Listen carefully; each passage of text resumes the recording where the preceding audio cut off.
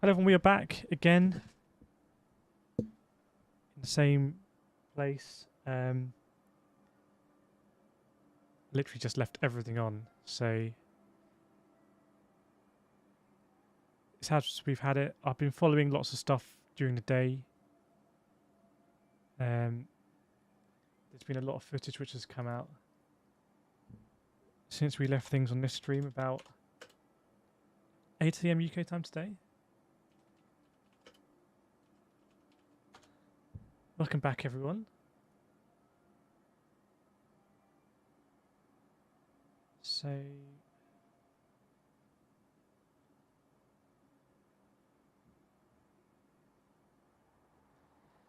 seems like the what's happened there, what's become clearer is that definitely there's been a progression down the west side of the river towards Kyiv. It's actually questionable how much of that had progressed over land at the point of the incursion yesterday into Kyiv, which might explain why mainly seemed to be kind of light arms fire. They were trying to possibly get into the presidential quarters. I think what's really interesting is that if you look at the other cities, so if you look at Sumy, Kharkiv, over here, if you look at Donetsk, Melitopol as well, and Kherson, especially in the east, where you would imagine that Russia would have expected to progress according to plan and have much more support from local population. That looks like that hasn't materialized. And there was a claim from the Russian MOD that they had taken over Melitopol here off the Black Sea, and that was repudiated by Ukraine MOD and the UK MOD, so it seems to be disputed. Again, it looks like there was more fighting at the air bases around Kyiv. But what's interesting is if the progress is more difficult than Russia expected to get these cities close to their border, like Sumy, Kharkiv, even Donetsk on the west side of Donbass, then what does that mean for these columns here that are coming from Belarus and have had to progress very quickly? Are they in danger of being cut off?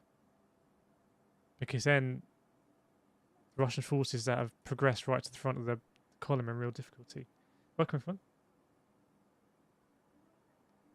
Is the top left video fake or real? I understand it's real, but definitely it froze a few times yesterday. So do keep an eye on it.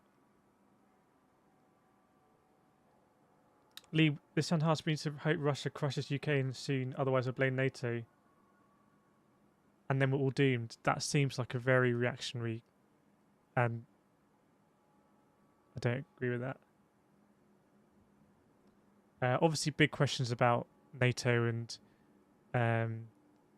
the collective deterrent of NATO seems to have worked to avoid these sort of conflicts in Europe until now, but it hasn't worked now to prevent this conflict. So there's questions about the applicability of NATO's collective defence. But yeah, I think it seems pretty clear that Russia hasn't been able to take, I think this is Charkiv or Chernihiv, Sumy, Kharkiv, Donetsk as well, that you would imagine they would have hoped to take fairly easily. I think it's still disputed. Odessa as well, I understand there's been sea landings along the coast, but it seems they found it much more difficult than you would anticipate if you were going to conduct an invasion of Ukraine. I understand this is the same camera that we had yesterday, and this is the same camera here that I believe has the cathedral. So this camera down here is in the sort of cathedral district here, and And this is kind of the government district where the square is as well. So you can see Independence Square. And we understand yesterday that this is where the Russian forces were progressing along the boulevard. I think this is the zoo where they was fighting, and you could hear the gunfire getting closer to where the audio is coming from these cameras here. There is sound. I don't know if you can hear it at all. It's very quiet. Unfortunately, I've got it on maximum.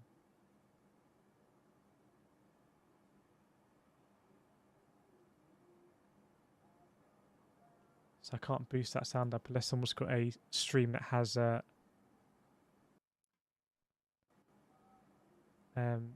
audio.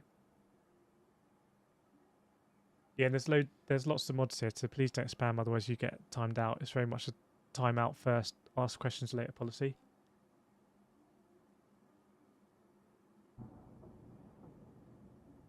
Yeah, there's been lots of imagery. It sounds like here's some explosions there. There have been images that possibly look like paratroopers over Kyiv, but it's unconfirmed. Let me see if I can get that for you. Bear with me. I've got all the same imagery up. So this image came out recently, and again, it's almost like looking at these when people say, "Oh, there's a UFO sighting." It's like everything could be so easily faked, but allegedly, people said they may be paratroopers, but I absolutely don't know. It seems to me a kind of unusual thing to do unless you're going to really follow up with a significant invasion force on the ground that I don't think we've heard happen. So I'm not sure about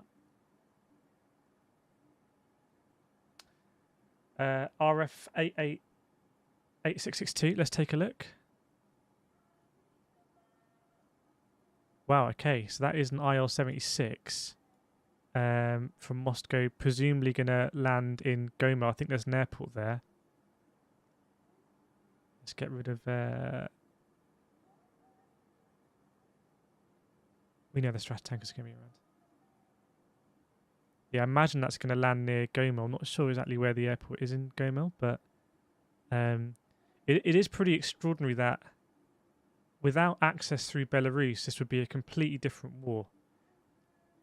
Because Russia would have to come through here. But because of the access through Belarus, they've been able to essentially have this route through Chernobyl along the flatter terrain to get to Kyiv.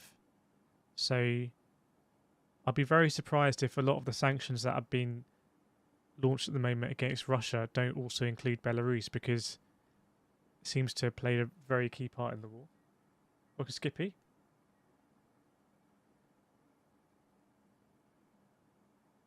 Yeah, sorry, much to what you were saying.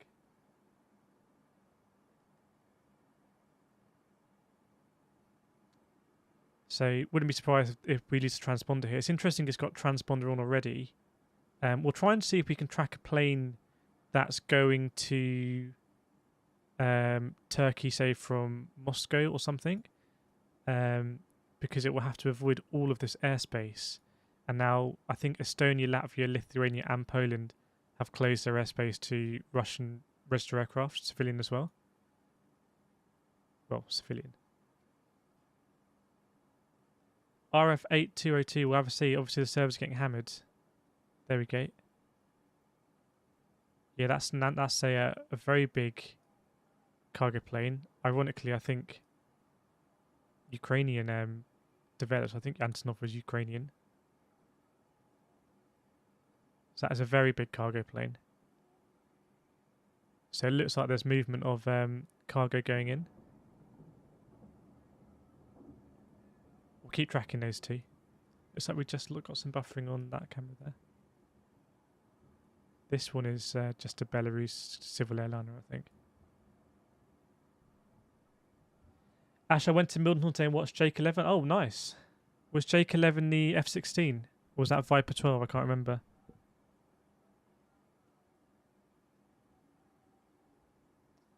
Welcome on, Briss. Yeah, you can see altitude is very low, altitude 7,000. So I think it's going to land at Gomel. we saw one of these coming on the first night. I'm sorry if the cameras are quiet. I'll see if I can get a louder camera. Or if anyone knows of a louder camera, then let me know. Thanks, Ali. I don't know if the Maidan Square feed is down. I don't know if anyone can see any movement. It's interesting that the lights are on because it looked like this morning at dawn in Kyiv there was a power cut.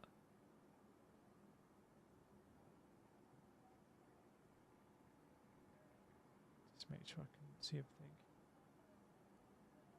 See, I'm not too sure about those reports of paratroopers. I did watch a lot of news today. Watched Western news. I watched Russia Today, their English feed. I watched Indian news, French news, German news. Interesting to get different perspectives. It was interesting with the Russian news that at the beginning, and obviously it's their English broadcast, so it's not redesigned for domestic audience, but at the beginning, all of the broadcast was about Donbass and liberating Donbass, and there were like VTs of footage of shelling, they said, by Ukrainian forces. But then later this evening, they acknowledged the footage that we saw near the end of our stream from last night. It's all blurring together, of the tower block in Kyiv.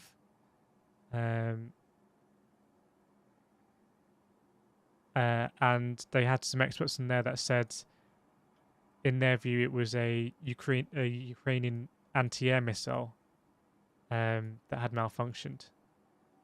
So interesting that they had acknowledged it on Russia Today. They also spoke about the protest, which was interesting. I wonder if there's news out there that and images out there that cannot be kept secret, then they have to acknowledge it. But it's interesting to see different perspectives. See Skippy?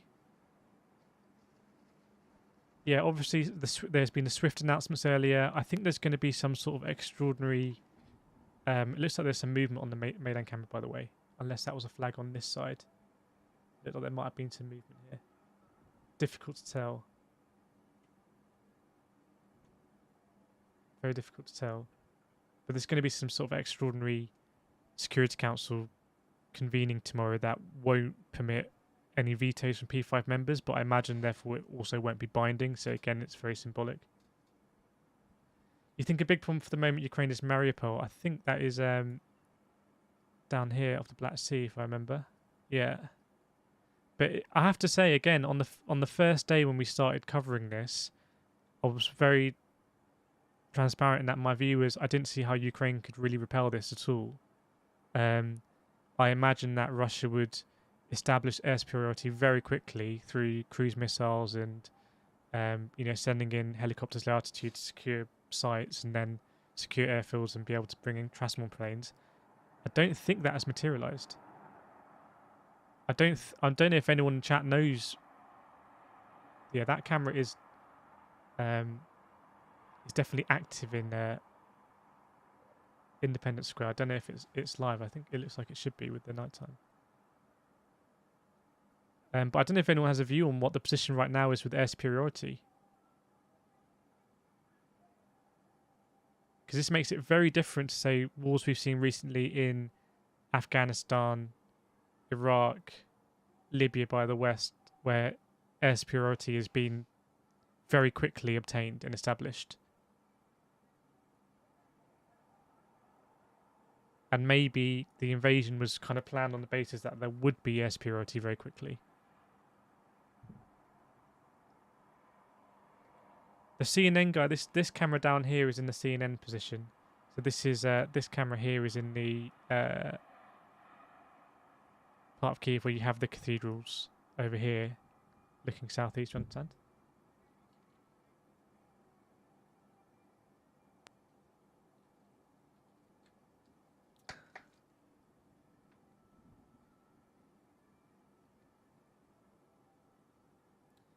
More reports coming in about more downed IL-76 planes. So that is the same plane that we were tracking here. Don't know if this plane, if it's transponder off actually, because I would have expected to be there. Maybe it hasn't refreshed. But these transport planes, there's reports coming in that in the last 2 days there's been 4 shot down. So we got reports yesterday that there were 2 shot down at this airbase just outside of Kyiv. Actually, I think that mark on the flag has disappeared because there were markers here for this airbase here. Leandro, the airfield close to Kyiv is damaged. Yeah, so on the first day we saw footage of Russian troops landing at this airbase here, and then it was disputed. And then yesterday we read quite a few reports that 2 Russian cargo planes had been shot down in this base, and to me that would indicate that the Russians thought they had secured it and maybe had secured this airfield, but there were Ukrainian ground-to-air equipment on the entry path and the planes were at low altitude. I'm not sure 8662 will have gone across the Ukrainian border, but that's pretty incredible if so, that we've been tracking this plane. It would have gone across. I would imagine it would have landed in Belarus. But again, I don't know.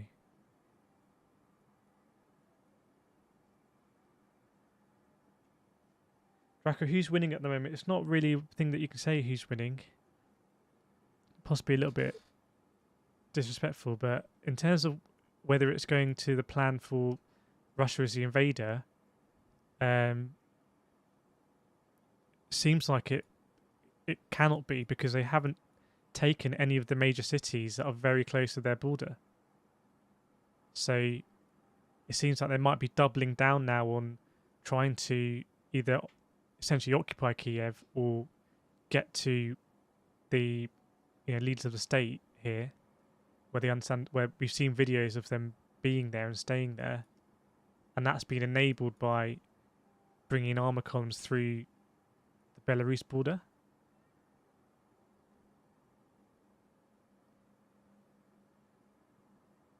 Deadblock, you see footage of war bombs or anything? Yeah, there's lots of footage that you can go and have a look. We don't put anything in the stream that's showing death or anything like that, but for example, when we were streaming, or when we were finishing the stream this morning, there was the footage that came out of the tower block in southwestern Kyiv, which is very shocking. And it looks like it was some kind of, not a cruise missile, but some kind of rocket. Russia have said that it was a malfunctioning Ukrainian, I think, anti-air missile. That's Derek. How are people feeling, by the way? How are people feeling about things? Is the fact that, with what, 3 days in now, is that do you feel less shocked, or is it getting? Do you feel worse the longer it goes on? Skippy, what's your view on short haul flights being cancelled by BA? I don't know about that. I saw that BA had an outage, I think, yesterday. I didn't know that BA had cancelled short haul flights, so I don't understand what that's about. But obviously, Russia did tit for tat impose restrictions on British Airlines going through Russian territory. Ilya Dontsov says no cities were occupied, they're booked places. I think there was disputed reports about Melitopol here off the Black Sea. Russia said that they had occupied it, but then Ukraine MOD and the UK MOD said that wasn't the case. I've seen some footage of Russian soldiers at Ukrainian kind of command offices, etc., but I haven't seen any declaration from Russia that they have occupied a city, which is pretty incredible. And it shows you just how brutal the fighting has been.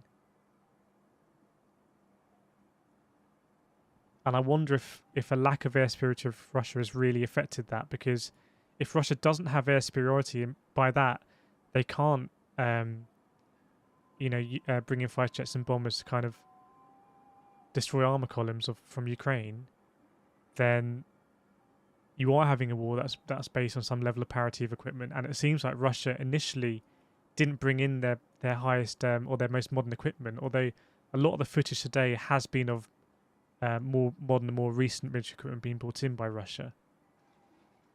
I don't know if anyone has any reasons on why that. I mean, I don't know whether Russia would have, although it sounds counterintuitive, brought in their lesser experienced and lesser equipped troops and armor first, expecting a very strong resistance, and trade with the Ukrainian military, and then bringing their more modern equipment so it wouldn't have been destroyed in the first battles. Murray, it won't escalate unless Russia tries to break out of Ukraine. Yeah, we talked a lot yesterday about NATO Article 5, etc. Obviously, the position has changed a little bit with Germany agreeing to provide military equipment, which they've never done before. Turn my fan on.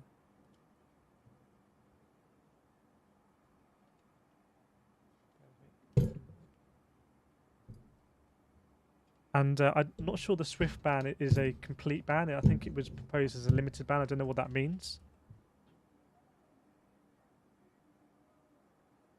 There we go. But yeah, it wasn't something that we particularly paid a lot of attention to yesterday, was the other major cities in Ukraine. Because of the striking fact that there were Russian forces in Kyiv. But it very much seems to be a battle in two different ways. You have the heavy fighting and heavy defense from Ukraine around these cities here, big population centers, and then you also have this kind of, it looks like almost like a fallback to Kyiv here. Bear with me.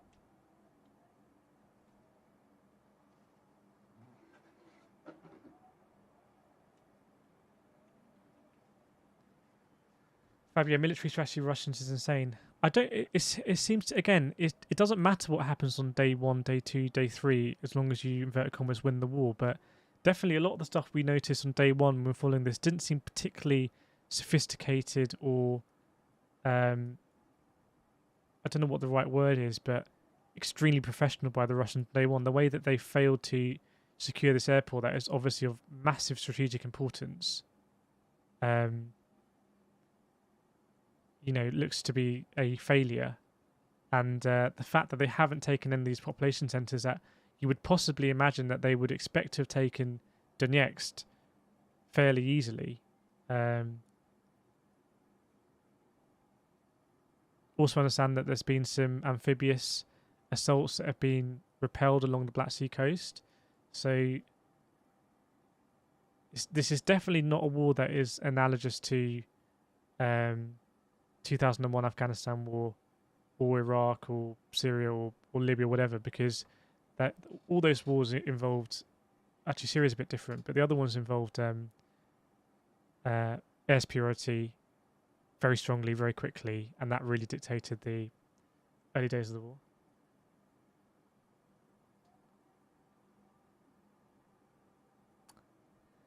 Dick, I didn't see your first comment, but Russia did mention the Iraq war in both Putin's statement on the dawn of the war and also, I think, in the Security Council last night.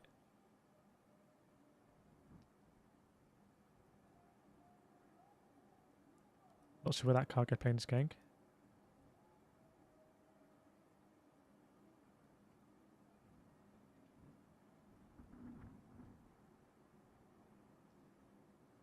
Thanks, Chateautron. I think the other difference about the wars that Western countries waged in Afghanistan and Iraq, for example, is there's very different culturally between the invading forces and the occupational forces, and also the indigenous population, like very, very, very culturally different.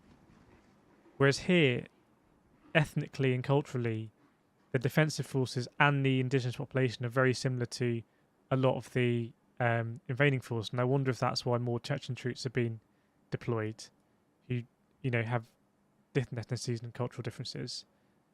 And I wonder how that is psychologically for Russian forces going in and rolling down streets that are very similar to streets that they, maybe grew up in Russia. The map website is liveuamap.com. This is Flight Radar 24. And this stream here is this Greek stream. You can see it. But there's quite a few camera streams. Gary, I feel like Russia are just establishing where the lines will be. It's hard to reposition the defending army once the confident where the lines are. We can see more surgical strikes. Does anyone have an idea what the plan would be for Kyiv now? Because obviously there was some fighting yesterday. We saw all of the discussion and the warnings about marking of buildings, maybe for laser painting for missiles or etc., something like that. And then we heard fighting progress along this boulevard, getting closer and closer to the political presidential district. But then we woke up we didn't wake up because we did go to bed. But this morning here, we saw the video from Ukrainian president on the streets of Kyiv saying he's still there, the invasion was repelled, but it seemed very unusual.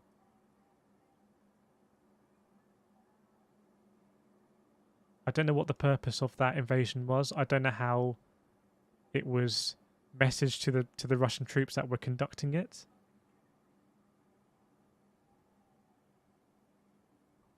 Welcome, same destination. Johnny Davis, I'm just glad a lot of citizens have an opportunity to escape. Yeah, I think latest figures I've seen is over 100,000 refugees going westward into Poland, Slovakia and Romania. And Hungary as well, so they welcome refugees. I think what will be interesting is that if Russia still doesn't have aerial superiority and it's had to extend very quickly with these armor columns, takes a lot of supply chains to support these sort of offensives, and you need fuel coming up, you need spare parts, you need a lot of stuff coming up down the line. And if these armor columns get cut off, then that's very bad news for an invading force, and that's why you need to, really support these armor columns when they go in. And if they are being overstretched, and if there is no aerial superiority, and if there's lots of ground-to-ground anti-tank ordnance that the Ukrainians have, then that's interesting because they have made ground. It was important for Russia to make ground here quickly, which is why they wanted to secure this airbase here. It looks like the going is much more difficult here to try and get into these population centres in the east. But I'm sure that's something that will be very, very critical, is if they can sustain the supply of everything they need to keep pushing forward. And there's been lots of reporting on that today.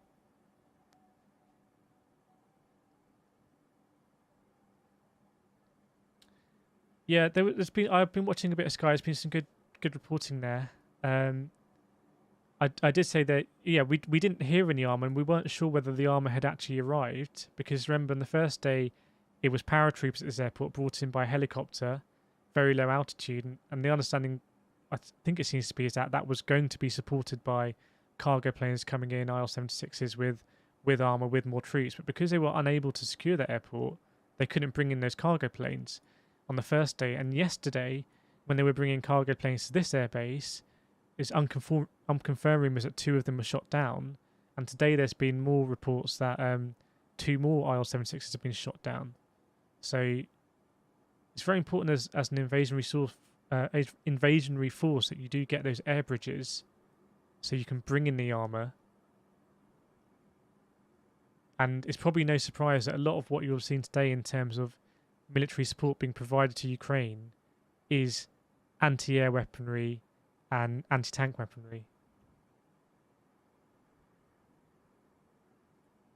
Interesting with Germany that, previously Germany made this offer of 5,000 helmets to Ukraine that was kind of regarded as a little bit derogatory, and now obviously they've backpedaled and they're providing, I think, anti-air Stinger missiles. The question of whether it's just too late, I don't know. You would perhaps think that looks to be a miscalculation by Germany, that they didn't think that Russia would proceed with this invasion, therefore they didn't deem it necessary to provide that equipment immediately, or if they had provided it, that would have been inflammatory. So you can definitely see some movement here on this camera.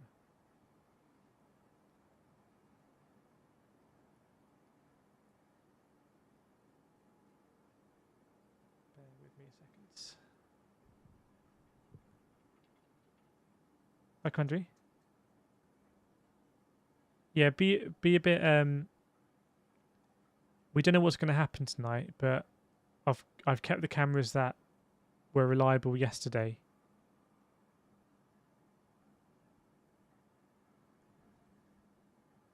Interesting as well whether Ukraine will hold Odessa or hold some kind of presence with Black Sea access, and whether that will become a route for supply,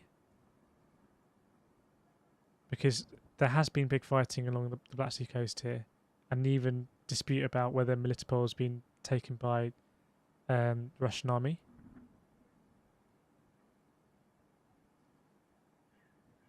Thorsten's living in Germany really chaotic. What's the feeling in Germany? What's the feeling about the support that has been provided? Because obviously today, decision being made by a chancellor to provide weaponry for the first time. Is there a feeling that is too late?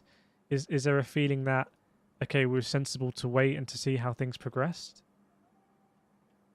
Iena, how will army supply be delivered? So the UK MOD said they're going to assist with the supply of weapons as well. But I think in however you cut it, if you want to supply into Kyiv, you know, it is not as useful now as it was before because Kyiv is pretty much under siege.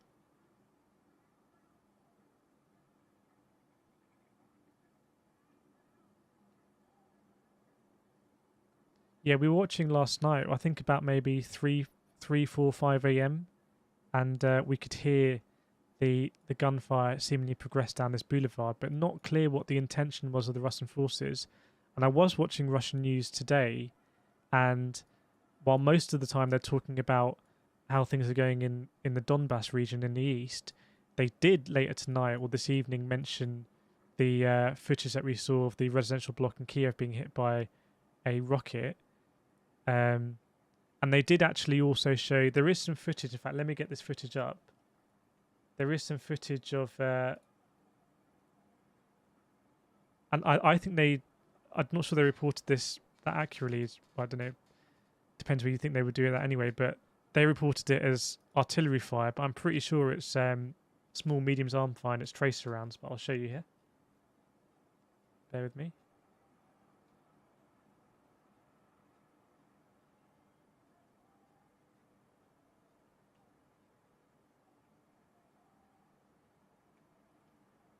So it's this footage here, but again, I can't verify it, but this is the footage that's been reported quite widely.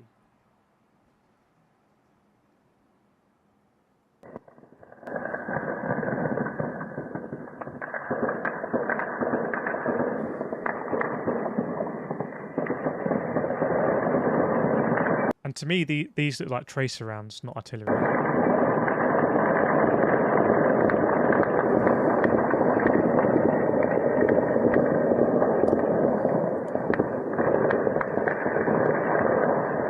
Алиша, как хорошо, что вы уехали. Летит все в сторону вашего дома. Ну как летит, не достает ничего, но... Бля.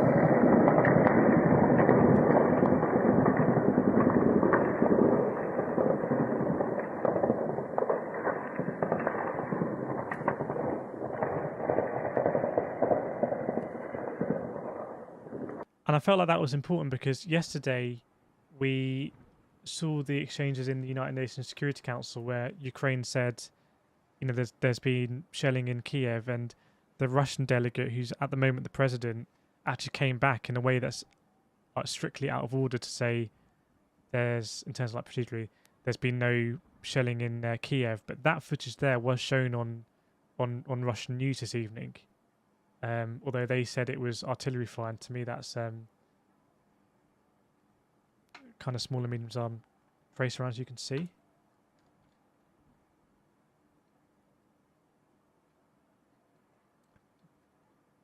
But again, I'm no expert, but I was surprised to see that those were reported as artillery.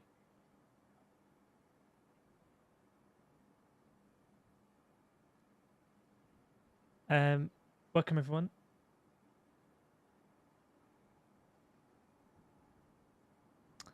Looks like an American attack helicopters near the border of Lviv in the west. Yeah, we'll have a look. But we have seen yesterday there is I think either a Polish Air Force or US Air Force helicopter that just circles around southeast of Poland.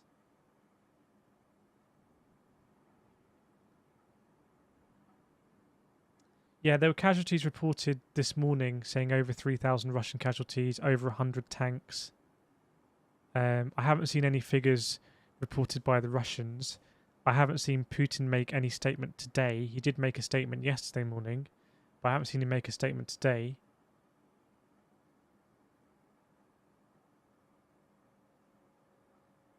So yeah, I wouldn't be surprised if there's a helicopter. Here we go, Duke 48. So we see that every day.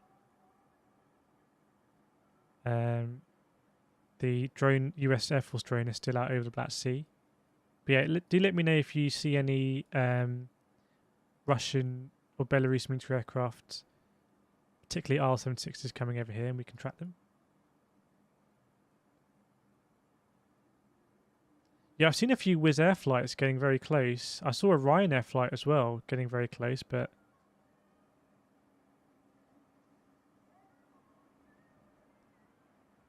Brent doesn't believe anything reported by his side. I think in a war like this, everything you report is information is weaponized as well. So you want to galvanize your own side, inspire your own side, and well, there's lots of different dimensions to it. But you can say galvanize your own side, and you want to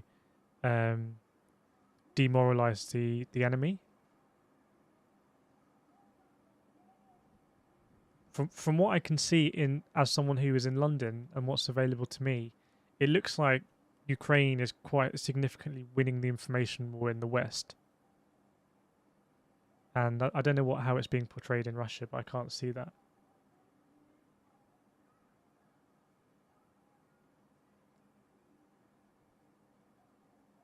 I'll let someone who's more experienced with it talk about tracer rounds. Refresh my sources.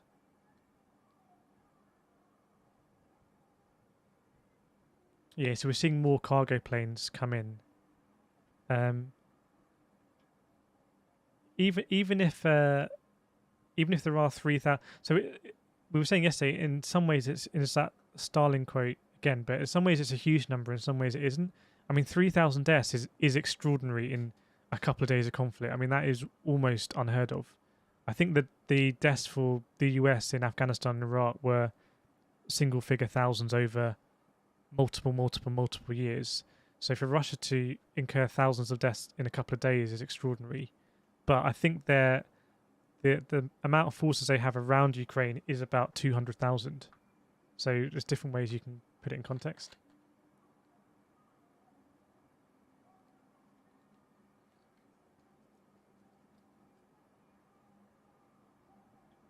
Yeah, so I don't know if anyone has shot rifles before, but if you do, rifle shooting on a range, you normally, before you do your register shots, you have sighter shots. So you do a sighter shot and you can see, okay, how far is that off where I expected it to be, and you can adjust your sight and adjust your aim. Obviously, with automatic weapons, you can't do that when in live situations. So the tracer rounds allow you to see where the bullets are going.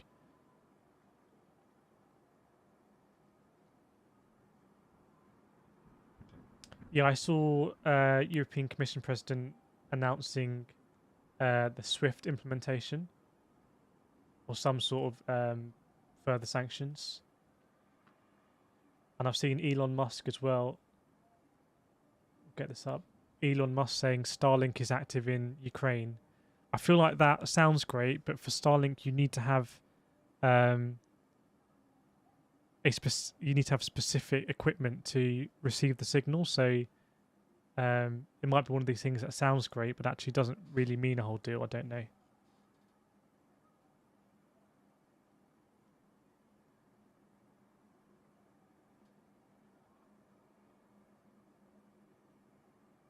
If you've got get any of my cameras that we can get them up. I've got some in the background as well. Hang on, I can have a look at. Bear with me, we might get some sound here. I wouldn't believe all of the cameras we see there and it being live, and have to keep on top of that.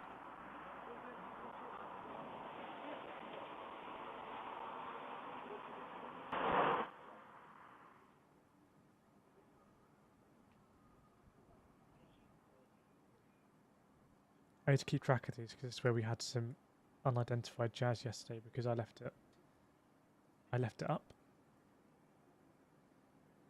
Moldova got a lot of USA. Yeah, I wouldn't expect to have any Western planes going over Moldova.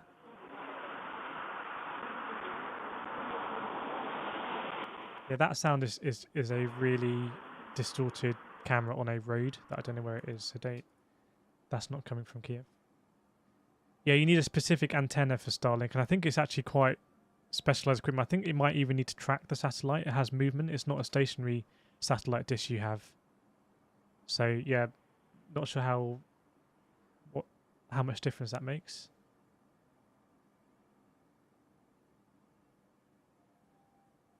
The Enrique Speed, there were battles in World War II that involved over 1 million people and still didn't manage 3,000 deaths in 2 days. You would imagine, going back to not believing stuff on both sides, you imagine that those figures will also be inflated, or they're more likely to be inflated. But there has been so much footage coming out today of destroyed armor columns, etc., in different parts of Ukraine, and significant fighting. Not really around Kiev, but Sumy, Kharkiv, Donetsk, down by the coast as well, Kherson as well, like heavy attritional fighting, and they are extraordinary numbers. And wars previously have been won more by routing the enemy, so inflict early losses, rout them, destroy their morale, and you don't actually inflict like significant casualties. So that it really is an extraordinary number. And I think we're dropping a lot of frames, aren't we? Did we drop a lot of frames previously? Let me know if the stream was dropping frames. But even if Russia has 200,000 troops stationed around Ukraine or now in Ukraine, Ukraine wouldn't need to get anywhere near inflicting 200,000 casualties for Russia to effectively surrender, because the threshold needed to inflict a rout is much lower than that.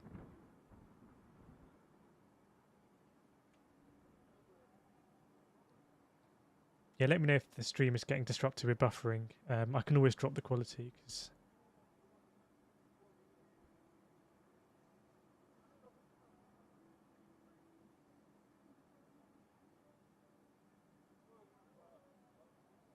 You remember, not all feeds might have live cameras. I saw one yesterday that was saying it was from Independence Square in Kiev, but there were... Well, today, but there were clouds in the end. There were no clouds at the time.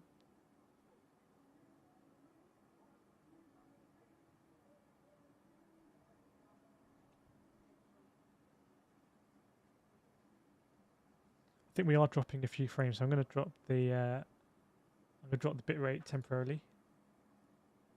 So we'll see a reduction in quality, but it's very stationary screen, so we actually don't need all that bitrate.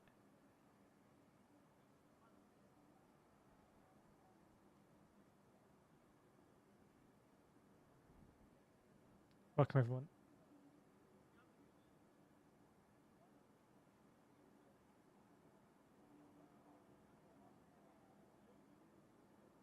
Yeah, keep me updated, because there's no reason why the stream should be struggling. This is actually what I do. I do stream a lot racing, so I know what I'm doing with the streaming side. So it's weird if it's struggling. MBR, how much time do you spend in Eastern European countries? So I've spent time in Latvia, Lithuania, Poland, Slovakia, Hungary, Romania, Bulgaria, and Turkey, doing various things. And something that I can definitely say is that along Poland, Slovakia, Hungary, less so Romania, the architecture and just how cities, towns, and villages exist and are laid out are very, very similar. You have your long roads, and in the middle you have a church.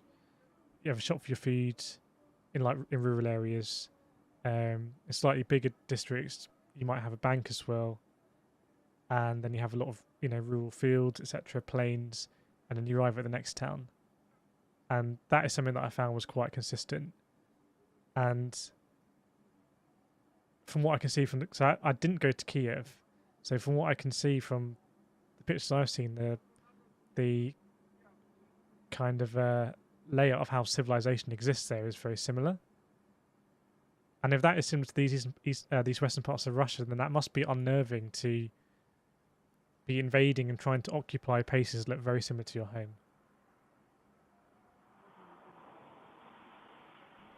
Those sounds are cars, by the way, not jets. I think the stream is stabilized to mine.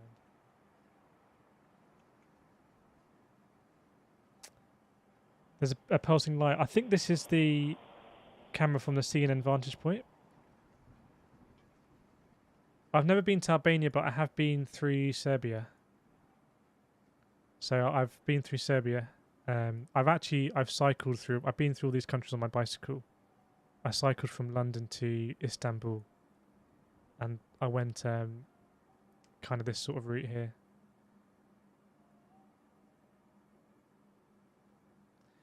Niamti, my opinion is that Kyiv will survive night. It sort of depends what Russia want to do. I mean, if the columns have been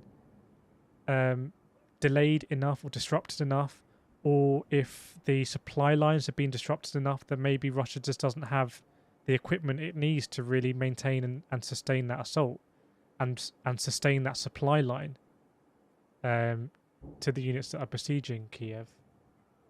So it depends. Will we see something that we saw last night? Will we see nothing? Will we see more aerial bombardments if they have aerial superiority over Kyiv? We don't know.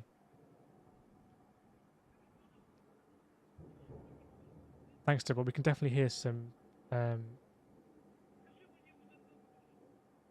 sounds like artillery now. You can see some movement down here as well on this camera. That's probably a Wizz Air flight. You look, that is just taking off and will turn left, I imagine. Jinta, I think the Ukrainians will last for a good week, but end up collapsing to be stretched out. I don't know. The longer that Ukraine holds out, the longer that each of these major population centers, these cities like Kharkiv, like Donetsk, like Sumy, and especially like Kiev hold out, the less palatable it becomes for NATO members to maintain the current position of sanctions and trying to supply military equipment. And the more pressure there will be on those governments to do something further.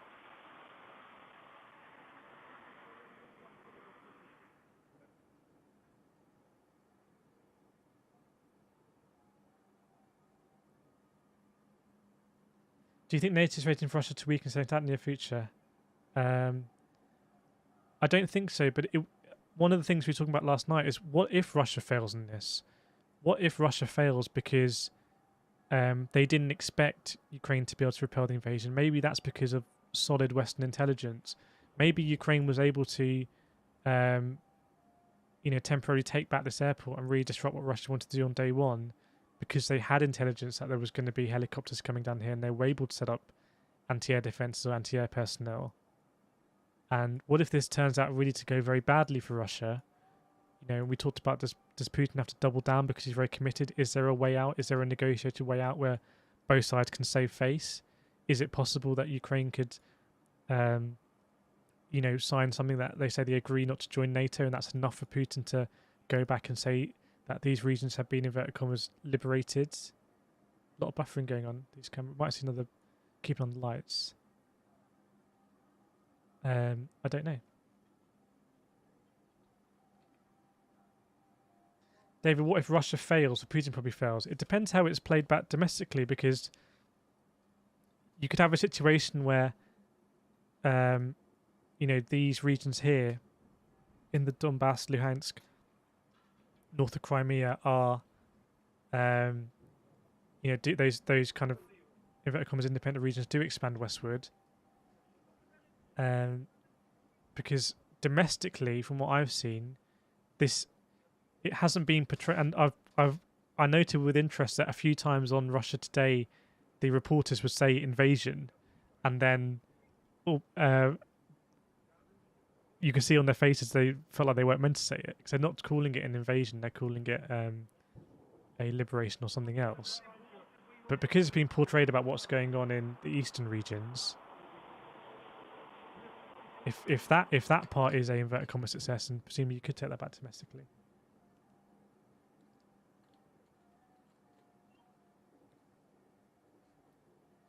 Jacob, am I going to stream daily? I don't know because my channel is about sim racing and I haven't made any sim racing content for the last few days, which is hurting my channel.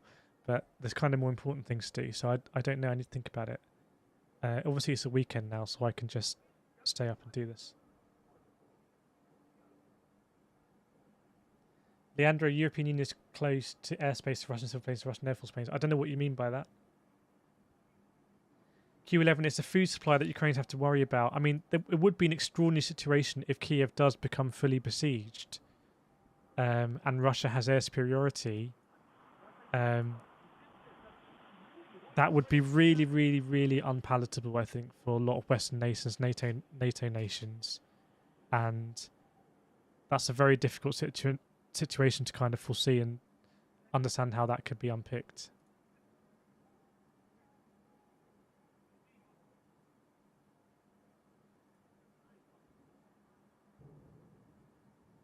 People saying in Kharkiv that the shelling is very intense. I imagine that Russia really needs to take one of these population centers.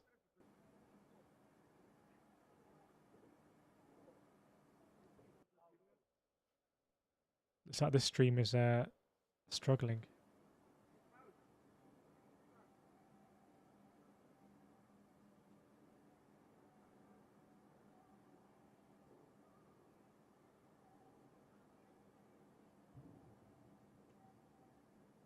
Yeah, the stream's struggling actually.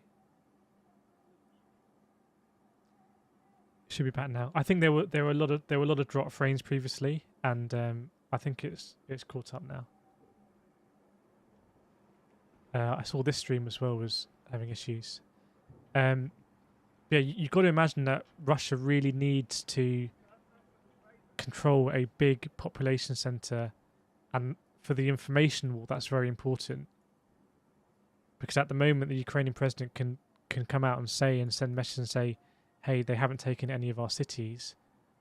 I can only imagine that the fighting here is incredibly brutal, and it's not getting the kind of, in the West at least, I guess it's not being looked at as much. But I imagine this is just absolutely horrendous.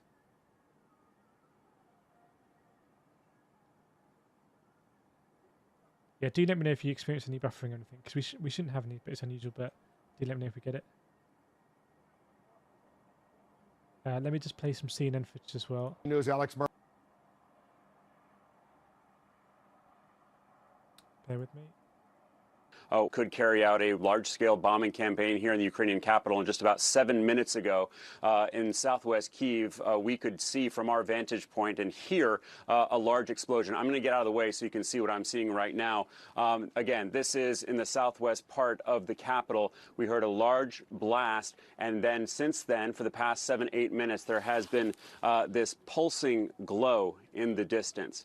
You have to imagine that it is some kind of fire. It is a very eerie scene. This city is right now completely quiet. It has been. So it looks like that might be some kind of ammo depot or fuel depot to kind of emit light like that.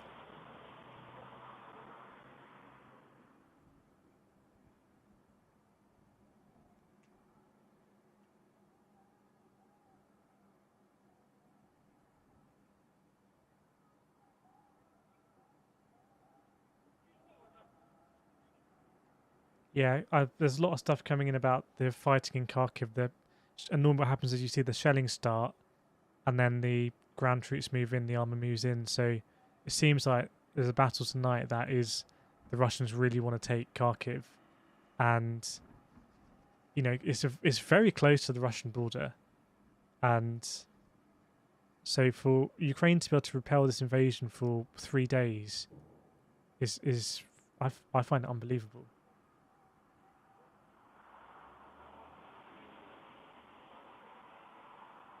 Yeah, I mean that it looks like they've targeted some kind of depot, either an ammo depot or a fuel depot or something like that. Josie, what's in Kharkiv that's so important? It's a major it's a major Ukrainian city. And at the moment, no major Ukrainian city has fallen.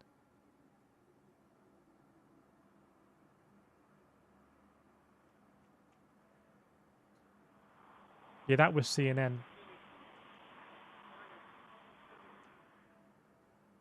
And I think there's meant to be a blackout now in Kiev. I'm cynical about this footage here. This looks very similar to what we saw last night. So I'm not sure about this camera. I've got to be honest. I feel like this camera here is in the hotel where media outlets are based, and we can see there is much more of a blackout. So I'm not sure about this footage. I've got to be honest. Really got to be honest here.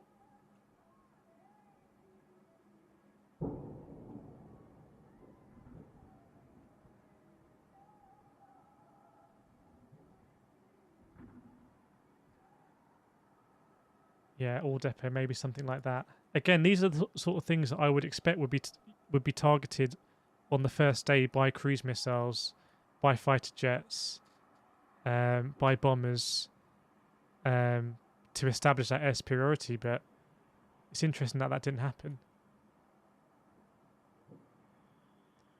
Sumi as well.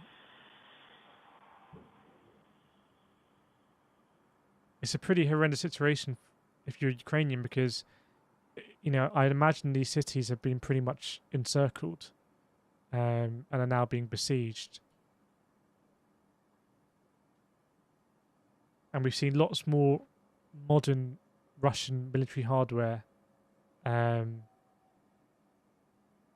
know, big ground-to-ground ordnance being rolled in.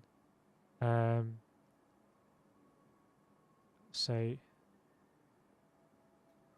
now there's reports from media outlets saying they cannot even turn on lights because they're under strict orders. There's a blackout in Kyiv. Looks like that fire, by the way, is by this airport where we saw the reports yesterday of 2 Russian R-76 cargo planes being shot down. So this is where the report is of that fire that we just saw.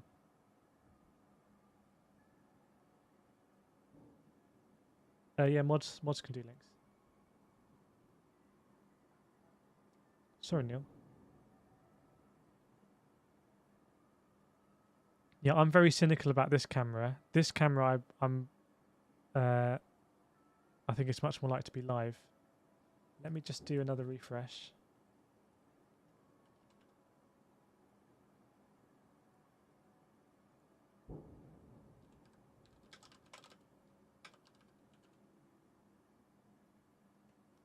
Bear with me.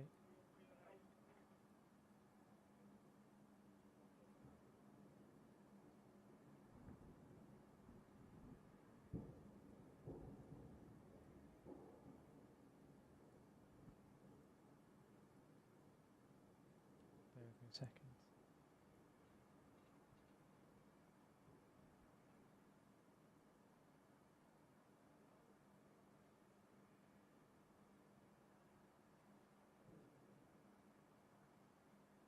Albania, how can Russia possibly compete with NATO? I'm not sure Russia's trying to compete with NATO. We talked a lot yesterday about what the possible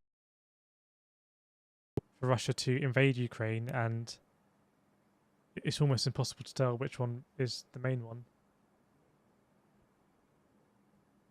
Yeah, we saw that too, Ankev. That is a kind of a U-turn by Germany, because previously they said they were only going to provide 5,000 helmets, though Germany has a policy of not providing arms to other countries for, you know, long-standing reasons.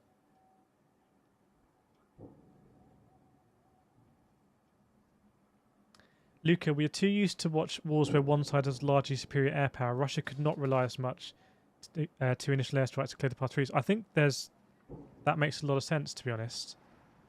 I think in the West we're used to seeing these wars against states where it's just been very, very, very quick to implement total air superiority, and I certainly expect something similar here. Yeah, this plane is Wizz airplane is going to land in Iasi, I believe. We're going to turn in for approach.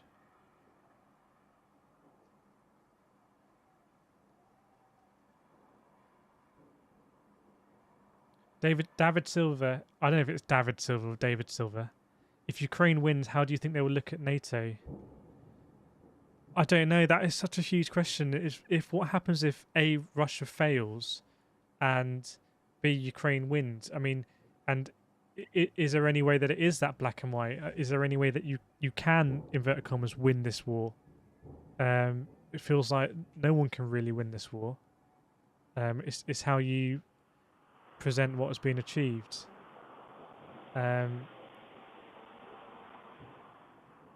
If Ukraine do, inverted commas, win the war, or essentially Russia retreat, I can't see the effective borders staying the same in the east of Ukraine. So I don't know what happens in Kharkiv, for example. I don't know. Let me know what you think.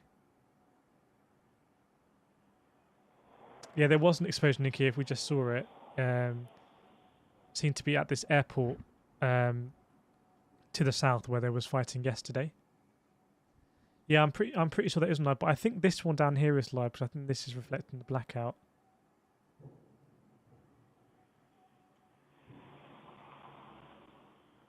I haven't seen it, David. I think the sound is coming from one of these cameras, though. David, I think if Ukraine wins, get an automatic invite to NATO. I think there were statements today by the Ukrainian president that he's spoken with the head of the EU Commission. They were talking about speeding up accession to the European Union. I don't know. I mean, one of the reasons that has been put forward by Russia to invade is because of security issues around the eastward expansion of NATO and I guess also the European Union. So if as a result of this war, Ukraine joins the European Union, then that doesn't really, the European Union moves eastward, then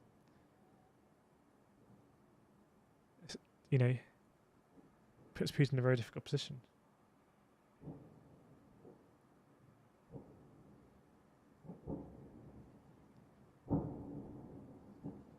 Most for Magpie, Ukraine doesn't really want to join NATO. We talked a lot about this yesterday. If Ukraine was in NATO now, then either Russia wouldn't invade, or NATO would have big allies, but you'd also kind of be in World War III. So it's a very difficult situation. Can any nation that is at risk of invasion by Russia really join NATO, or is that just too inherently risky? Yeah, I imagine it's this one. This will be a tanker plane, possibly going to relieve this tanker plane here.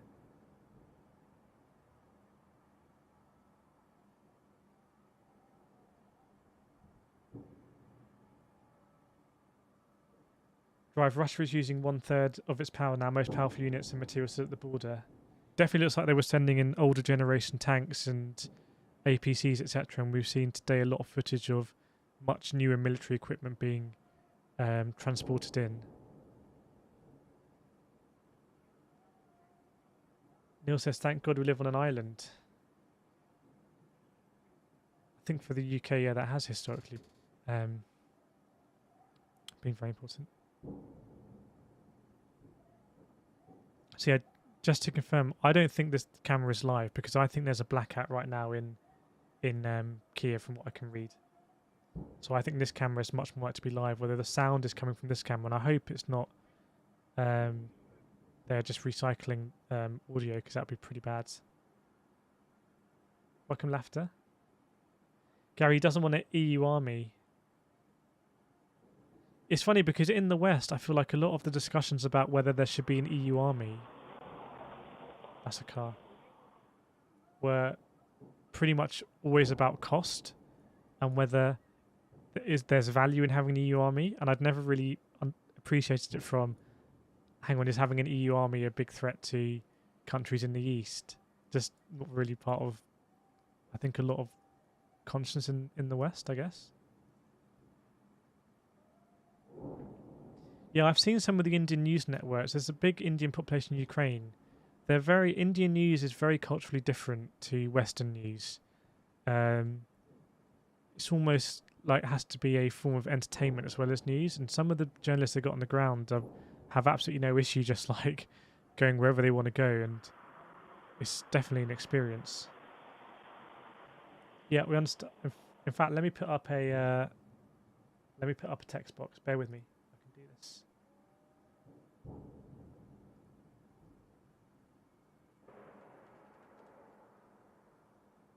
Bear with me.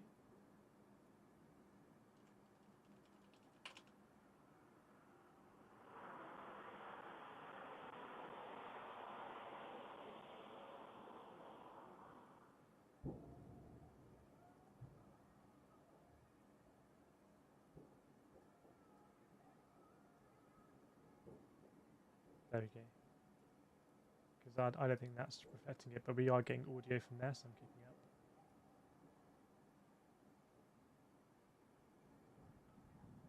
There's sounds coming from me. Do we have a live cam on Kyiv? I understand this one is live. In fact, let me put another text box up so I can say what I think.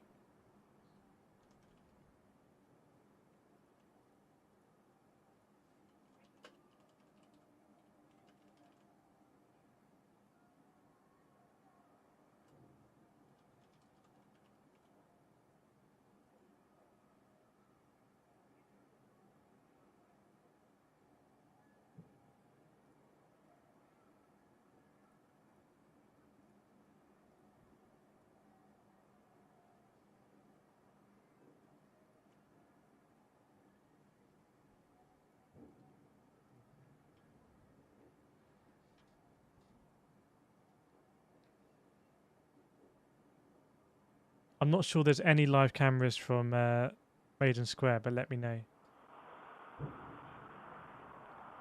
Crumpets, even if Russia wins, have to suppress a 45 million population. I mean, that would be a pretty big miscalculation if they. I mean, a lot of the rhetoric coming in has been, and the way this war started in the very last days was statements made by the inverted commas independent leaders of all these regions requesting recognition.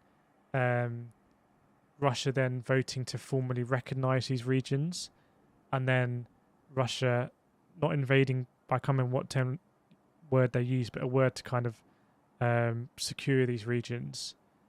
And the fact that there's been such significant fighting in the east of Ukraine would indicate that they may have miscalculated.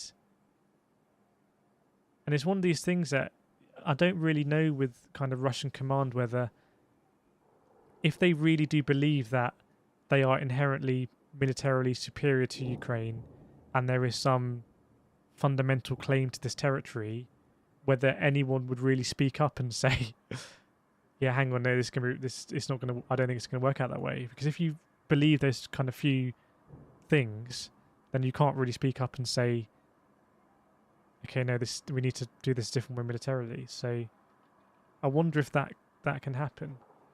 That kind of hubris. I didn't see Putin address Russia today, actually.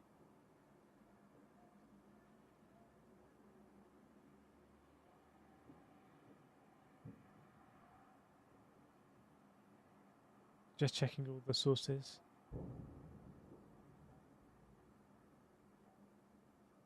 There's a lot of reports coming in, but it's just not sure it's verified. I do know that Anonymous, the hacking collective, had been saying they've been hacking a lot of Russian websites, TV, etc. So maybe they've disrupted that message. Maybe the Russian government felt like they couldn't schedule an address, because if they say President Putin is going to speak at 5 p.m. and all the Russians turn on their TV, and then you get an anonymous hack with some kind of meme and then showing Ukrainian footage, that would be not acceptable for Russia, I imagine. Okay, let me get that up, Michael. Let me see. Bear with me a second.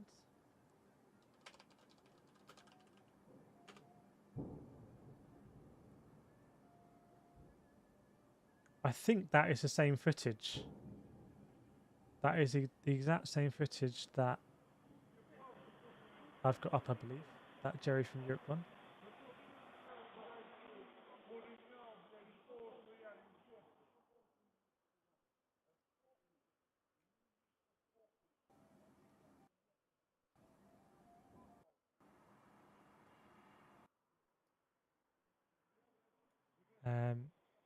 I've got a different screen in the background with audio.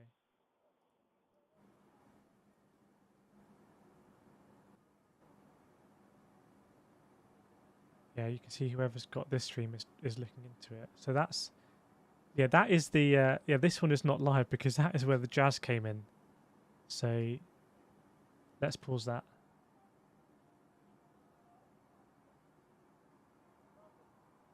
I remember the jazz incident.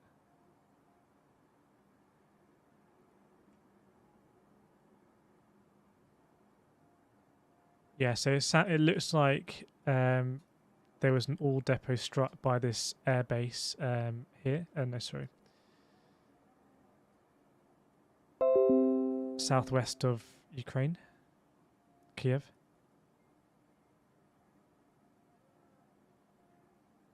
Interesting that they're still fighting here. It's not impossible that this had been captured by the Russians to use as an airbase, and the Ukrainians have destroyed a depot there to render it unusable. So Windows is kicking off now as well.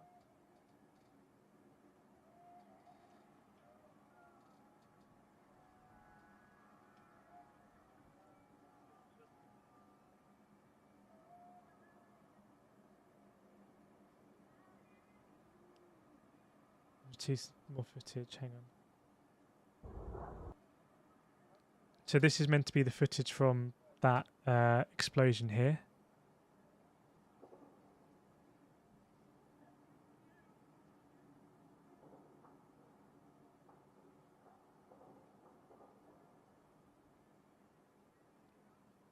So, but we don't know who controls this airbase. It seems to me that if the Russians are trying to land planes here, that they have it under some sort of control. Search and destroy Russia's outdated military example. There have been a lot of comments in this chat saying that there's been a general perception in the West that Russia's military technology is greater than it actually has proved to be. And what we've seen in recent wars by Western countries is very kind of surgical incisions, establishing air superiority, advancing without too much opposition. Just if Russia expected that to happen here, it just hasn't. Don't know what this movement is.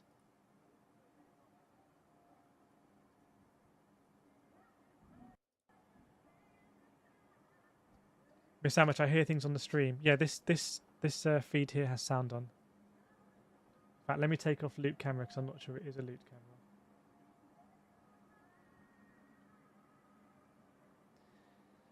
H34, US told Ukraine for 2 months this was happened. No one believed us.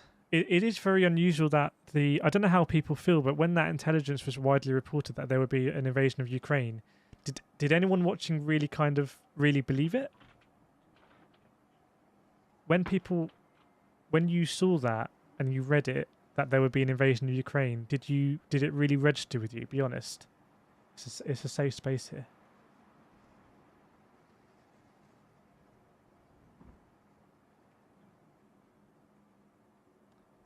Yeah, I agree. I'm gonna put possibly loot actually. Bear with me.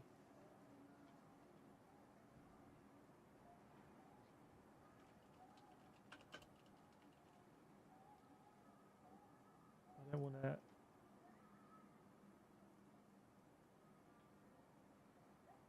not say that if we're worried that's what it is. I don't know what this picture's come up here.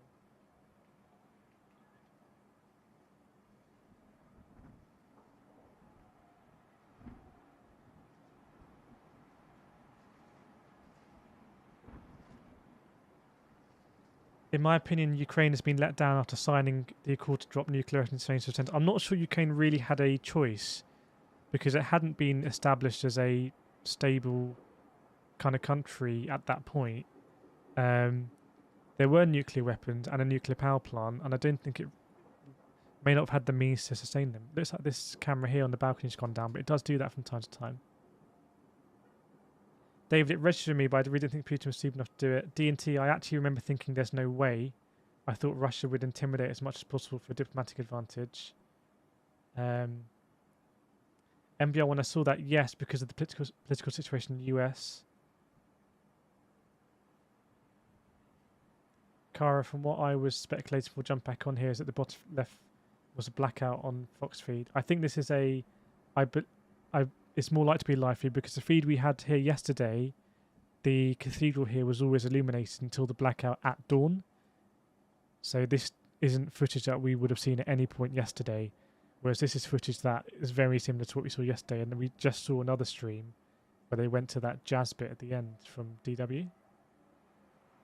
CJ, once satellite photos came through, it was pretty easy to see what's going to happen. Morgan, yeah, because I know how can Putin recognise a state, then don't try and protect it. Forte 21 in Ukraine area. I don't think it is. I think unless this is delayed, this is still not Ukrainian territory. So just take everything with a pinch of salt because this audio is coming from this top screen here, and I'm not sure whether this is live. And there were small lines fire yesterday. And if we get any confirmation that this is not live, I think we should actually mute it because I don't think that we know that that's not accurate. Turkish Air Force in the air.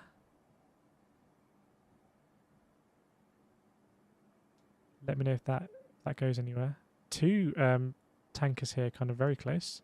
Actually, no, that's not a tank. Okay, that's a new one we haven't seen. A KC-10. Also a tanker though. Also over Bistrita, Tigo Miro's area.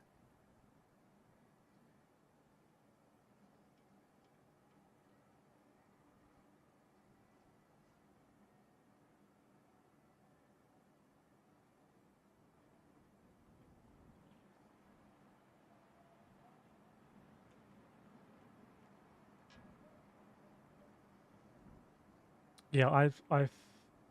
Does anyone know if this stream is live? This one is actually from Fox, I think, but this is where a lot of Western media are based. I understand it's a hotel. So this camera here is in the area where there's a lot of cathedrals. So around here, I think it's either this cathedral or this one here. There's a lot of hotels here.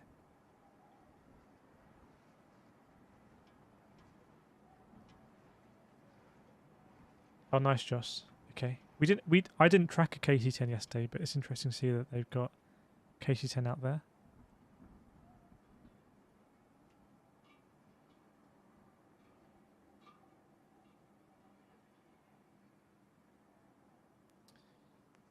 Yeah, so we'll keep it on. I mean, I would like to have some background audio, but I don't want to have something that's not accurate. So we're actually just going to mute that. And we'll find some other background noise. Bear with me.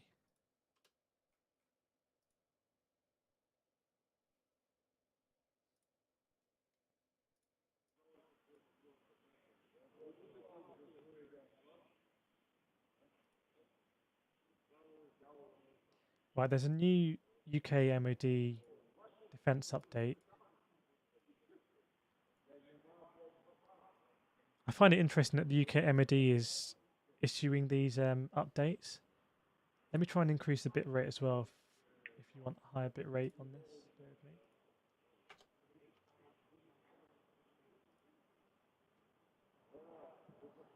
with me. Russian forces are not making the progress they had planned. They're suffering from logistical challenges and strong Ukrainian resistance.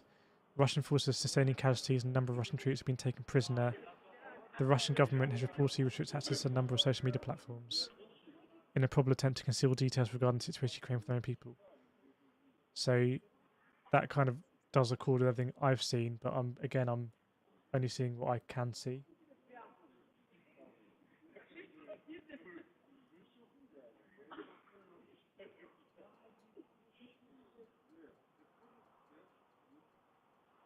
JP, I think the blackout's fake. I really don't think the blackout one is fake. That's just a car, I think.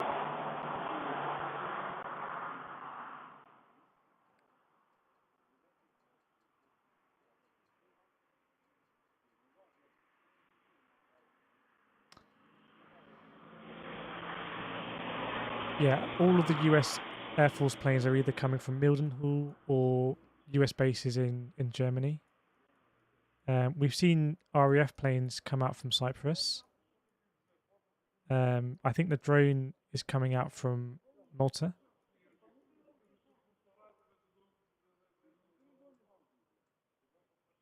Yeah, this is the stream that I've got for sound. This one here, and I think this is a road. So when you hear those loud sounds, see which camera it is. There's actually cars.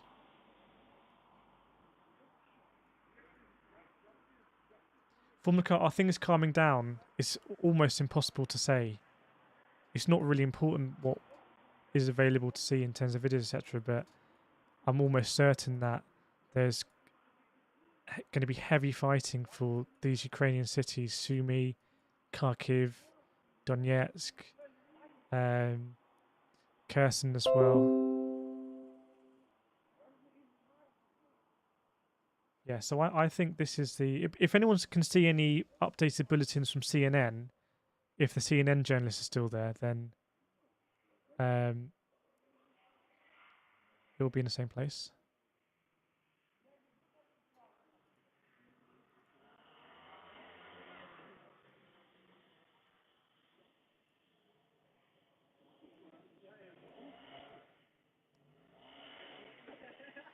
Hi, Nicola. Yeah, I can see that. This is live UA map. This is flight radar 24. Yeah, I haven't seen the Snapchat maps, but that is also a place you can see what people are actually uploading as it happens.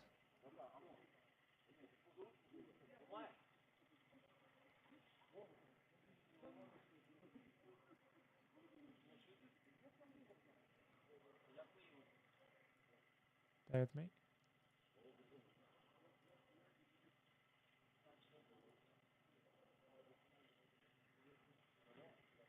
Okay, this is interesting, this one.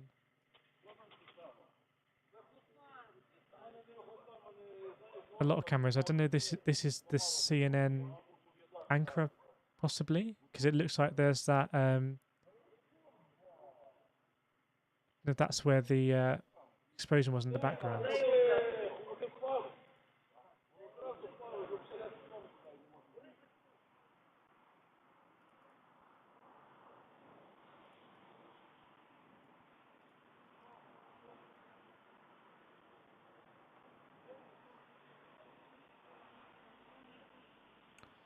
So we can get this one up. Bear with me.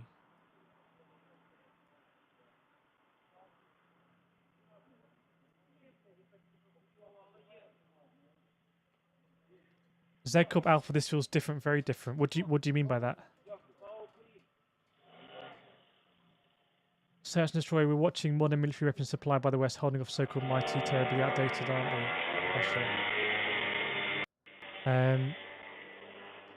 I honestly think it surely is too early to tell, because you don't win a war on day 1, 2, or 3. Yes, there's been heavy casualties reported, but the size of the Russian invasion force is huge, with possibly up to 200,000 men. It looks like we've seen more modern military equipment rolling across into Ukraine today, and it looks like we're getting reports of very heavy bombardments on cities like Kharkiv in the east and we've seen armor as well, kind of rolling down to Kyiv. So it's too early to tell, I think. Let's see if we've got some sound from this one. Bear with me. Keep it there.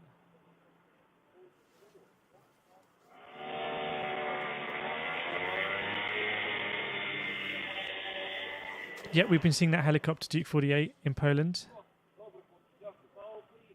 This is Sochi. Be interested to see anyone that's trying to get from Sochi to like Kaliningrad now.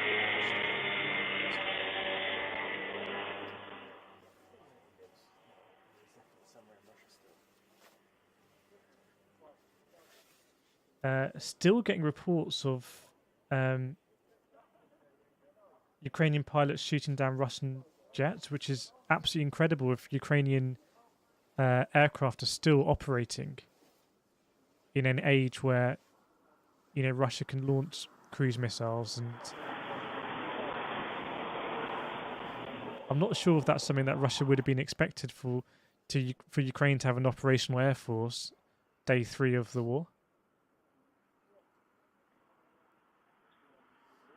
That noise, I think, is just cars or motorbikes, etc., on a very distorted microphone.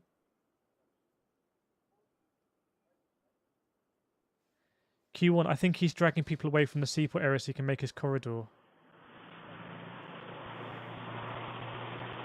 It's very interesting because if Russia didn't have access to Ukraine through Belarus, then yeah, they could advance this way through Russia, but it'd be very difficult to kind of would take them longer to get to Chernobyl, for example. Yeah, we've seen that. We've seen the reports of the oil depot at this airport here, where there were reportedly 2 Russian planes shot down last night. Let me just take a look at this. Yeah, it's unconfirmed reports that a Russian plane was shot down by a Ukrainian plane tonight. I don't know if anyone knows or has any views on what the position is on air superiority at the moment. It still seems to be contested.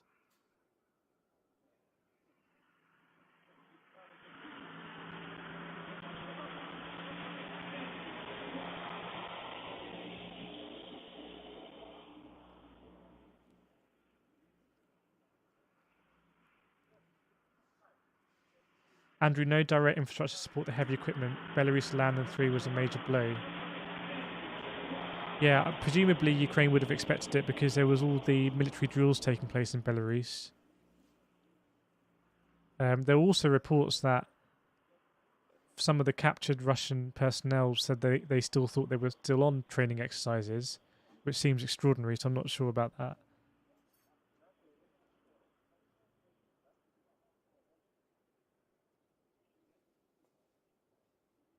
Gabe, why don't Ukrainian aircraft show on flight radar? Military aircraft won't turn their transponder on unless they want to be seen. So no doubt there is lots of activity over Ukraine, but for obvious reasons they've got transponders off. Although we have seen some plane, we saw a plane yesterday in Ukraine take off with a transponder on. We've seen Russian planes flying to Belarus, cargo planes, Antonov 225s, not 225, I can't remember which Antonov it was. Big cargo planes flying into Belarus.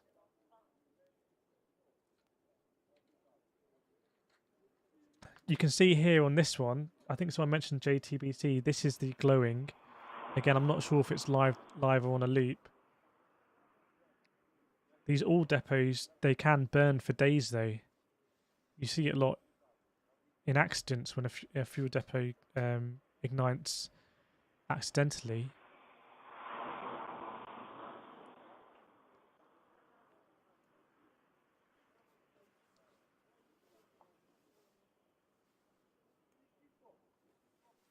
Yeah, we saw it was a helicopter, wasn't it? Which was extraordinary. See if we can see any F-16s or Eurofighters as well.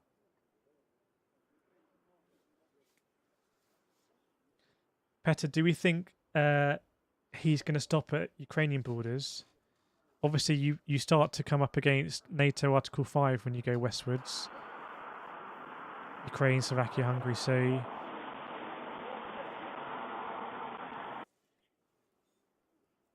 I'm not even sure that Putin would want to, um, control this under a Russian flag. What the Chinese delegate was saying yesterday in the Security Council when they abstained on the resolution was that they said Ukraine should be a bridge between the East and the West. Gabe, how do you know about some? I mean, I've been to a lot of these countries. I've studied a long time ago. I studied Russian constitutional affairs. But I'm not a military expert or anything like that.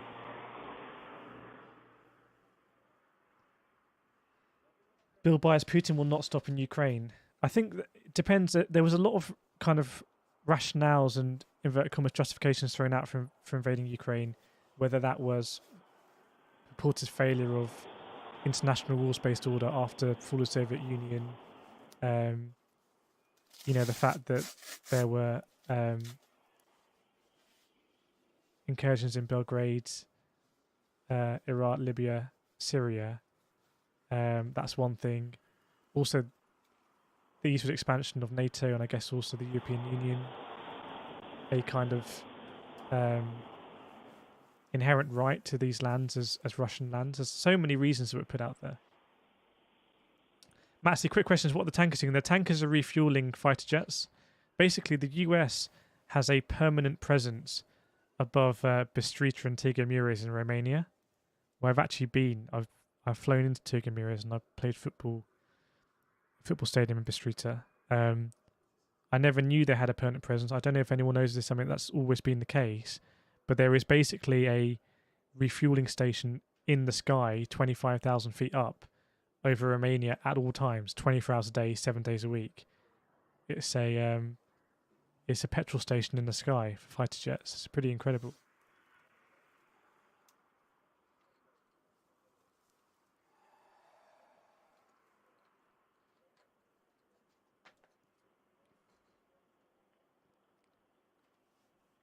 Yeah, I saw that meeting with the Finland representative.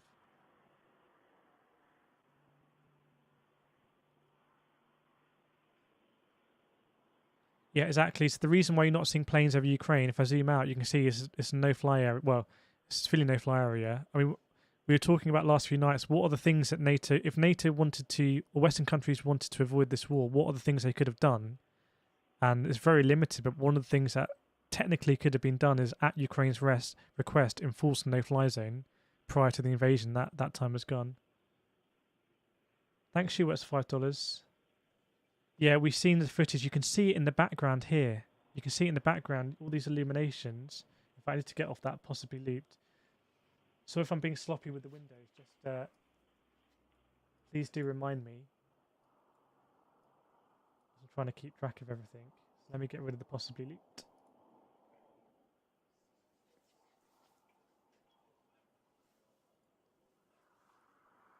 I've got 3 screens here.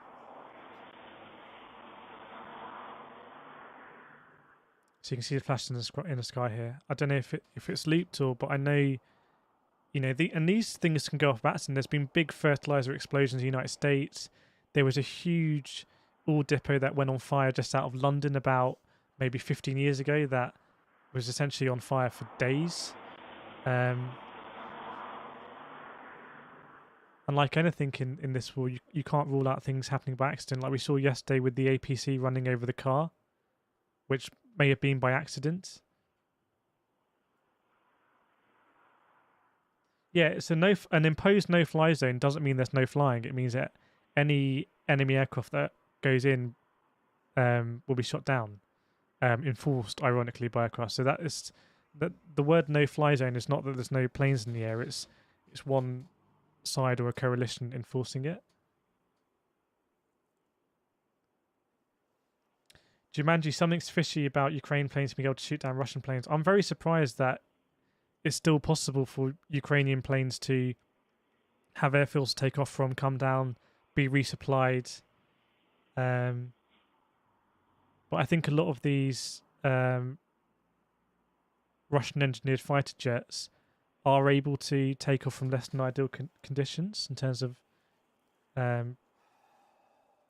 don't always need like a perfect runway. mean, the basis of Western invasions of Afghanistan, Iraq, was pretty much solely around having absolute air superiority early on, and we're seeing a war here that is being waged, or an invasion is being waged, and it doesn't seem like there is that absolute air superiority, which is a huge difference. Surely there's been some incredible stories that Ukraine would have done to keep that air force operational, whether having decoy planes on the ground, or just I don't know. It's probably not for us to talk about now, but I'm sure in the future it's huge that they've managed to keep planes operational.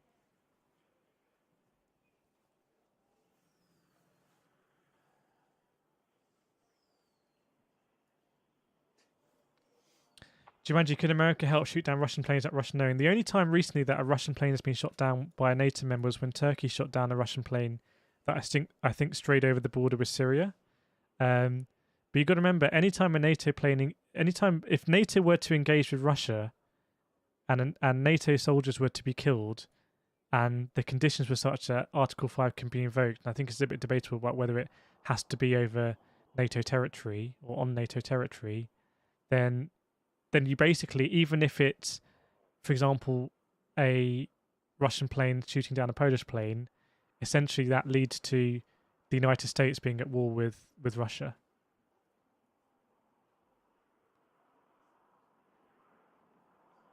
How is there a Vladimir Putin verified account? Welcome, Vladimir. Check RU522. We'll put it up.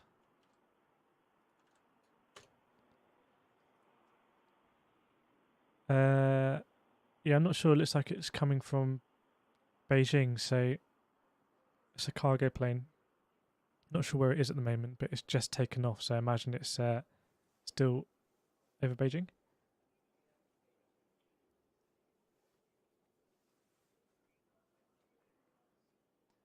Zekor, the situation is very much darker. I think the good thing, if you just don't want this war to, well, it's difficult because the war is happening, but there's definitely not the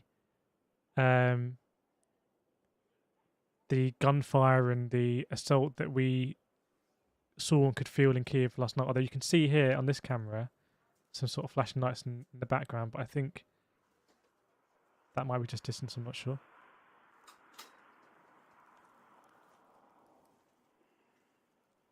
Gabe, do you think? No, I don't think any NATO military is going to end up in Ukraine on the ground. However, if we end up in a situation where these big Ukrainian cities in the east fall, and there's a general movement of Ukrainian armor columns around Kyiv, and if Kyiv manages to hold out, and there's a big question, by the way, about how you defend a city like Kyiv. Do you try to maintain as much territory as possible, and you end up defending these less densely populated areas, which gives the Russians more ability to use less accurate weaponry, grads, etc., or do you fall back right to the kind of center of the city, where this is a European city, like a lot of people watching may know very intimately, back streets and all these kind of things, and it's a real difficult way for Russia to try and take the city, because there's lots of high-rise buildings. We saw this morning there was a rocket that went into a high-rise, residential high-rise. So there's a big question about how you actually defend a city like Kyiv, and difficult questions there, obviously. Yeah, you can see in the background here, the fire that seems to be burning at the airport to the southwest, where we got two unconfirmed reports yesterday that the two Russian Il-75 cargo planes shot down. Picture here as well.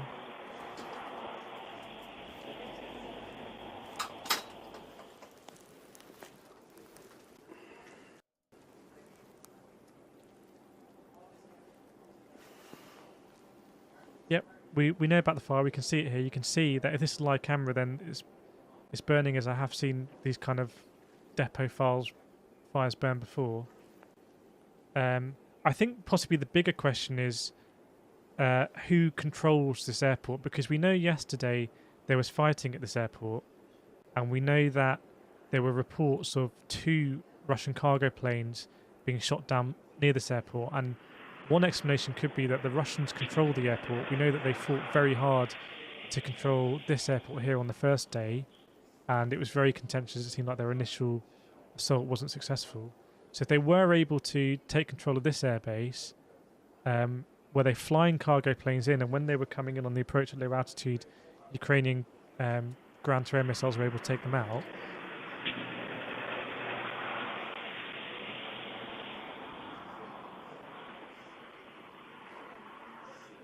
Yeah, cargo planes and troop transports are basically the same thing. I mean, troops are cargo. You fill it with troops, you fill it with armour, you fill it with cargo, you fill it with supplies. It all goes in the back of an R-76, I understand it. Big fun. So yeah, it's very important who controls this airport, and therefore what is the significance of an oil depot here being blown up? Because if you think this is... that we know that it was a surgical incisions that the Russians did on the first day at this airport. They brought in helicopters, low altitude, presumably over the Belarus border, over the river, deployed troops here, presumably with the intention of securing the airfield, taking out any anti-air defences, and clearing the path for cargo planes to land here, deploy armour, supplies, more personnel, secure this as like an operating base, wait for reinforcements from the armour column that had been at Chernobyl and taken Chernobyl, and then you're able to encircle at least the west side of Kyiv. So we know that was strategically very important. We know that this airport was a flashpoint as well. I don't know who controls this airport or who purports to control this airport. Yeah, Starlink is active, but it doesn't really mean anything because you need to have very specialised equipment on the ground to receive Starlink internet. I think even the satellite receptor, it's completely bespoke because it actually has to move, unlike, say, satellite that you have for television. Welcome everyone, by the way. 910 people watching, which is crazy. I hope everyone is okay. I think we try and make this a space that is not like other streams. In fact, you can ask questions and anything you're not sure about.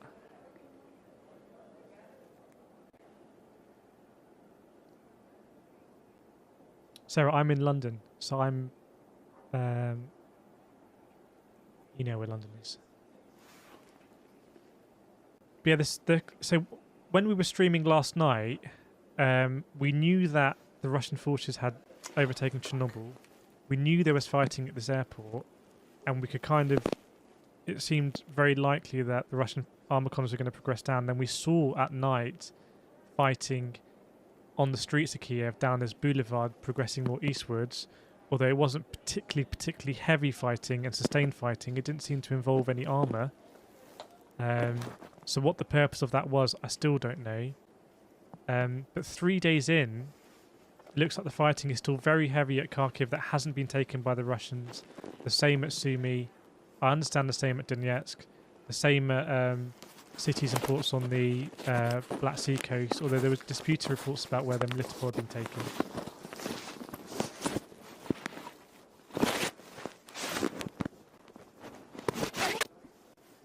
Let me know if the stream is struggling again. It's very unusual.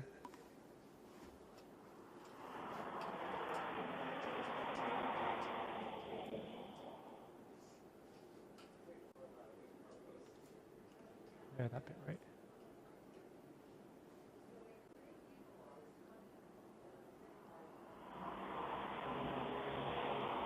Derek, I feel the Russians doing stealth. It was very interesting following it yesterday because we saw these reports of Russian saboteurs in the city, and then these very unusual markings that people were reporting on buildings. We saw kind of illuminated markings and strobe lights, and it wasn't clear to what anything was just a coincidence or what was going on, but there was definitely a lot of suspicion about it. There were pictures earlier today about purported paratroopers deploying in Kiev. I can't... It seems to me that's unusual, but that was reported. Thanks, Krills. I'm definitely not a political analyst. It's just we seem to live in an age where we can get this information, and I'm just trying to understand what's going on and what it means. And I think a lot of people in here are like that. Joseph, the war is telling NATO a lot of info. I've heard that before. That NATO is generally learning a lot about Russian military capabilities right now, or perhaps lack of. It would be pretty incredible if by having, I think the perception of Russia, definitely in the West previously, has been as a strong military nation, very strong cyber warfare capabilities, obviously a nuclear armed nation. You know, wars in Chechnya, intervention in Syria. But here, it would be pretty incredible if the Russians are repelled out of Ukraine, and then what that means for the perception of Russian military strength. Thanks, J. Krills. Thanks, Alex. Please, by the way, I'm not I do sim racing, so I'm a racing driver. I normally sit here for hours and hours and hours and just drive my car. So, just FYI. But I have 3 screens that I use for racing, which is why I get all this stuff up. Yeah, there's a lot of fight. Again, it would seem to be that the fact that it's disputed about whether Melitopol has been taken, Mariupol as well, that I can only imagine how intense the fighting is here, because for Russian forces to not be able to take these cities seems to me to be pretty incredible. You would think the easiest places for the Russians to take would be in the east and on the Black Sea. And also, if they have this strong belief that the civilian population there is more Russian sympathetic, then, you know, they would proceed with less opposition. And maybe that just has not proved to be true. And it's one of these things where in Russian high command, when generals are advising Putin, is it okay for anyone to say that actually, hey, you know, these areas aren't actually that sympathetic to Russia, perhaps, as you think, or this isn't going to be as easy as we think, or our capabilities aren't as good as we think? Is it really acceptable to kind of advise your superiors in Moscow that, and therefore, is there a little bit of hubris? I was watching some Russian news today, and, you know, the vast majority is circling on the Donbass and talking about, you know, Ukrainian shelling and, you know, shelling around civilians, etc. But notably, later in the evening, they did acknowledge the rocket that hit the tower block in Kyiv, although they said it was a Ukrainian Buck missile that had a failed targeting system. They did talk about the small arms fire that we saw in Kyiv earlier today, although they said that it was artillery. And they did actually talk about the protests in Moscow. So it's unfolding so quickly, but. And again, there's this thing that we always struggle with on this stream, which is, is this invasion progressing as planned for Russia or not? And it's difficult to tell because we're living it live, so sometimes it can feel slow. But when you think about it, the fact that Russian troops were in the middle of Kiev 2 days into an invasion on this boulevard, very close to where, you know, the Independence Square is and this cathedral here, that's extraordinary. So it doesn't really matter what happens on day 1, 2, or 3.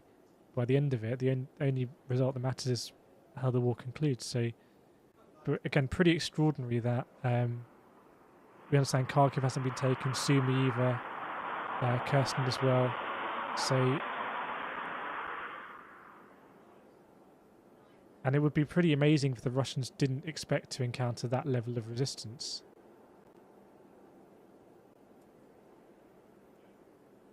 Sorry, chap.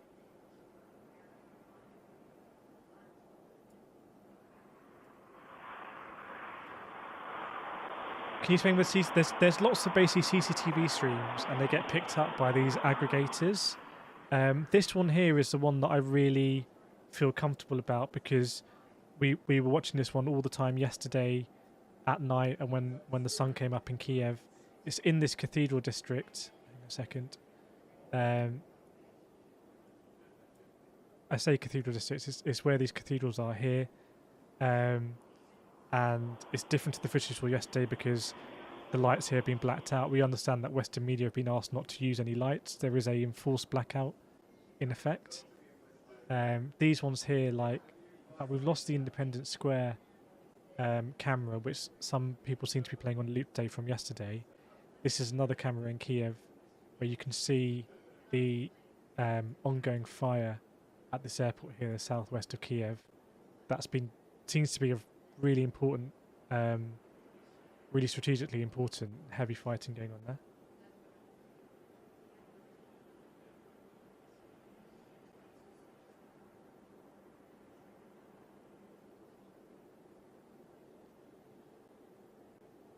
So we keep losing the stream for time to time. It's like it's struggling.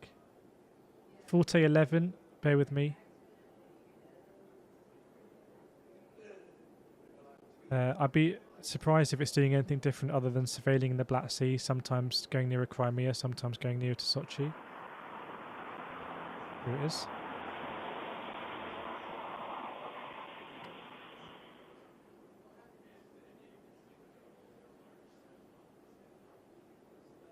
MBR conventional on air attack is a supply chain nightmare. Think of the time it took. Yeah. So the interesting thing is, if you would imagine that Russia would have thought it would take these major population centres very quickly, and the fact it hasn't shows that when there is severe pushback, they can't progress. So the fact that they've managed to take all this important territory here, and this is the territory they want to take very quickly to progress down into Kiev and establish a supply line.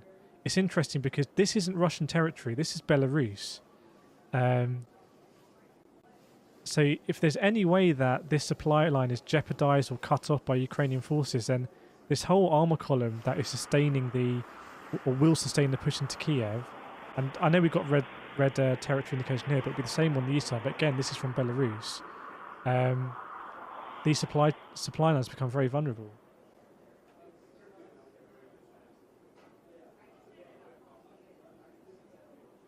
Nicholas, how do you think Western countries bring weapons to Kiev? I know the UK have said they'll assist with supply as well. I imagine there'll be supply through Poland. Interesting what happens in Odessa as well, whether there's any kind of a Black Sea port kept open. Although to supply weapons in the Black Sea, it's been an interesting one. Yeah, let me know if you're watching. We've got over 1,000 people watching. How do you see things going overnight in Ukraine? What do you think what do you think Russia would want to achieve overnight? Because I felt like yesterday, my thoughts were that there was a genuine, palpable sense that Russia was really going to try and attack very quickly into Kiev at night time, and we saw some fighting down the streets, but it definitely wasn't a sustained push. Didn't seem to involve any armor. And then when the sun came up, I think anyone who was watching the stream yesterday, when the sun came up, it felt like, okay, maybe a renewed push for some kind of diplomatic solution that, as far as I can tell, just hasn't been reported or materialised, hasn't been a statement on it.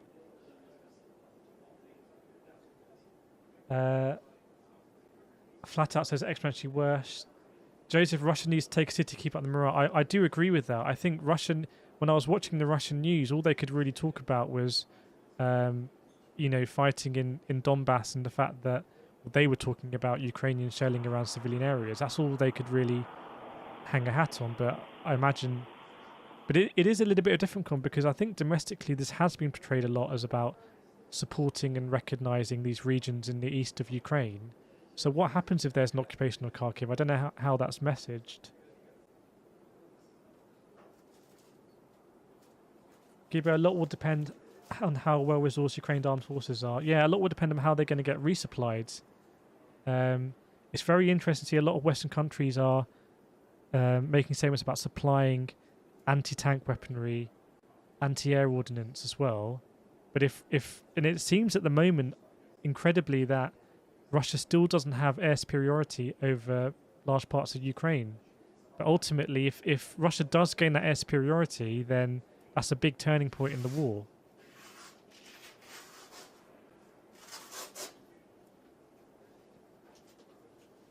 Ryan, Russia isn't ready to attack, perhaps.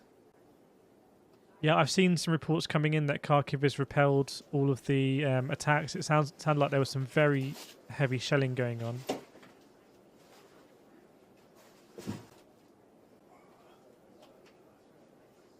Let me refresh sources.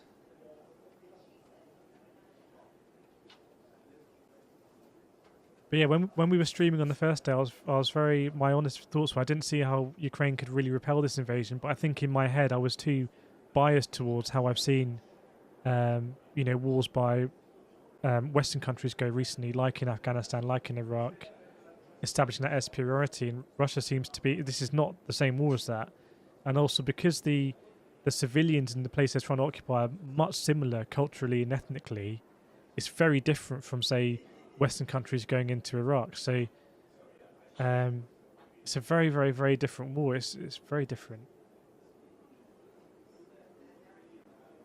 But if you want, so I normally do sim racing. I'm a racing driver.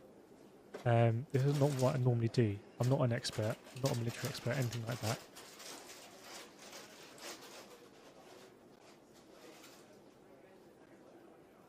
Maxi, are there warships in the Black Sea? Yeah, you won't see them on this radar. This is a flight radar. But there are warships in the Black Sea. I don't think there's any maintained Ukrainian Navy now. I'm not sure there was much of a Ukrainian Navy anyway after 2014. MK, is it the Ukrainian Air Force anti-air keeping the Russian at bay? I've seen reports even today about Ukrainian air pilots shooting down Russian jets. There was some footage earlier about a potential dogfight in the air. It's very rare to see a dogfight. It's very, very, very rare. And so I can't confirm whether it was a dogfight or not because it's just almost you don't see that footage.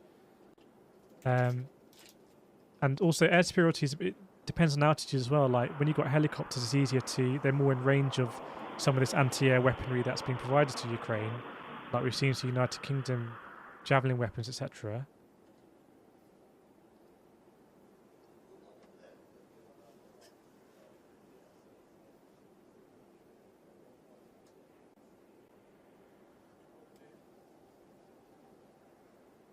But obviously, if you lose air superiority many thousands of feet up, then you can't really stop Russian bombers flying in.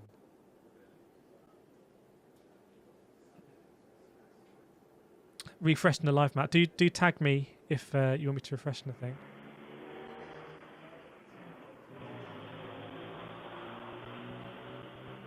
The cameras are so we can see what's going on. This is the camera in Kyiv. This camera here is the one that I believe is the most reliable. The one that we were watching last night, but this one as well, we've seen some journalists stand in front of it, and that looks to be the. In fact, why don't I tag that?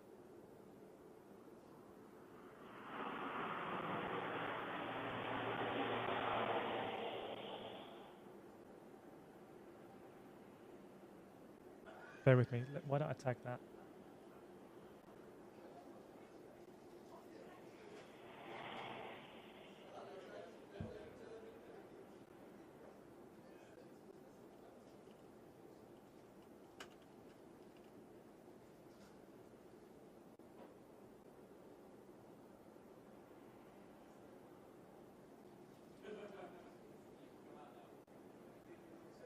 Bear with me.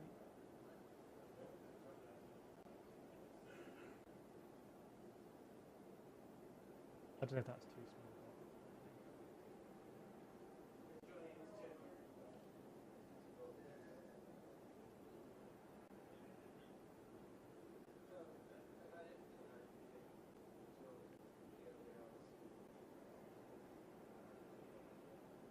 In fact, we can get a again.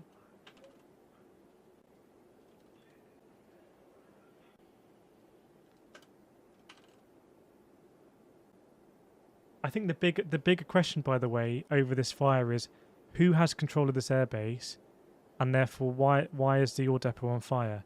Is it controlled by the Russians because they've been trying to land aircraft there, and therefore the Ukrainians have destroyed the ore depot, or the other way around?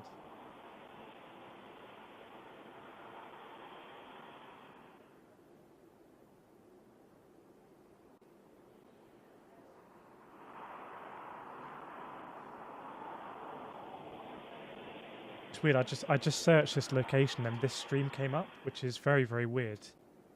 That is very weird.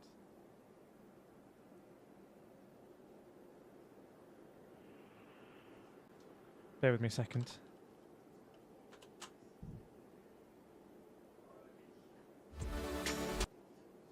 Save everything from the advert. I believe this is must be Japanese news. Okay, hang on a second.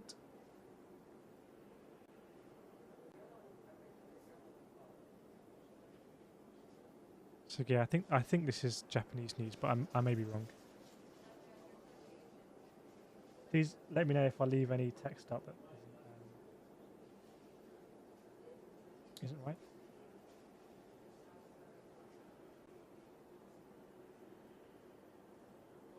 There we go. Korean. My bad. Does anyone with Putin put a press? I was really expecting to hear a statement from Putin yesterday. We had a statement from Putin the day before, asking Ukrainian troops to surrender. I think that statement was after a meeting he had with Lavrov, and I didn't see any statement come out yesterday. I didn't see any statement. So that is, or today, I'm losing track of time. But recently, I haven't seen any statement, which is very surprising.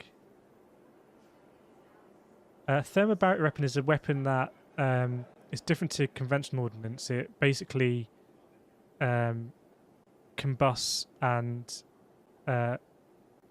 causes a fire that sucks in oxygen.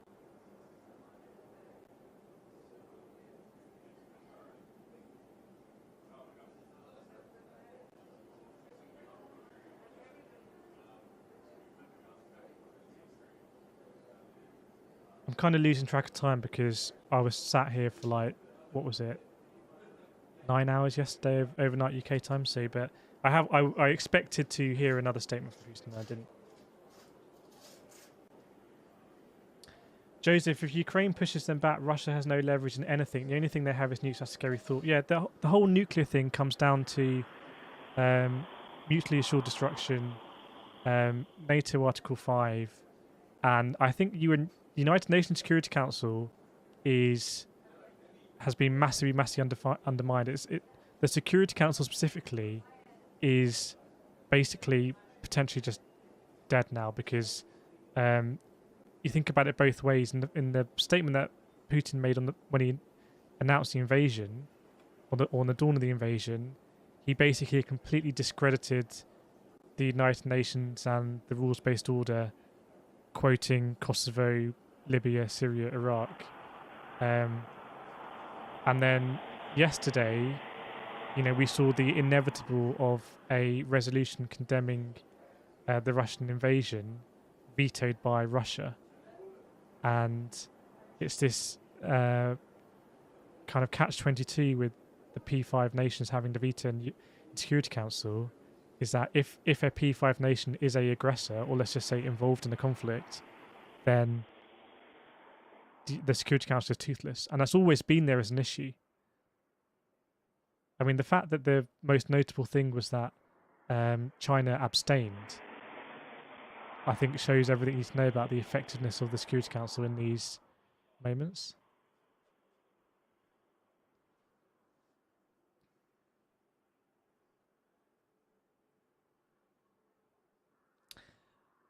Lousy, did you see this tank? Yeah, so we saw the tank footage. That footage, by the way, goes hand in hand with some other footage you might have seen as separate, but was a APC involved in a firefight. I'm not surprised with that. The issue with the tank definitely was a misunderstanding, an accident.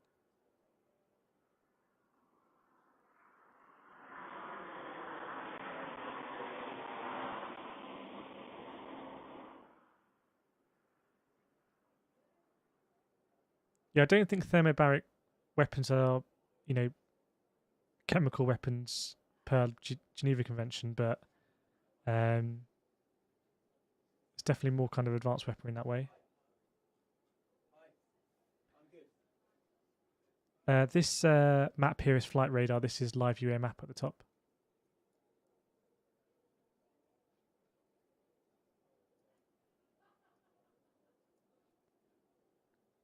Yeah, so again, sorry if I missed it, but let me know in the comments, why do you believe this depot is on fire? Because I think there's possibly three reasons I can think of. Reason number one, airbase is controlled by the Russians. They want to use it as a operating base. They're trying to land planes, and therefore Ukraine has destroyed this fuel depot. Let's try and see where this is coming from.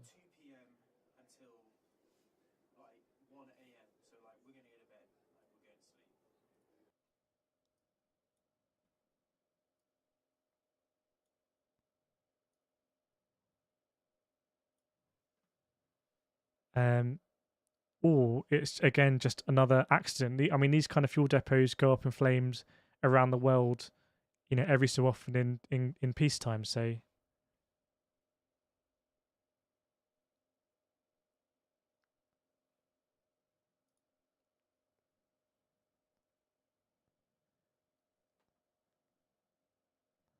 and so if it has been attacked by the Russians, then that's very interesting. It might be completely unrelated to the airport.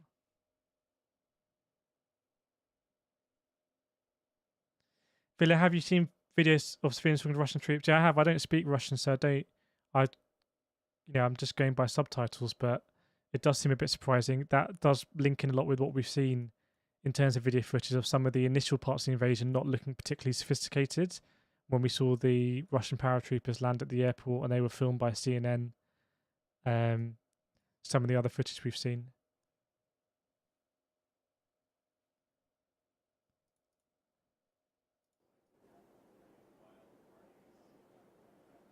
How long has this fire been going? I would say maybe possibly about an hour. But I may be wrong.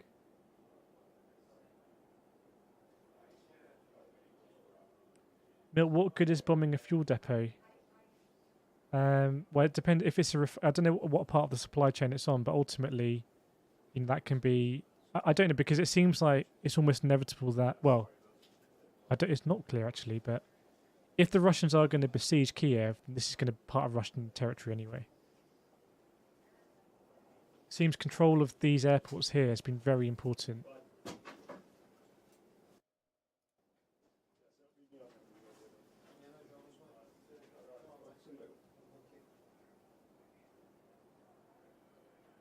Oh yeah, sorry, my bad.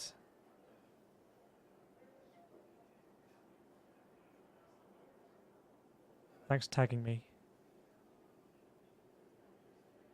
And yeah, what do people think is going to be the plan tonight? I mean, it seems to be that there's going to be very, very, very intense fighting at these big cities on the east of Ukraine: Sumy, Kharkiv, Donetsk as well, down on the Black Sea. And I don't know. I mean, if the Ukrainians are very well defended in Kiev, I don't know to what extent defenses are falling back on the perimeter, but you would imagine that if the news breaks that one of these major cities has been taken and associated imagery comes out, that would be very demoralizing to Ukrainian soldiers and citizens in Kiev, because we saw this morning Ukrainian president was able to go out for a walk in Kiev and say, hey, we still control all of our cities. So if he can no longer say that, then that's a big psychological moment for the Russians. Thought flying back, possibly we'll see. I mean, we understand that this drone has about 33 hours of fuel before it has to RTB.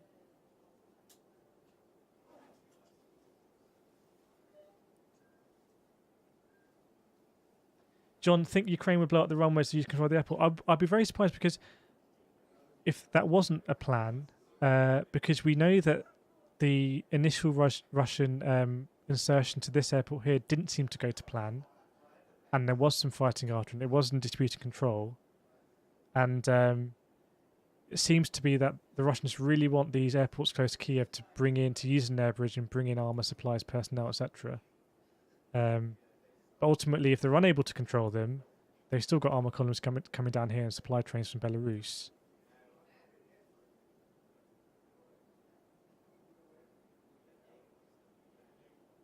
the Russians might also be able to repair things in these airfields as well. Milk, think this could escalate into World War? I really don't think so. I think what this war has shown is just how strong the NATO Article 5 collective deterrent really is. It's so strong as a deterrent that even though a lot of Western nations would really otherwise like to offer more support to Ukraine militarily, they can't because of how strong the collective deterrent is.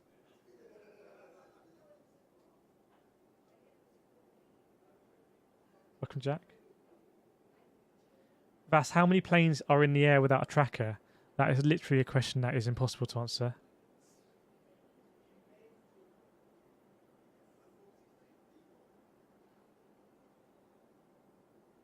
But it'll be interesting to see what the Russian approach is. I don't know if anyone's seen any reporting on what the Russian incursion into Kyiv along this boulevard last night was for. I haven't seen any reporting talking about what the purpose of that was for, what they were trying to achieve. I can only assume there was maybe a chance to capture or eliminate Ukrainian president or other members of the Ukrainian state.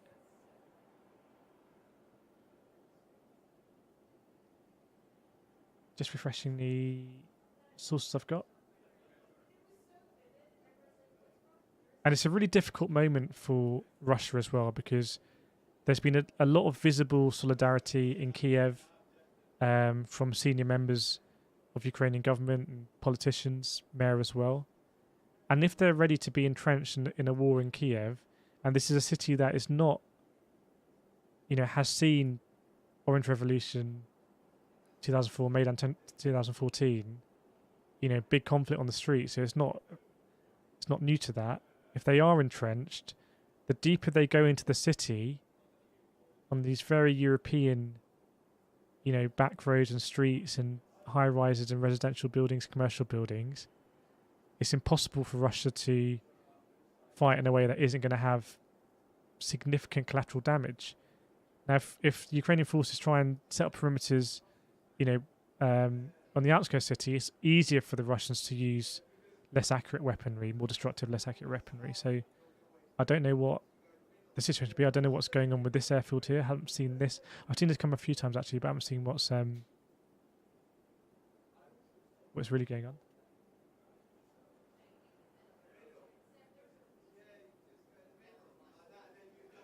Matt, I watched news all day and I never saw what they were going last night. Yeah, I didn't see anything talking about what looked to be the power cut as well, just after dawn. I got a couple hours sleep. I can't remember when.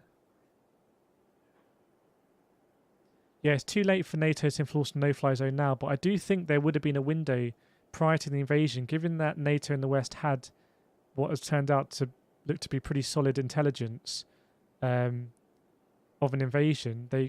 You think technically they could have enforced a no-fly zone at Ukraine's request, but obviously that risks almost like what was that movie with Owen Wilson, that risks a behind enemy lines escalation.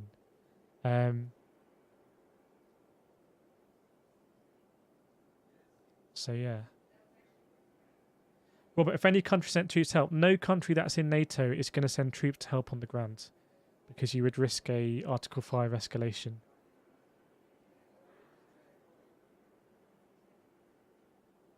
Ableski, Russian will no chance in hell be able to take any major city without major civilian deaths. It kind of depends how it's reported there, because, Kyiv is a city that a lot of people have been to. It's a capital. It's very symbolic. But these cities here, like Sumy and Kharkiv, even though these are big population centres, they're not as pressing, say, in the Western minds, I would say. So I'm sure there's absolutely horrific warfare going on now in these cities as we speak. And I feel like Russia probably really needs to capture one of these cities to, have some sort of progress in this war. Mayday, the problem is Ukraine didn't believe the Russian attack. I saw that there was a lot of rhetoric like that. It's impossible to tell what they really thought, though.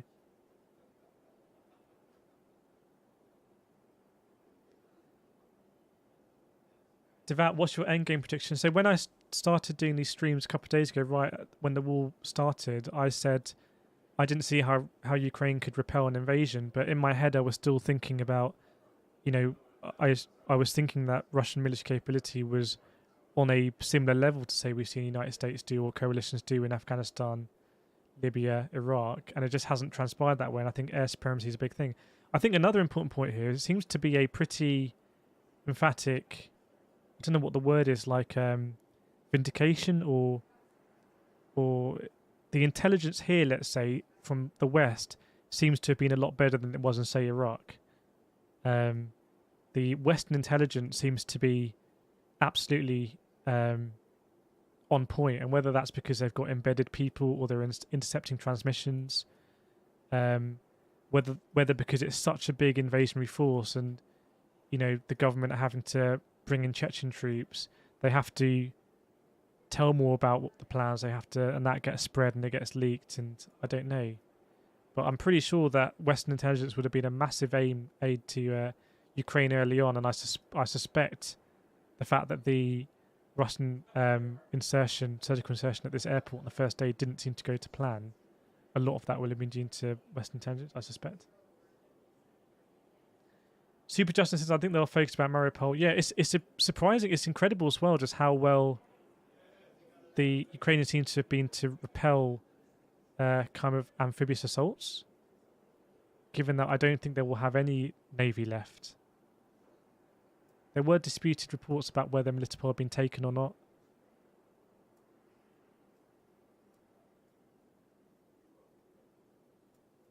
Matt Trent, I would love to see Ukraine keep it under control. Seeing as round doesn't look good though. Yeah. If you'd said to me at the beginning on the first stream that 3 days in, and this map isn't accurate, you know, in terms of the red territory indicators, we know that. But if you'd said that it seems like no major Ukrainian city seems to have been taken over, I would have been very surprised. And if you said on the third day that there are potentially still Ukrainian jets able to take off, land, get resupplied, take off again, and engage with Russian planes, I would have put that at like a lower than 10% chance. So I massively kind of misunderstood or overestimated the Russian capabilities of taking out airfields, etc., cruise missiles and whatnot.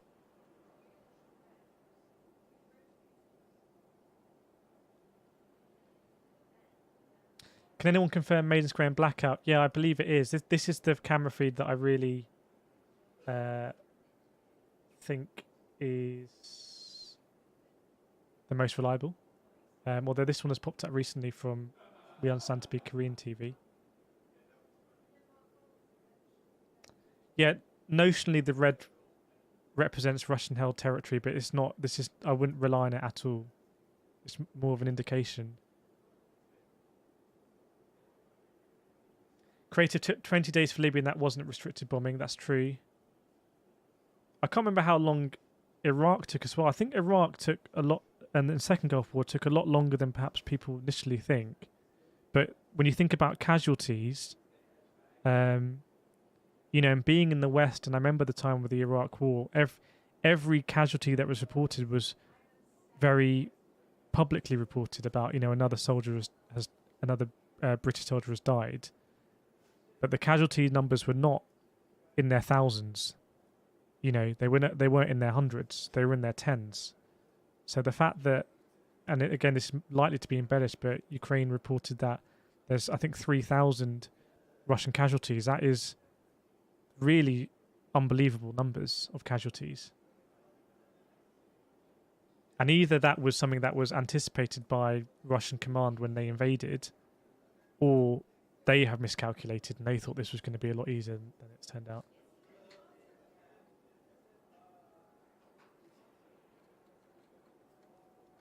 Enrique, the no-fly zone thing, yeah, things were on such an edge that I think it's also a reason why Germany wasn't able to provide anti-air missiles then. It instead provided helmets, not only because of its long-standing commitment not to supply other countries with military hardware, but if Germany said we're going to supply anti-air missiles into Ukraine, then that would have been the justification for, used by Russia to start the invasion. I'm really interested to know. I don't know how many people are watching. 1,400 people watching. I'd be interested to know if does anyone have, let's say, it's the week before the invasion and the intelligence has been publicly released that Russia is planning to invade. Is there anything you think the West could have done, NATO could have done to prevent this war? Do you have any kind of strategic play that you think could have been executed? Because the only ones I can think of are less Ukraine signing something to say they're not going to be part of NATO. The only thing I can think of is either enforcing a no-fly zone that has lots of issues, or some NATO troops on the ground, which again has the same issue in terms of escalation and would massively risk a collective defence invocation.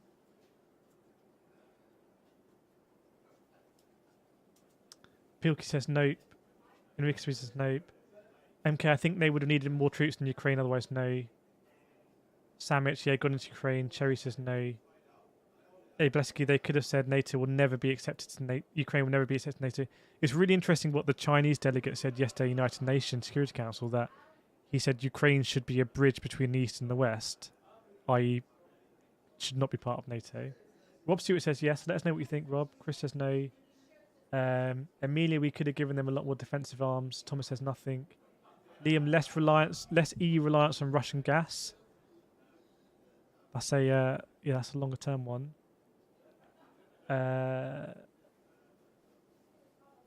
Albania blindly taking Ukraine to NATO. You can't. There's no accession into NATO that quickly, and also given that Ukraine didn't really have control of its purported borders, I don't think it would have been accepted unless there was a massive deviation.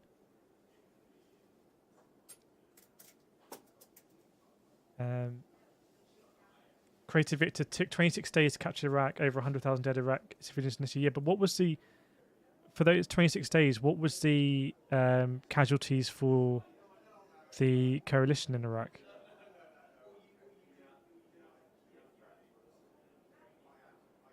And Iraq, that then was a big army as well. It was an army that notionally had an air force and had lots of tanks. But again, culturally, it's very different. Western troops rolling into Iraq with an Iraqi civilian population is very different from Russian troops rolling into Ukraine.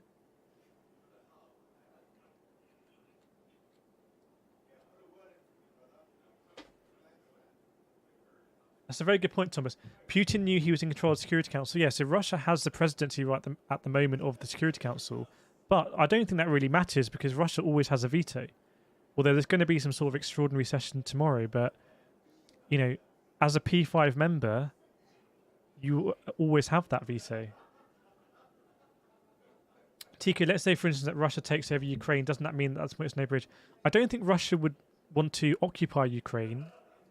I think, a bit like Belarus at the moment is obviously in the Russian sphere of influence, as we've seen from the Russian training exercises, which became a kind of excursionary point to go into Kyiv. And you have to remember the history of Ukraine is there have been leaders that have been Russian-leaning and there's been leaders that haven't. And there were leaders that were Russian-leaning and you've had revolutions, you've had Maidan. And, the response after Maidan was, Crimea and what we've seen in Donetsk and the Donbass and the I don't think the presidency the presidency of the Security Council is important if you're not a P5 member. It is, I guess, symbolic that if you've read Putin's speech on the dawn of the war about how he doesn't recognize the rules-based order after Soviet Union fell because he sees it as leading to Belgrade, Syria, Iraq, and Libya. It's very symbolic that at the time of making that rejection, they had the presidency or have the presidency. But the US delegate put it in very stark terms yesterday when the vote was put forward, and all these things are worked out in advance. You kind of know if anyone's done United Nations diplomacy, it's all very prepared and the way it works with caucuses, etc. But the way she put it, and it's all for show. Vote yes if you agree with the purpose of the United Nations, vote no if you don't agree with the Charter of the United Nations.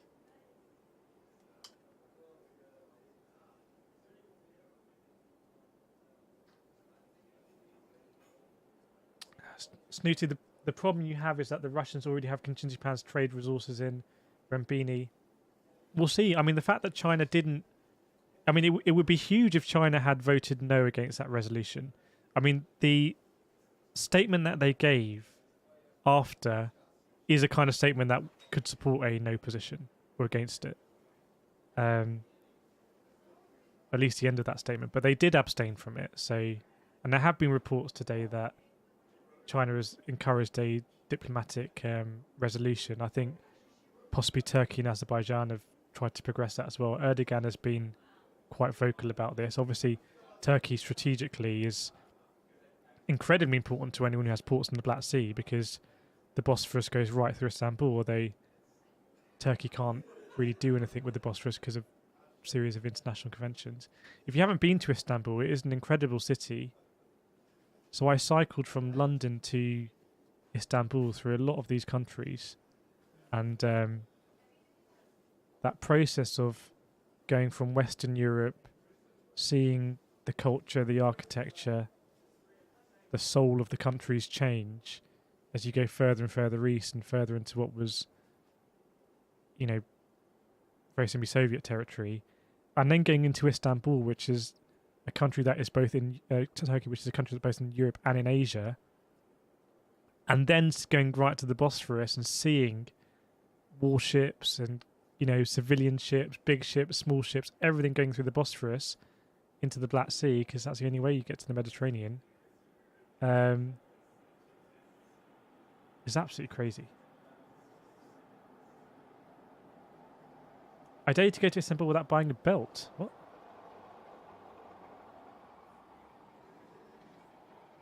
Mode Lucas, Russia is going to isolate themselves, taking Ukraine with them.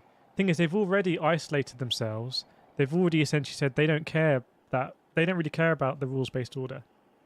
You know, previously, the vast majority of the world is played by these rules, and that means that even though, you know, there are cultural, economic, political, military differences, you know, Russia hosted a football World Cup 4 years ago.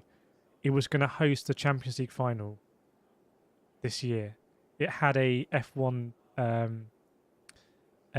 race in Russia, so it kind of, you know, is part of those rules, and Russia basically said it doesn't want to play by those rules. It doesn't recognize them. To what extent that's rhetoric, I don't know, but it's very dangerous. So I don't think they mind being isolated. But again, if you look at the countries that abstained on the resolution, China abstained, India abstained, and the UAE abstained. So, you know, you can see a kind of a sphere of influence that I think maybe a lot of people in the West will think that these days were kind of gone. And think back to like Francis Fukuyama and it's the end of history when the Soviet Union fell, and we now live in a hegemony in the United States, the world policeman. There genuinely was a kind of solid international relations movement that this was the end of history. NATO could disband, and as of 3 days ago, you know, we're in a completely different place now, because these are it feels like the old way of things is starting to come about again. Ian, the rules-based order was designed by US and Britain. It allows the US to do anything it likes. See, that is what Russia raised. They've said it. Lavrov has said it. Putin said it in a statement. They said it in the Security Council, is that essentially the rules-based order was just a way of for the United States to legitimize doing what it wants. The thing is that the majority of countries seem pretty happy to play by that rules-based order. It's a very, very, very fundamental geopolitical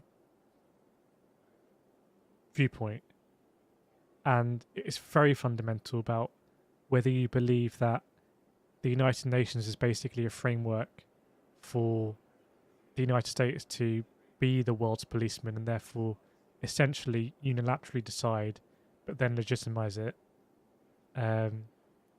and whether you think that, and if so, whether you think that's a better system having two superpowers where in the past, no country could, no one superpower could do exactly what it wanted because it would be, the opponent would be supported by the other superpower. See, Captain? Dicky boy, do you think it not being the end of history? I never really bought into the end of history Fukuyama kind of like viewpoint. It seemed too early to say, and if you read Putin's statement, it almost seems like every time there was a McDonald's that was opened in Russia was a insult to Putin. This kind of projection of United States soft power was, whereas the West wouldn't see it as such a painful thing for Russia, perhaps, but Putin presents a painful thing. To what extent any of these are legitimate concerns or not, I don't know. Essentially, a pretext was needed to justify an invasion of Ukraine, and actually quite a few were presented, but they were put down in the statement.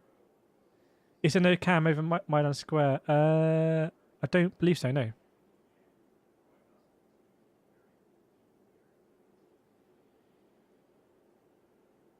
And I think if anyone's watching, in fact, there's 1,400 people watching. Let me know in the chat, where are you watching from? Because it'd be interesting to know where in the world people are from. You from Europe, people from North America, South America, anyone from Africa, anyone from Asia, Australia, Oceania. Interesting to know where people are from.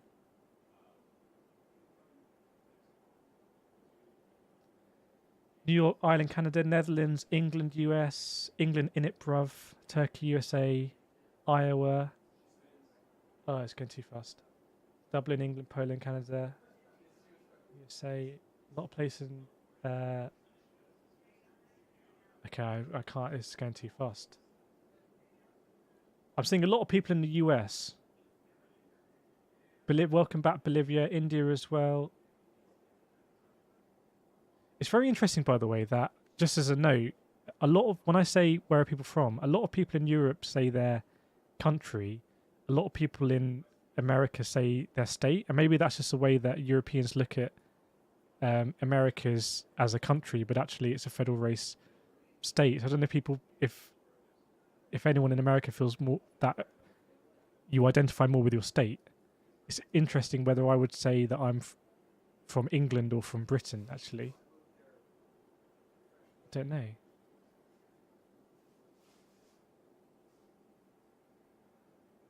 Someone's from Tatooine.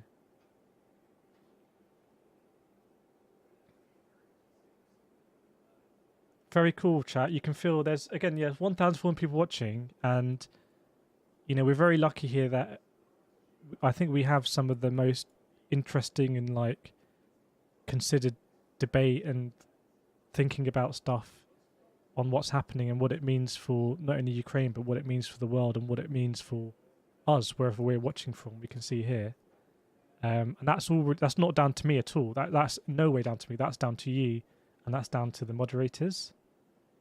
We're very lucky to have this space, because I know if you go on a lot of other streams, it's just emoji spam, and it's like scorched earth.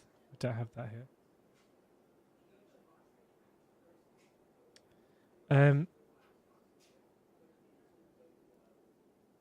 But yeah, my point was going to be, and it seems like a lot of people are living in inverted commas the West, but probably when the EU expanded to these Central European countries, when NATO expanded, I don't think it was in the consciousness of a lot of Western countries about how that was perceived in Russia. I don't think that was a major consideration. I think it was more like, how were these countries going to be integrated in? I don't think NATO has really been in the Western consciousness until recently.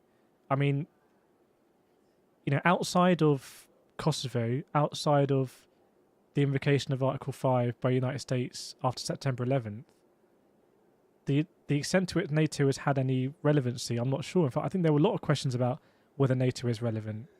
There is a purported requirement to spend 2% of GDP, I believe, on defence that isn't adhered to by most NATO members. So there were definitely questions about what extent were relevant. Before the question about relevant, there were questions to what extent NATO was really needed. There were even, I remember at a time, there were questions like, what if Russia joined NATO? That sounds absolutely insane now, but there were half questions about that before, a long time ago. But it's difficult for us to perceive. But if you're in Russia and you see these countries that, Warsaw Pact or Soviet Union countries that are now part of the European Union or part of NATO, how would it feel the other way? I don't know.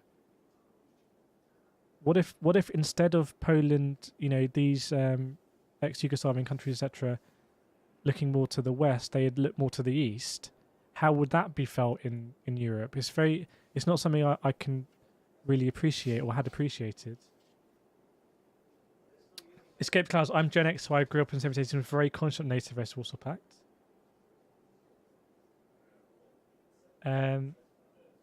Ray, if Euro countries want to join Euro organisations, it's got nothing to do with Russia. If they object, they should stop living in the past. It's easy to say that, but if you look at the statements yesterday in the Security Council, even China was saying, to what extent this is just projection to justify the abstention because they see it as strategically important to support Russia that way. But even China said Ukraine should be a bridge between East and West. Are you saying that Ukraine shouldn't have a right to associate itself with the West or strictly the East as well? Thanks. Let me track that IL-76.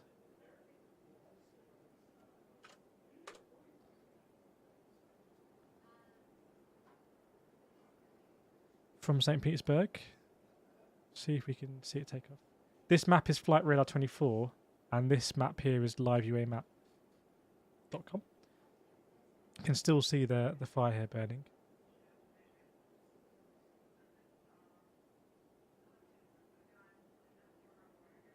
Colby, Yeltsin's Russia was so much different to Putin. Yeah, I mean, Boris Yeltsin was on a tank outside the Russian Duma, when there was a coup, and Russia under Yeltsin, was very different to Russia under Putin, and you can see how Russia under Yeltsin and kind of the coup, and then, what happened to the state-controlled industries, etc., and then with Putin, and then the tag team with Medvedev, and Russia getting to a point where Russia bid for and won and hosted a FIFA World Cup.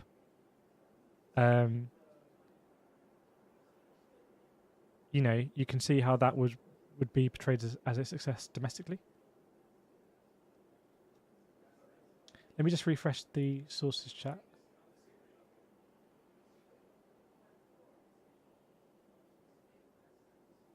Looks like there's more. The information of SWIFT has been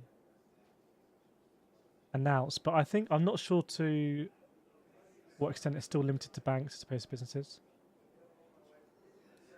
David, I think all of this really highlights just how recent World War II was in the grand scheme of things, how far we've come. Yeah, it's this thing about like recent memory. It's like the Spanish flu is not in kind of collective memory, so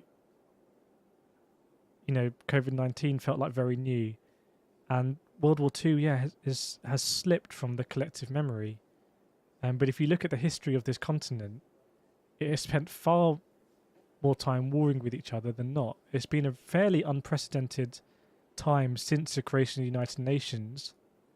But maybe this is kind of an inevitability about just having so many different states on this landmass and human nature of. Again, it depends on what the justifications really are for the invasion of Ukraine.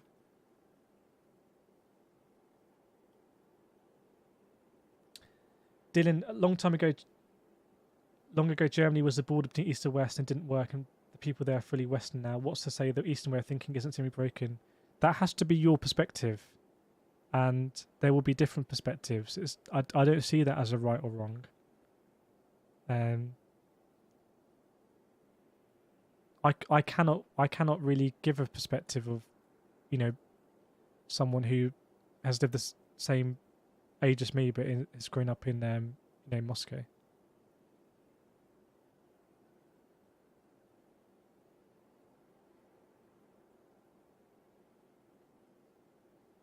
Sad. Won't be a bridge now if Russia takes it. Yeah, that was a bit of.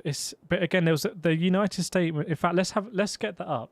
I want to show you what happened yesterday at the Security Council. Bear with me, because it really everything. Because it was a very extraordinary time. But bear with me.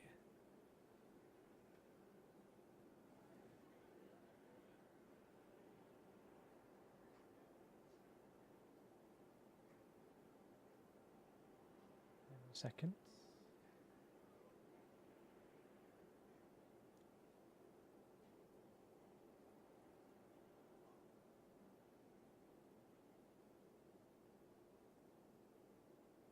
Just trying to find the right one.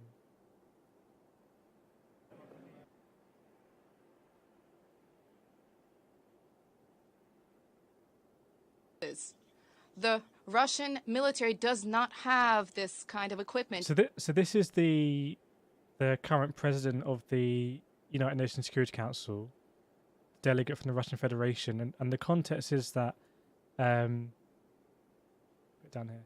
Context is that a resolution had been proposed to condemn the invasion, and Russia voted against it, which is a veto, and China, India, and the UAE abstained. There's a bit where he talks about fake news, which is very interesting. Let's see if I can find it.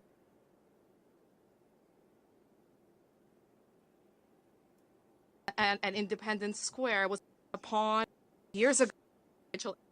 No verifiable confirmation whatsoever what is transpiring in Ukraine. I will say everything the consequences of the so-called Russian aggression in Ukraine. These kinds of fakes are abundant and proliferating today. They have flooded the internet and a number of Telegram channels.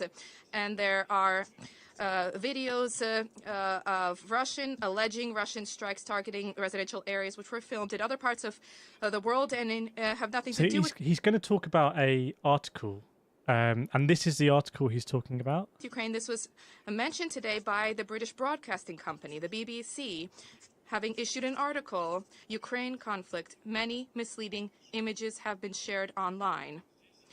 Everything is there. There are photographs of parades. So the way I see it is, this is an article by, yes, a Western media outlet, but it's an article saying that essentially not all of the images you will see about the Ukrainian conflict are accurate. A lot of them will be fake or about different conflicts that have happened before. And essentially, the Russian delegate uses this as a way to say that a lot of the things that Russia has been accused of are not true, which is quite extraordinary.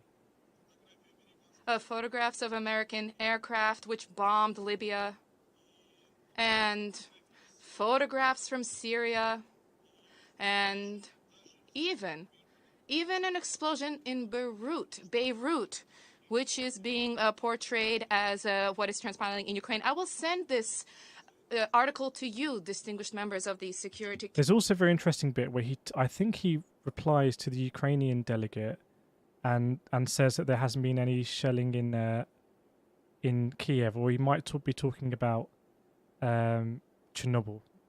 We didn't listen to it yesterday. Listen to it. Deserve liberty, and they will have it. And to calm members of the council, there was a lot to comment on the representative of Ukraine. I will leave the boorishness at his conscience, on his conscience. This is a matter of his conscience, that is the boorishness with which he has addressed the council. But I say one thing.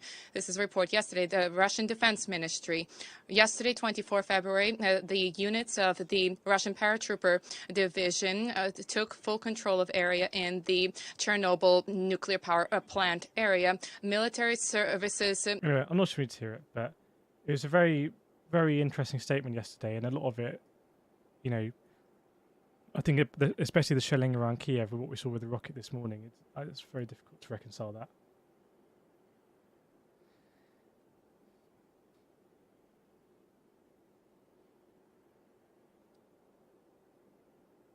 Yeah, very interesting to watch that whole session, actually.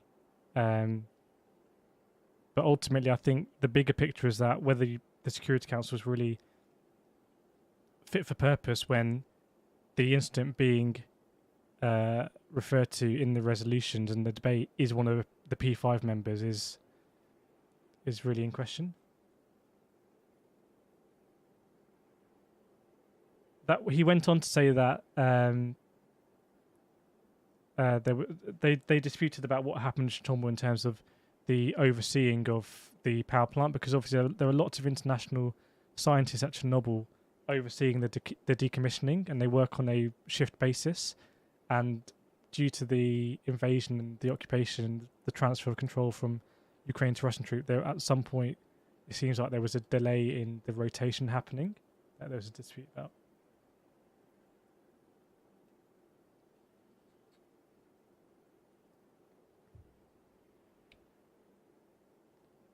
And there were a lot of questions yesterday today about why was Chernobyl involved in the conflict. I think it's pretty clear that it's part of the territory that is required to be held to establish this supply route from Belarus into the west of Kyiv.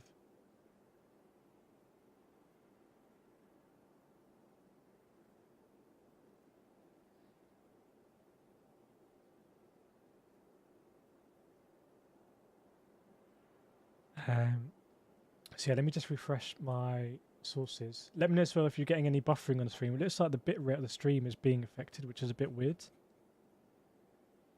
It's like the bitrate of the stream is all over the place, which is unusual.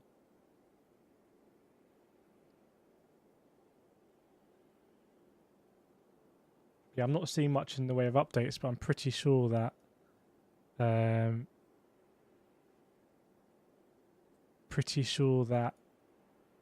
the fighting around these regions here in the east of Ukraine is going to be very, very, very intense.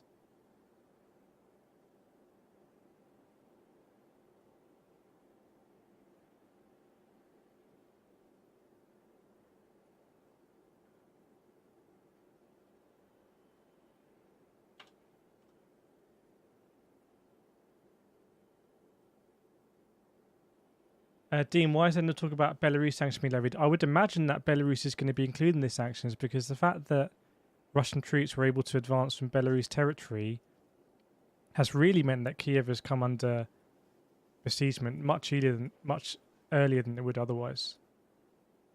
Because otherwise the Russian troops would have to advance through here.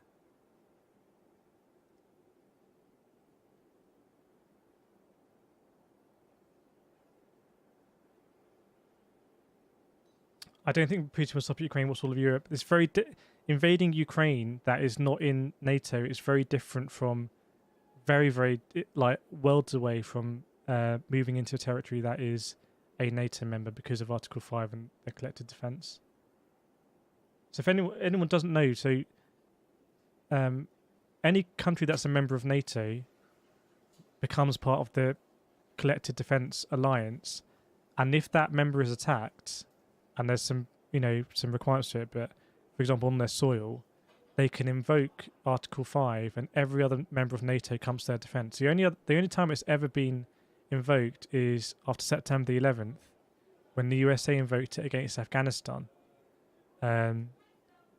So and because of mutual destruction, if Russia was to be the aggressor and Article 5 was invoked against Russia, then you have the United States at war against Russia. And then how that works, I don't know with mutual destruction, because theoretically there shouldn't be a nuclear war. Ukraine not being part of NATO, I would say, ironically, is, it would be better for Ukraine if NATO didn't exist. Because if NATO didn't exist, any of these countries could assist Ukraine with more militarily, and not risk escalating things.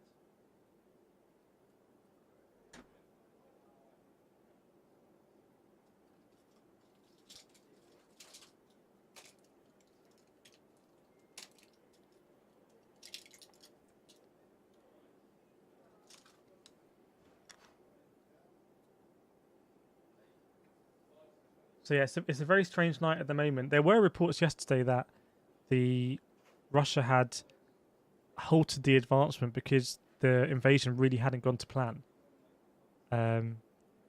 which doesn't explain what was going on in Kyiv last night. But as we understand it, there's very significant fighting in these cities.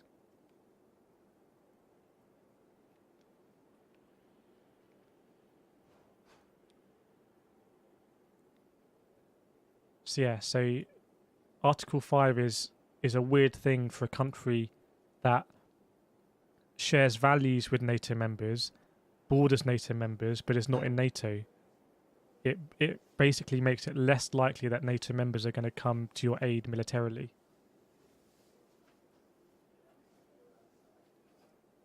A lot of reporting still coming through on the media now about this this fire here. I didn't know that Korean media are actually on the ground here, so that's good to know.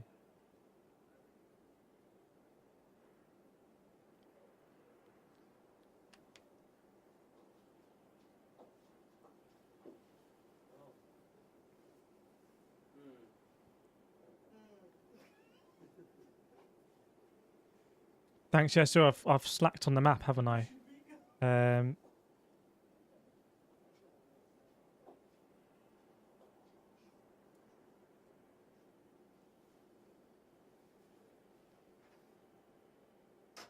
Interesting, we are seeing more, looks like more IL-76s flying into Belarus with transponders on.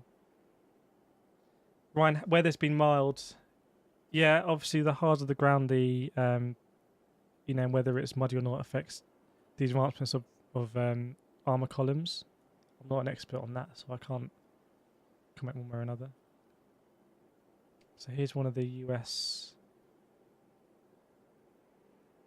tankers.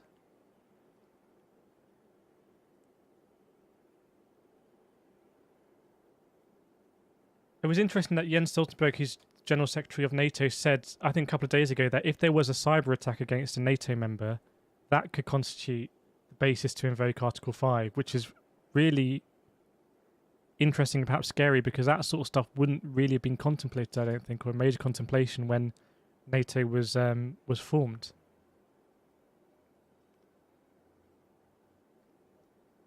Does anyone think that this makes... Does anyone think watching... We've got 1,200 people watching. Does anyone think that this makes NATO look weak? Or does it actually make NATO look very strong?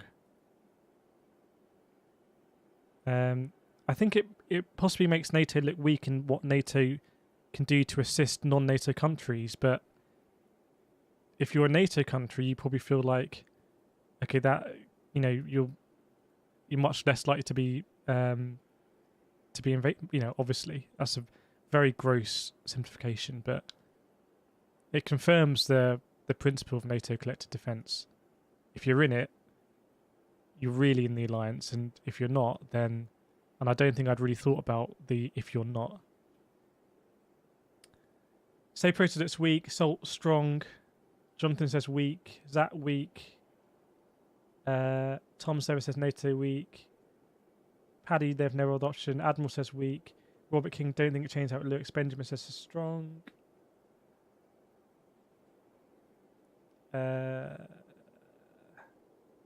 Mark is very odd. Search for makes NATO look corrupt but strong. David, no, NATO look weak if they do not react when they should. Paul Wave strong. Matt Sprong says dunno. Appreciate your honesty.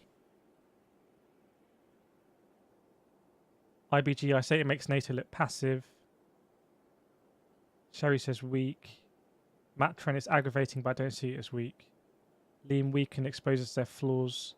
Realistically cannot act out against nuclear power outside of sanctions. Bear with me, I want to go through all of these.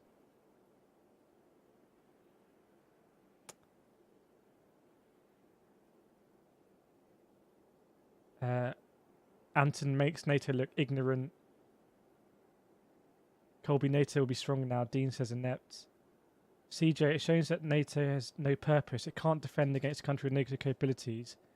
I don't think it's shown that yet, because this isn't NATO defending. Like, Ukraine is not part of NATO, so it's not about NATO defense. It's about NATO assisting a country that it shares values with and would like to assist, but it's not part of the alliance.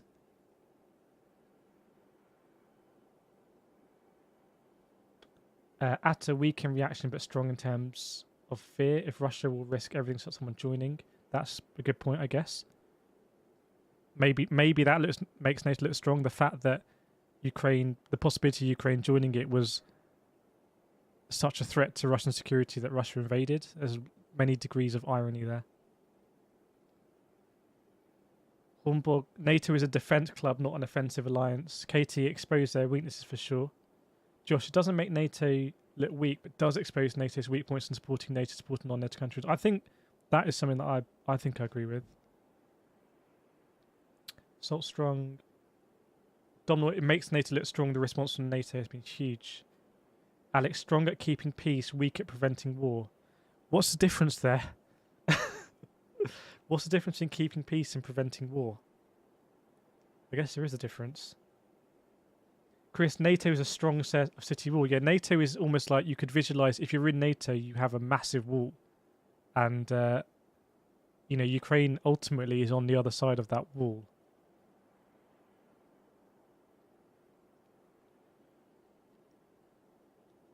Thomas, do you think any of the NATO aviation tankers are refueling any NATO Ukrainian? I don't know, actually. I don't know. I'd strongly suspect that isn't the case. If a Ukrainian aircraft needs to be refueled by a Western tanker, and I strongly think that's the case, but there's questions about how it is going to get resupplied with weapons, etc.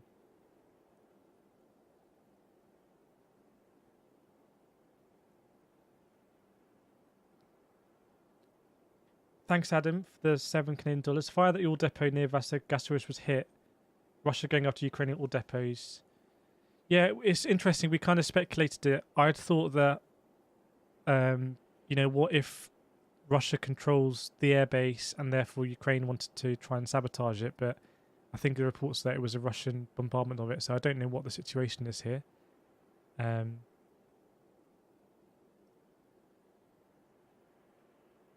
Ian, NATO is sticking to their charter, but their charter is a little outdated.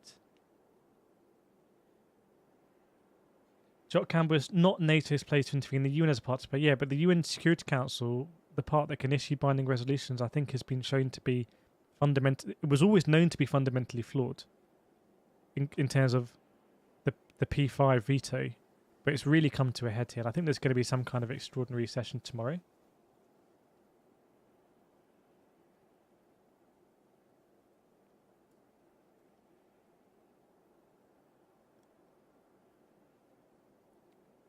Villa, what is the reason for these tankers in the area? I don't know if the US just maintains a presence here, but I didn't know, and I've been to this part of the world. I've flown into Tigamuras and I've been to Bistrita. So I've spent time actually in this literal part of the world. I didn't know that. I don't know if the US has always maintained a 24/7 tanker presence above the skies here, just strategically. I don't know if anyone can know that, see what these registered planes have been up to coming out of RF Mildenhall.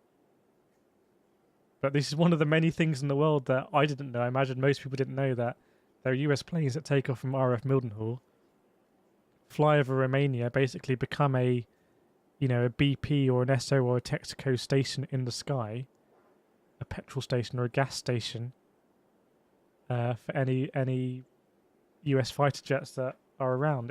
It's pretty mad. There are these levels to the world.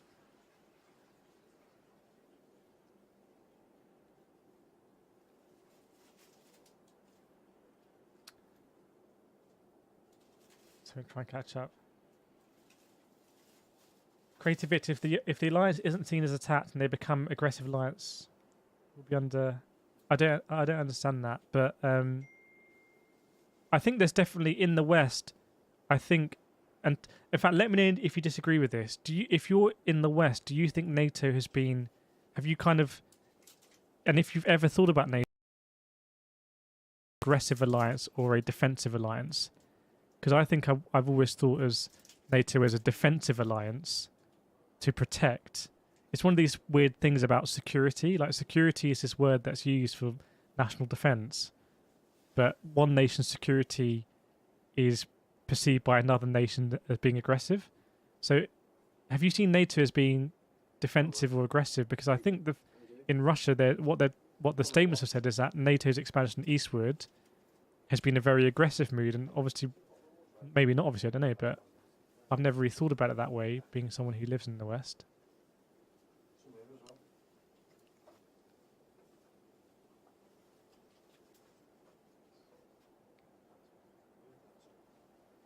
You look, NATO is defensive, 3-1 defensive, certainly.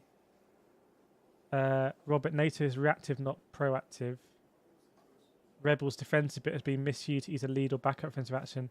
One of the things that Putin mentioned in a statement as the war started was Kosovo. I can't remember exactly what NATO's role was there, but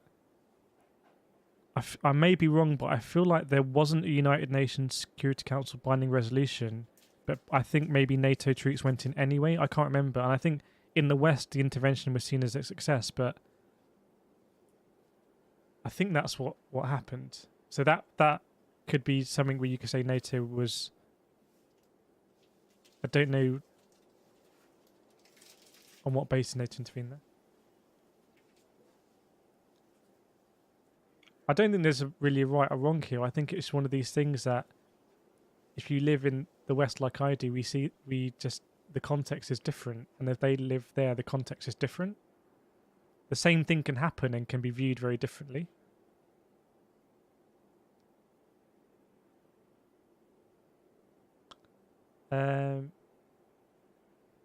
Rebel NATO is imagined eastward as voluntary and wanted by the Eastern nations had a choice. NATO and West better than Russian influence.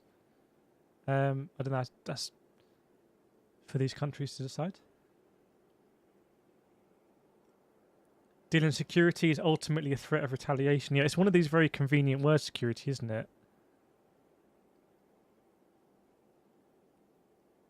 I can't finish this statement, but it's like one nation's security is another nation's something. But I'm sure there's a way of putting it. I would kind of feel like in the West, it probably feels like since the fall of the Soviet Union, on a geopolitical level, there has been general de-escalation. So moving away from the height of the Cold War and like the Cuban Missile Crisis and nuclear proliferation, I think it's kind of felt like there has been a general de-escalation, agreements to reduce the number of nuclear weapons, etc. And maybe it hasn't been perceived that way in Russia, I don't know. The statement from Putin is very interesting, and to what extent it's just to put together some sort of pretext for invasion, I don't know, and to what extent it's actually a genuine full-on rejection of how things have operated since the fall, I don't know.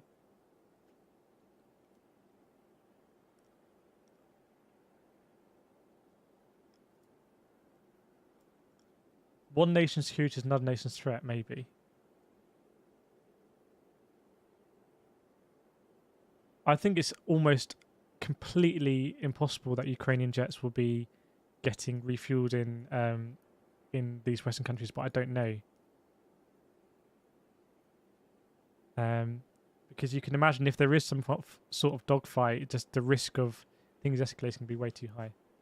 I wouldn't be surprised if the US has always had this kind of presence here, but I don't know.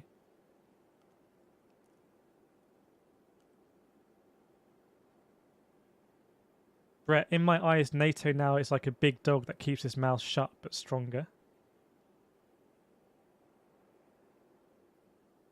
Putin's remarks were illogical. You can't talk security and then breach another nation's sovereignty.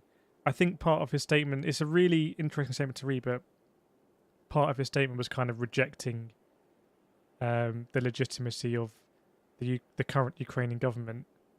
So that was one of the purported reasonings.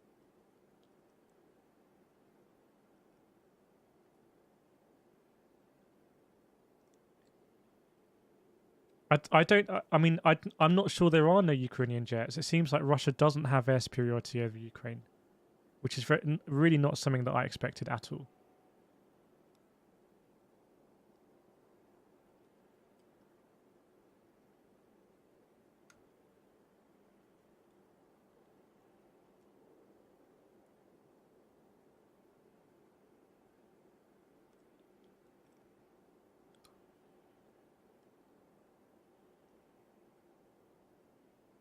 Yeah, there's different parts of the United Nations. Security Council is like a very unique part of it because of the ability to put forward binding resolutions. But there are other parts of the United Nations that are completely different, and I think a lot of people agree do really really good work, like the agricultural committees, you know, UNESCO, UNICEF, all these other parts of the United Nations.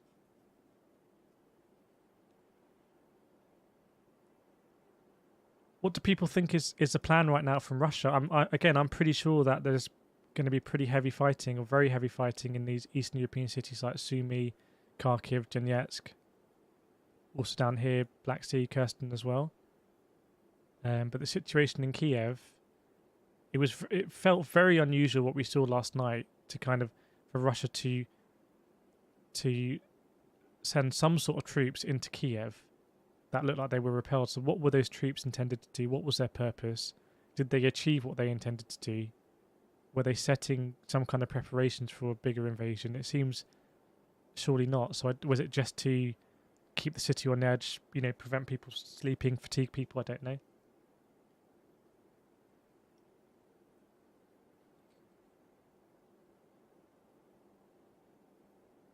Do we think there's been a severe miscalculation by Russia, or actually is this what they would have expected?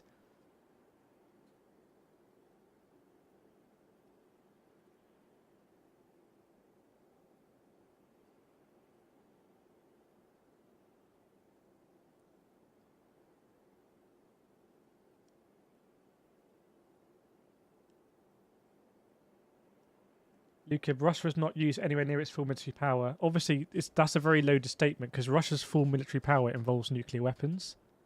And this is what the weird thing about this, one of the weird things is that when you look at it on paper value, this is a nuclear armed state going to war against a country that surrendered its nuclear weapons under an agreement to be protected by, or not to be invaded by, the nuclear armed state. And it's one of these things where, you know, we hope things really don't spiral out of control, but this is not how wars used to work over time. You didn't have wars before where a country would have an overwhelming weapon. And I'm talking like hundreds, thousands of years back. One side would have an overwhelming weapon and not use it. So it is an unusual situation. Yeah, welcome along everyone. If you're wondering, I don't normally do this. I normally race. I'm a racing driver. But I drive for like sometimes 8-10 hours straight. So one thing I can do is sit in this chair and stream across all my monitors.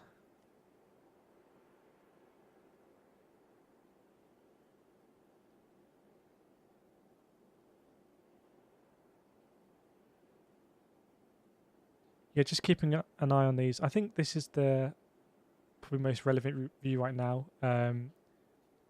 Looking over to this airbase to the southwest, where this ore depot or refinery continues to burn.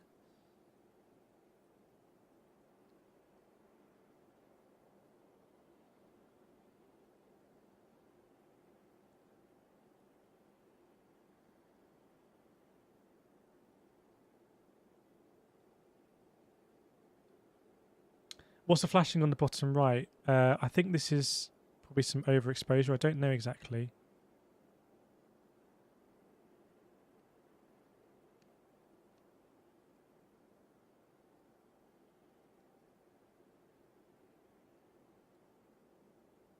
Yeah, it's this one here. I don't think it's anything significant, actually.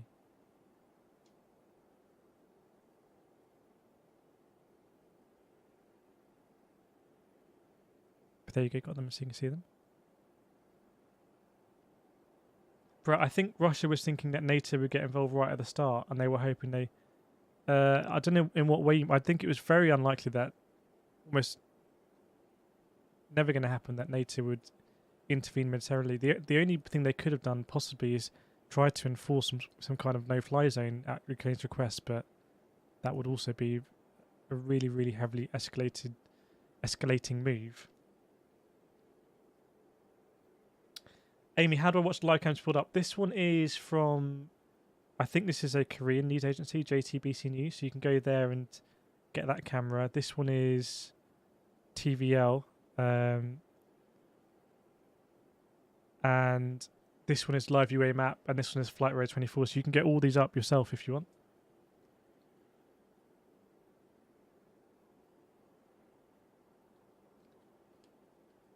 I mean, compared to what we were following and hearing last night, in Kyiv at least, it almost feels like, you know, you wouldn't be surprised if there was some kind of ceasefire in terms of what we're not hearing coming through compared to last night. And I did think when dawn broke yesterday that it would have been a real important time for negotiation and diplomacy, having been fighting on the streets of Kyiv. But as far as I can tell, that hasn't. There's been no statements on that.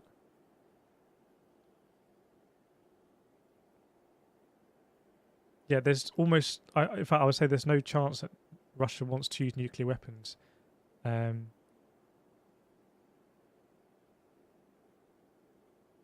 let's go there. There's 1,300 people watching. If we follow through, because there were some very interesting comments yesterday, people saying, does the fact that NATO essentially said that it, you know, is pricing in Russia occupying Ukraine or losing or taking over Ukraine, and what if the war gets really bloody? It's in no way acceptable for any state in the world to use a nuclear weapon. But we've seen it once before, so I don't. That's a very scary kind of place to go. Dylan, why do you do these streams? What's your motivation? I don't know. I want to. I'm very interested in it, and I'm also worried about what it means for the rest of the world and what it means for the future. The reason why I did the very first stream is because when I read the statement, I kind of wanted to get people's opinions on whether it did really mean a fundamental change to how the world is operated under, you know, the treaties and international organisations since the Second World War and continued after the fall of the Soviet Union. I think it's turned into a space where we have absolutely incredible mods, by the way. But it's turned into a space where I think people can have the best discussion on these kind of things on YouTube.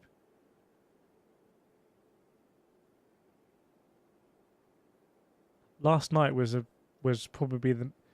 definitely the most unusual stream I've ever done. With the firefights and just waiting for it to get to dawn, hoping it would just get to dawn, and then the air raid sirens going off.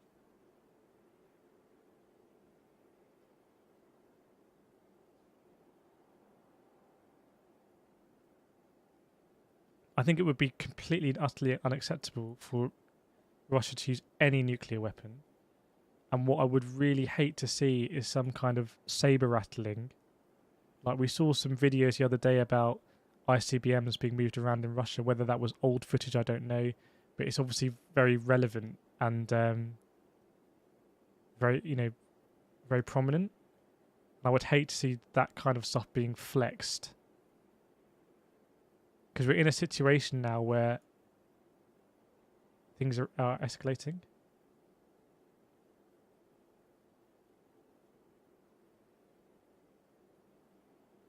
And yeah, so I don't, by the way, so I normally make videos on racing games. I stream racing. There are no adverts on the stream. There's nothing in the description about, I have like affiliate links to my product, stuff like that. I've taken all that out. There's no adverts. I don't make any money off the stream. And I really should be making my usual content because I haven't the last few days. But we have a really special place. Yeah, Free One says the invasion itself is unacceptable, but it's a very good point that NATO have basically said it's not to the level where we feel like we need to be on the ground, but there's context behind that because of Article 5. There is a really uncomfortable element to that, which is NATO members saying, yeah, this is completely unacceptable, and we have armies, and we basically could secure your territory, but we're not going to do it. But the context of that is the risk of... But the context is basically the risk of escalation into a world war. And if you want to be really, really, really, really brutal about it at its core, you could basically say that in some ways that boils down to NATO members saying Ukraine is not worth a world war. I don't know if anyone disagrees or agrees with that. I'm just kind of saying what I'm thinking. And this is why I think that if, these cities hold out, and I can't see how these eastern cities are going to hold out, but if, for example, Kyiv holds out visibly, it really tests that resolve, because at what point is it worth the world war, or is it worth the risk? But then you bump up against mutual destruction. The next world war is not going to be like the last two. Thanks, Thomas.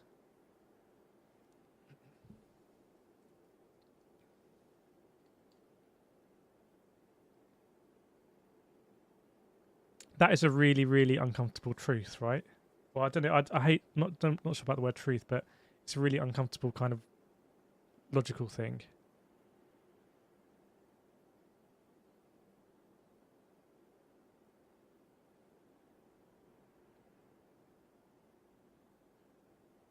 Can you send live stream to cameras? This one here is JTBC News, and this one is TVL. So if you just go on YouTube, you can find them.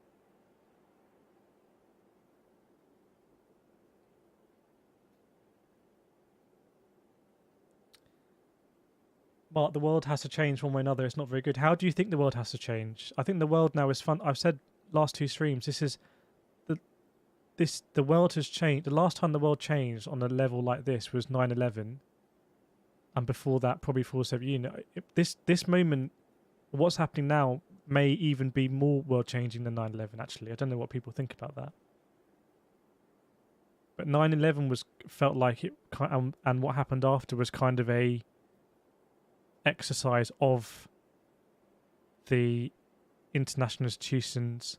The invocation of Article 5 by NATO, I think the United Nations Security Council binding resolution as well. So it was the response was a justification of those existing apparatus. What's happening now is a complete rejection by a heavily armed military power of those institutions.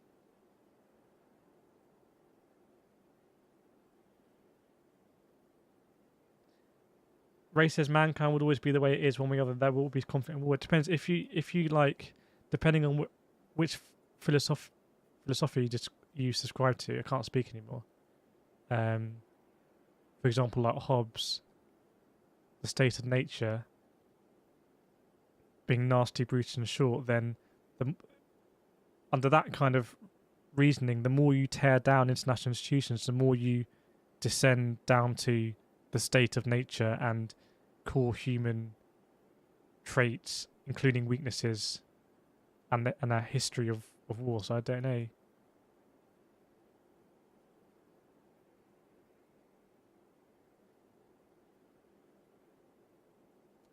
Princess Peach, what men learn from history is that men never learn from history. History is not like this circle, though. History time is a straight line, and we started with weapons made of stones, and then bronze, and then steel, and then gunpowder, and then V1, V2s, and now we have nuclear ICBMs. I don't think there's many pages left on that story, so yeah. This is the crazy thing about existing in a point in time. Like everyone watching now, we all exist in this point in time. We don't know what the next pages of the book are.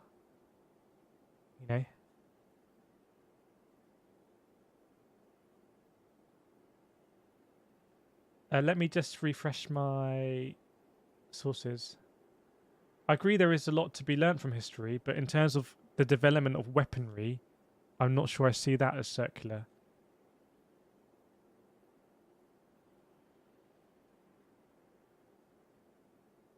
I get the feeling there is a blackout of a lot of reporting, understandably. That's my hunch.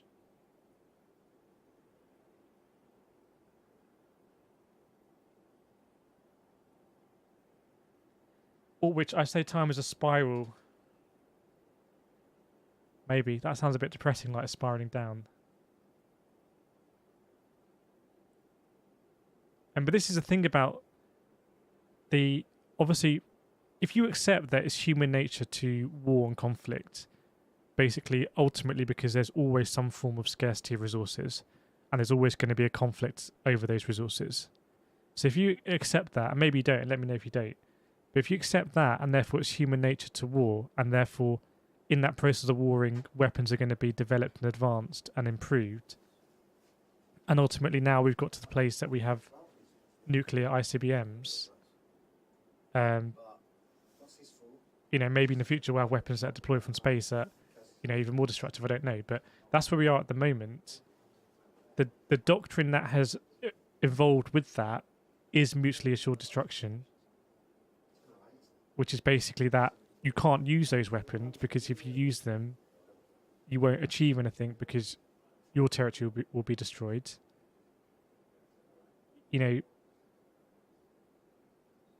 I don't think anyone will see that tested. There's been a lot of Cold War books and movies that have kind of theorized what would happen in a conflict between the United States and Russia involving nuclear weapons. And any of them that have theorized it ending not in a nuclear winter basically come down to just chance and luck, etc., I would say. History doesn't repeat itself, it rhythms. I think we're definitely seeing some sort of repeats of history here, or things that perhaps we in the West didn't think we thought as closed issues have turned out to really not be closed issues.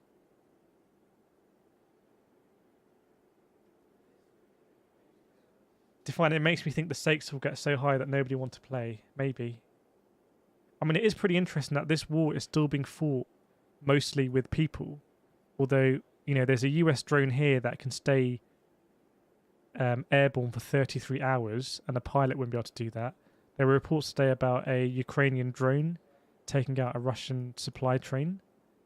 We're still not at the stage where this war is being fought a lot autonomously or remotely. It's still ultimately conscripted soldiers on the ground, and conscripted soldiers, I imagine, are always going to be subject to routing or, psychological effects, intimidation, etc. But if it's remote or autonomous, then that's another level we haven't got to yet. H3, we are all the descendants of only the most cunning and most violent ancestors that survived. That is one way of looking at it.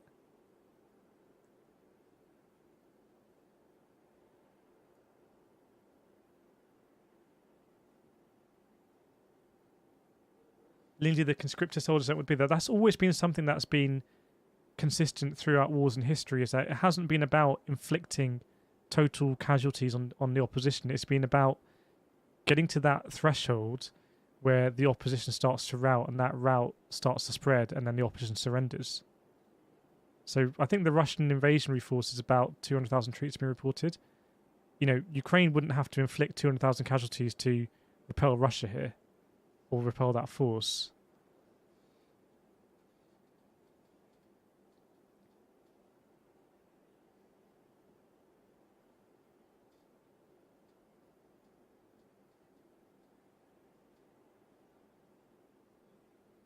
US Air Force Base about to enter Romanian airspace. It's probably this flight from RF Mildenhall, I imagine. Yeah. Bear with me. I can't quit.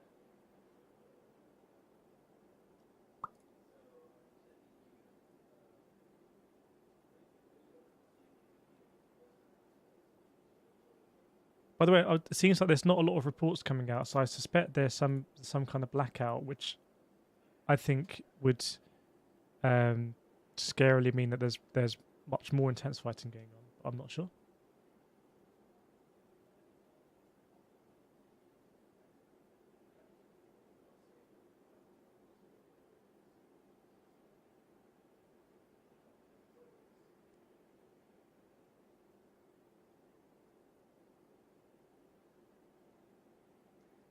Steve, do we think Russia sanctions will stop Russia's invasion on Ukraine?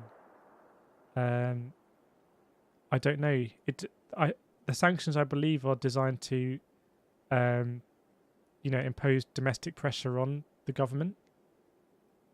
So it depends. It'd be interesting to see if there are more protests that are visible in, Moscow, St. Petersburg, etc.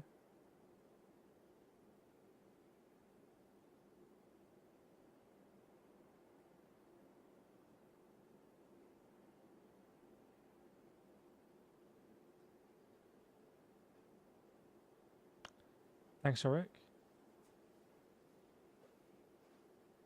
Or Delicious, would mechanized weapons provoke Article 5? What do you mean? What do you mean by that? Do you mean autonomous weapons?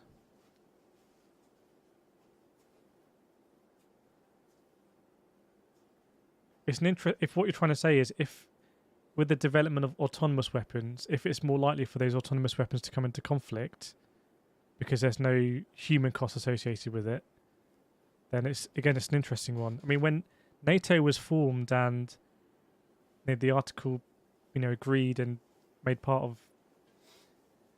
of the treaty, there were many things that didn't exist at that time in terms of warfare, like I think cyber warfare that we see now.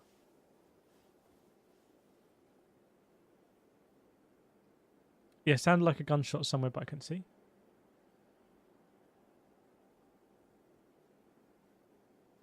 We definitely felt like during some of the battles that we heard last night in Kyiv, definitely felt like we could hear some high velocity sniper rounds. But again, I haven't seen any reporting on what that was about.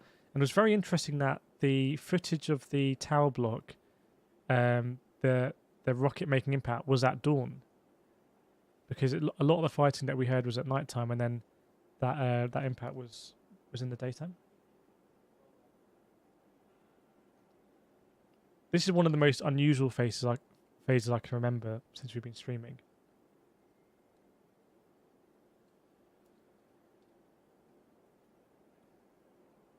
I think something that will be very interesting is that if the sanctions start to bite economically on Russia, it's very expensive to maintain these sort of wars. Very, very, very expensive. I don't know if someone has an indication of what the running costs are per day. But the longer this war goes on, in combination with the sanctions, again, that domestic pressure of, hey, why is all this money being spent on a war in Ukraine when we have these issues at home? So I imagine that is part of the consideration.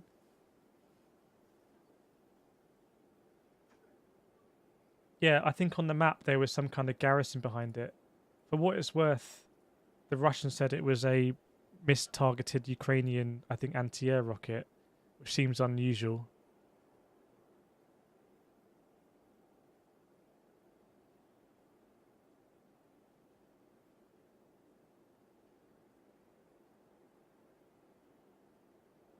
Yeah, there's a war on information as well. All the information you see coming out, is directly relevant to morale of people in Ukraine, the perception of people in Russia, perception of people in the West that can lobby and apply pressure to their governments. So the information is a very powerful tool, and it can be presented in different ways. $20 billion a day. I think Russia's economy is perhaps about maybe $1.5 trillion. I don't know.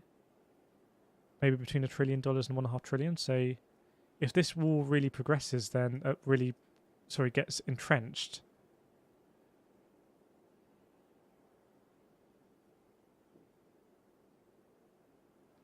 IL-76. Let me know if you got the code. I can pop it in.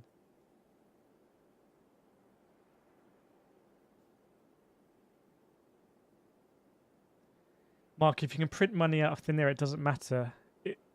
To an extent, I think the ability to print money out of thin air from a central bank, if you're heavily sanctioned, is limited. I think that is a one-way trip to massive inflation.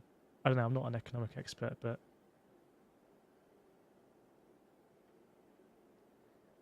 Some tool do. What do you think would happen if Finland and Sweden joins NATO? I'm not sure Sweden is that interested in joining NATO, and I think Finland can't join without Sweden also joining it. So I don't know actually. It would be a clear declaration by the West that they're not going to be intimidated in terms of NATO.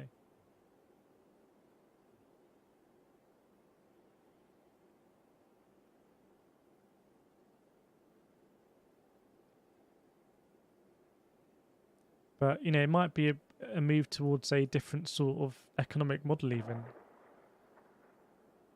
And, you know, China abstained, India abstained. These are big markets. It's laughter.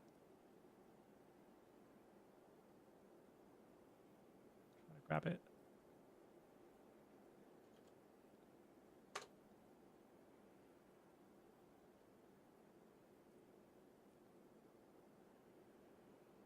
Oh, is it? It's not the one I've already got, is it?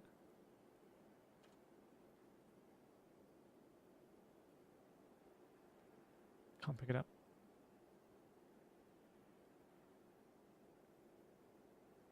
Yeah, so your ability to essentially print money depends on the supply of that money. Sorry, the demand for that money.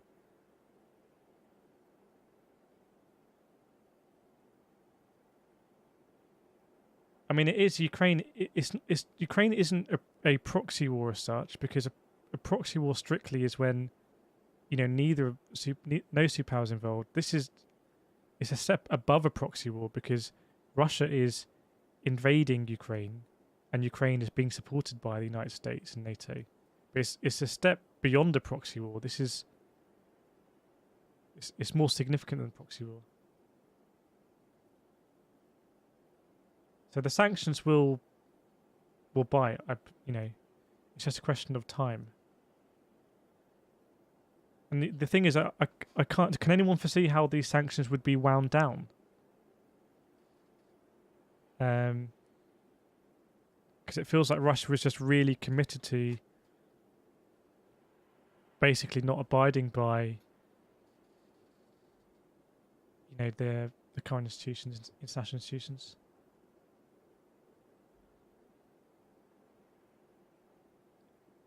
I haven't studied conflicts, but I've been to these areas, and I did study the Russian constitutional affairs a long time ago. This feels like a very different. I don't know what the time is. I never know what the time is. This feels like a very different night. A very different night to last night in a good way. If you don't want to see conflict.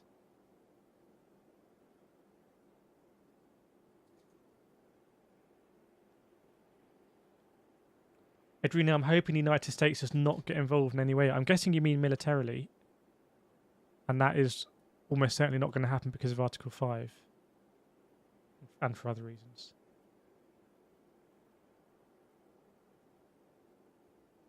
Yeah, I remember yesterday, and anyone... In fact, let me know in the stream if you were watching this time last night. But it was one of the most surreal feelings of seeing this war happen and this invasion. And personally, I just really wanted the sun to come up because I felt like, you know, the light would bring some sort of end to the battles. But at some point, that's not going to matter. This is going to be resolved one way or the other.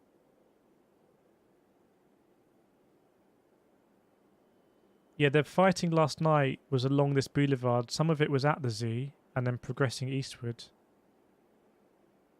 Again, I haven't seen a lot of reporting on it. The reporting isn't important. What's really most important is what's actually going on that we don't need to know about. Apex, I saw some explosions, but not as much as I thought I would. I do know people there that are being affected, so I've been crying every night. Again, like always, if you find this sort of thing scary and it's worrying you and it's making you anxious, and I would just close the stream and don't read the news, because you're lucky you're not in Ukraine. We were lucky we're not in Ukraine. We don't need to follow this. And if you end this stream now, if you close the stream and don't read the news, then it's like it's not happening. But if you find the stream reassuring and you're finding it as a space where you can ask questions and maybe it's comforting, then I'm glad we have a space like that. I don't think we haven't heard any conflict in Kyiv today, but yesterday they were not that far from the square, but it didn't seem to be a massively significant Russian force, and I don't know what they were attempting to achieve.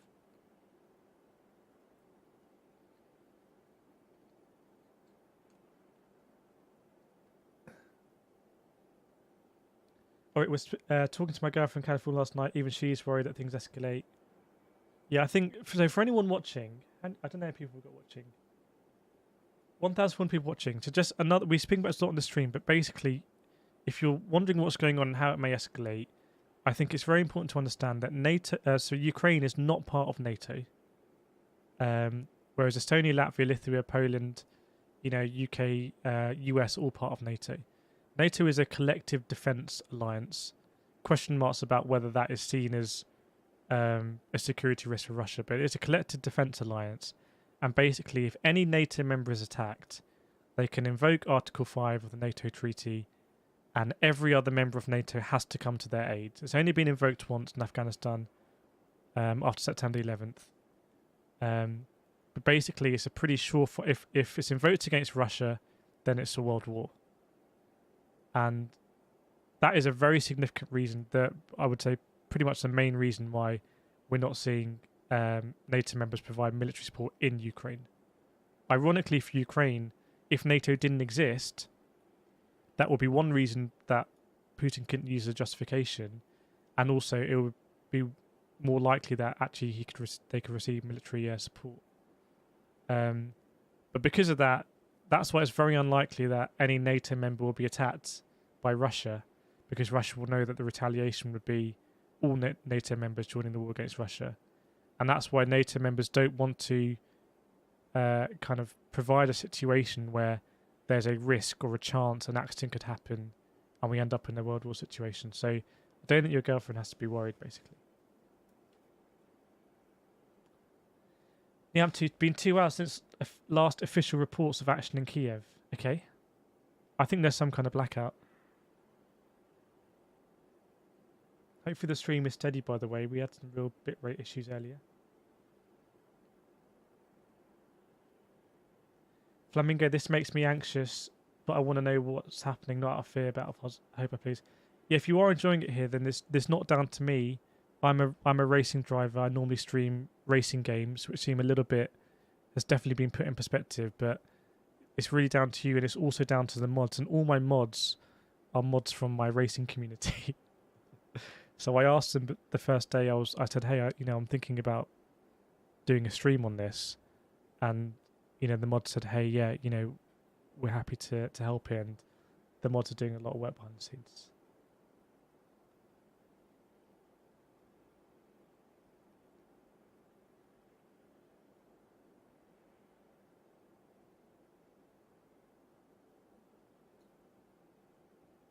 Yeah, definitely. Speaking of Russian military hardware, it seemed to be that the first day wasn't the most sophisticated military hardware Russian has, but perhaps if they weren't sure about getting air superiority, maybe they didn't want to present their most valuable and important targets on the ground, and instead they presented cheaper and more replaceable assets to kind of to use a phrase that's been around, to be grinded. And we see more footage yesterday that they've been sending in some of their more sophisticated weaponry.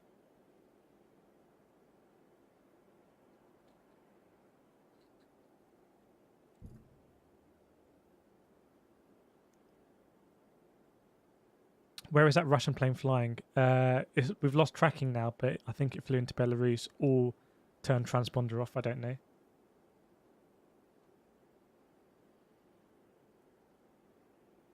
Small arms fire Kyiv scale. I'm going to just try and follow stuff. Remember, there are a lot of weapons that are being distributed in Kyiv, so the city will be on edge.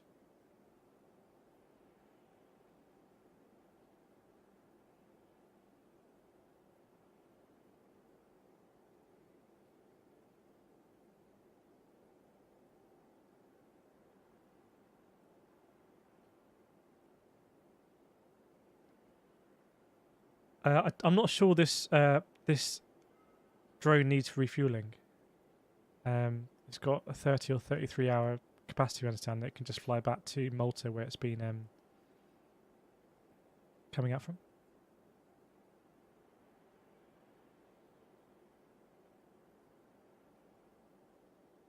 I'm not even sure it's capable of being refueled in that way.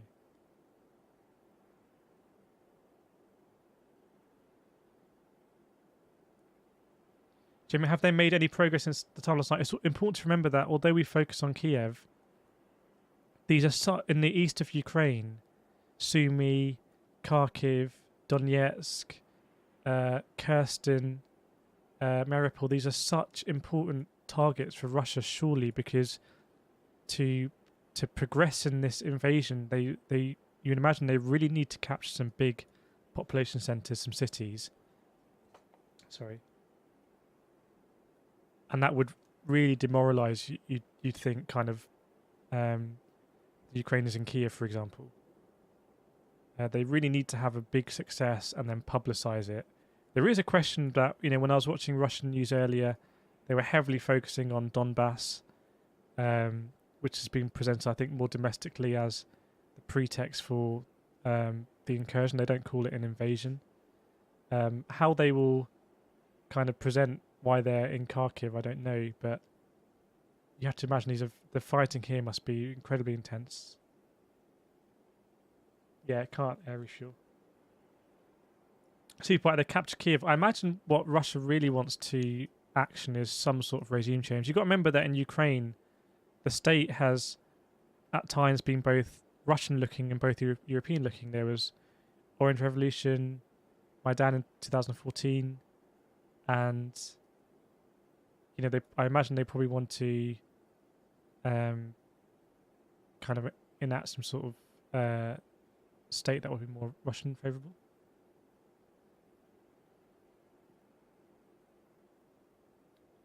Snow Chains, don't know about that. I'm refreshing all the news sources that probably a lot of people have got as well.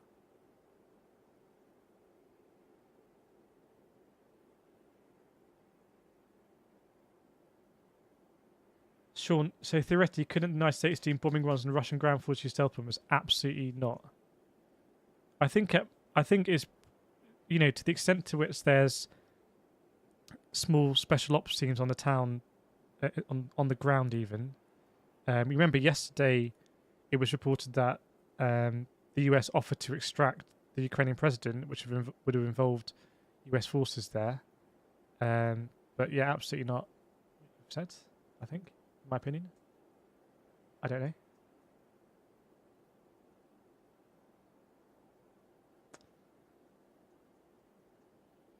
Let me refresh. But yeah, it's a very different night to what we had last night.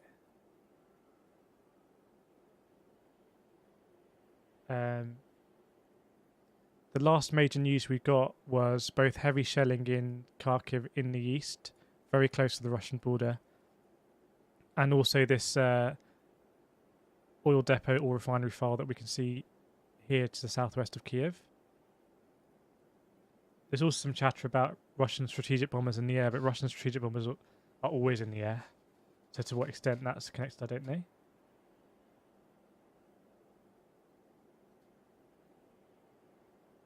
But on that question about stealth bombers, let me just take it somewhere else. When you have like autonomous weaponry or remote weaponry, the lines are going to start to get blurred, because what if the United States has a squadron of Predator drones, for example, that it could give to Ukraine, Ukraine could control. To what extent is that really involving the United States no more? And I think the United States Defense Secretary at the Pentagon was saying they were looking into whether that sort of stuff would involve them in the war. Yeah, exactly, Spud. Again, let me know. There's 1,500 people watching. So when we were tracking this last night and seeing the Russian forces go down this boulevard from the zoo closer to where Independence Square is, and also where the Western Press by this cathedral, I still don't know what their purpose was. We had all of the discussion about the markings, the saboteurs, what that was about. You know, felt like everything was really, really, really on edge. We've had the unusual stuff in the day, like the APC running over the car, which may be an accident, other things like that. And I still don't know what was. It could have been some miscommunication. It could have been that there was meant to be an invasion and the message didn't get through to all squadrons or something. I don't know, but it seemed unusual. Well, why does the US have so many fuel jets up? I don't know. It might be something they always do to maintain this air superiority. I don't know. Not air superiority, but to always have a refueling presence over Romania.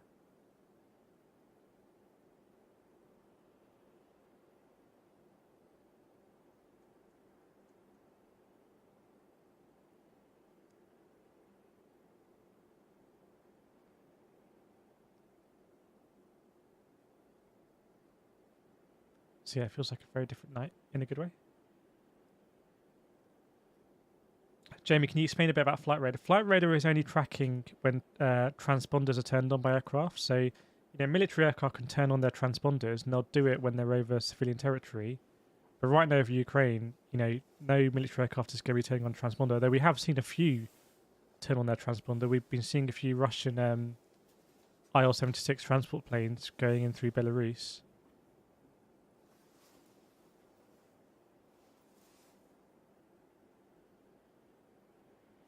We've got people in chat who are tracking this, pinging me when we've got something to follow.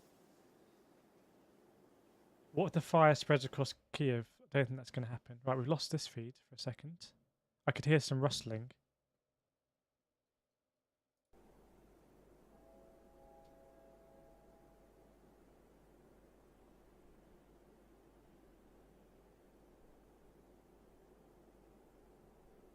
We'll swap this one out for the moment.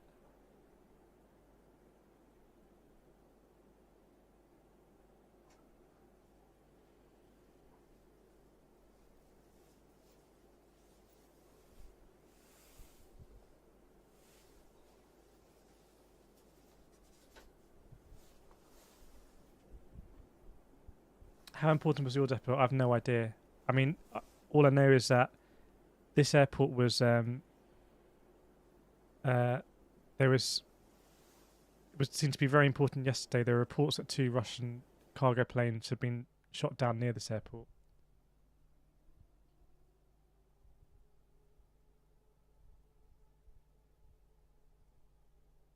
Sounds like you can hear some sort of siren, but again, I can't verify any of these feeds. We've seen a few before that have been repeated feeds.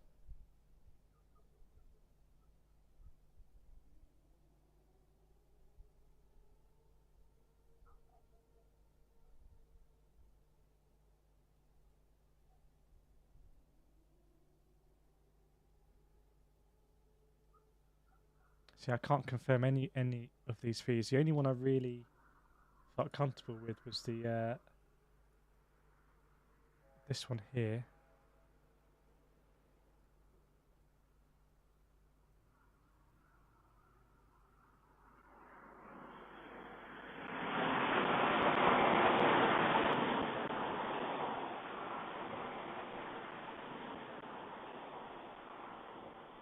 I think those are cars, by the way, those sounds.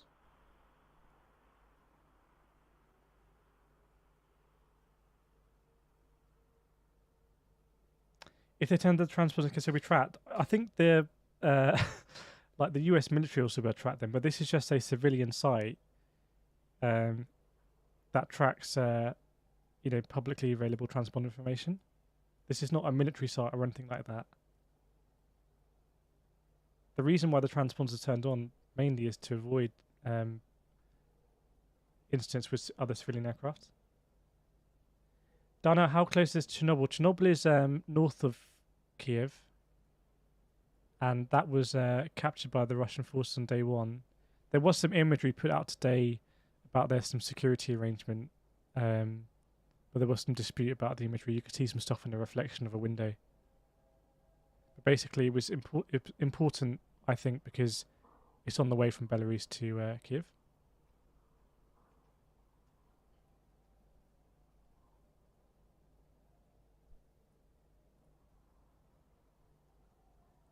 Shadow, what's your opinion of Go to Kyiv? I'm pretty sure it's an urban legend, but the bigger point, these sounds, by the way, I think are cars here. The bigger point is that it seems pretty clear that Russia hasn't got total air superiority.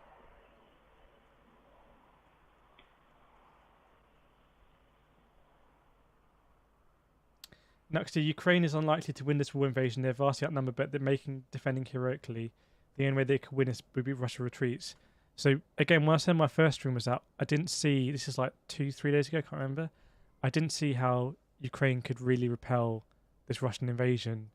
And the fact that Russia hasn't, we think, been able to take any of these major cities like Sumy, Kharkiv, Kherson, Donetsk, Kyiv, shows that this is not a war like when the West went to war in Afghanistan, Iraq, or anything like that. But it's still early days.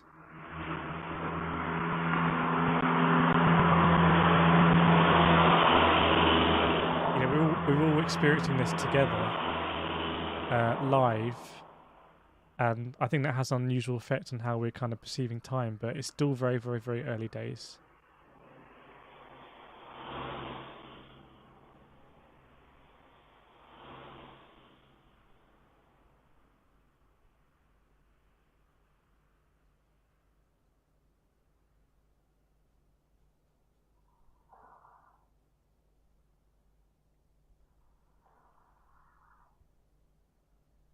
Ryan, Russia is not our problem.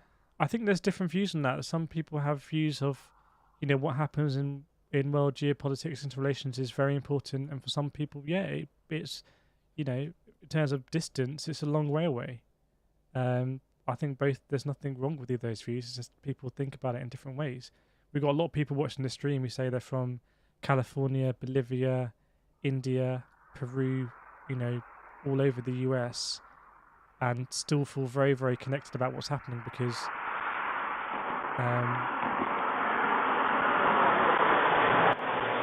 ultimately there are more states in the world than just whichever state we live in. And we've lived by a set of rules, certainly in my lifetime, that, you know, have just been the norm and never known anything else, and that seems to be changing now.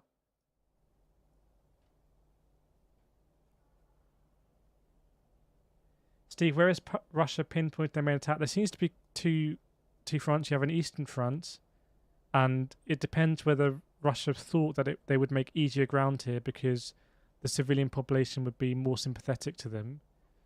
You know, I don't know whether this was expected kind of progress, and don't take these red things as completely accurate. It's just general indication.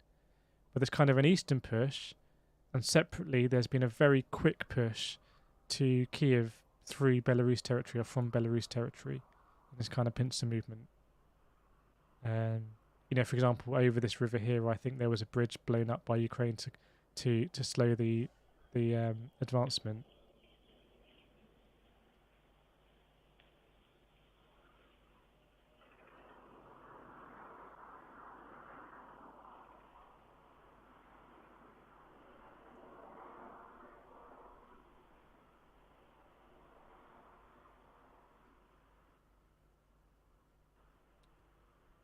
So for modern dogfights, it's extremely rare.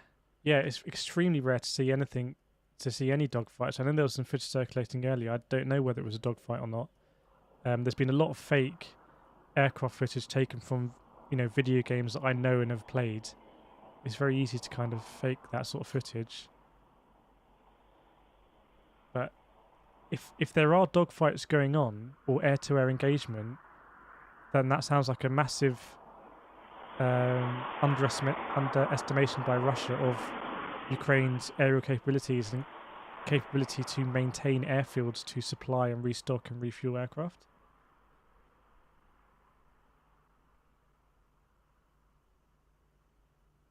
Disinformation is a new weapon, 100%. Whether you could say that information has always been a weapon.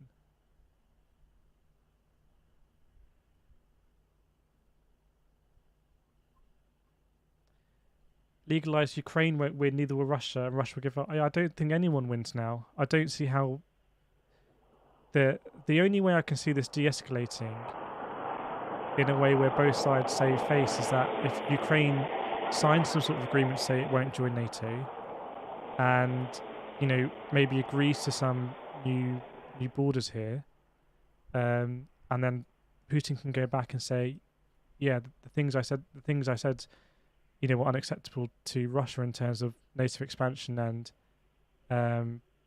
lack of recognition of these regions here have been resolved, and for Ukraine they will have prevented bloodshed. But that's the only way I can see it. And I really thought earlier today was going to be a time for diplomacy and statements of, the Russians having gone into Kyiv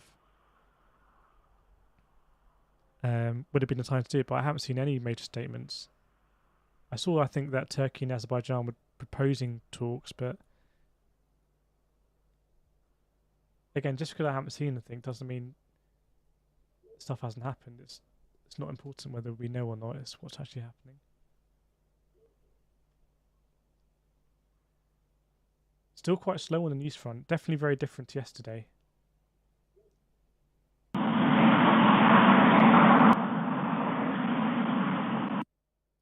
Sorry, that was loud.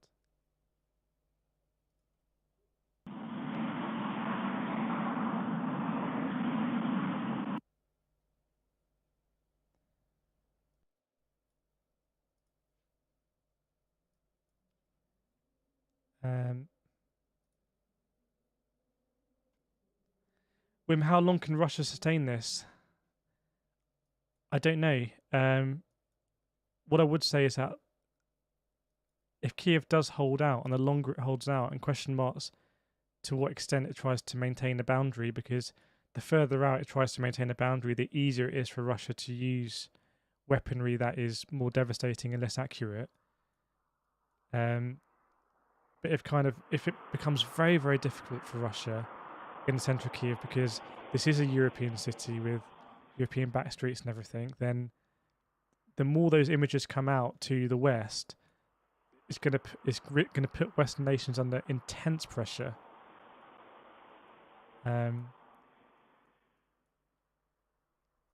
do something further. So I'm not sure about. I don't know. There were lots of reports today about Russian armor columns kind of running out of fuel and supplies being cut off. I don't know to what extent that's genuine or not, but you would think they would prepare, more than adequately for lots of different outcomes. If this lasts a week, in this, as weird as it sounds in the scheme of things, that's a very short time. I think even Iraq was, I can't remember, 27 days or something. And probably in a lot of people's memories, Iraq feels like the initial invasion was very quick. So it's really loud, that one.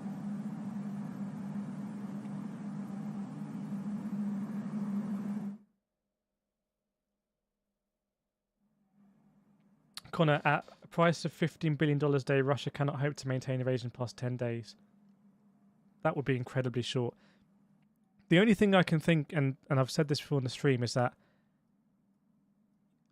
because of the positioning of Russia, of if the generals and high up in the state and Putin, they genuinely believe that their military forces are way more superior to Ukraine.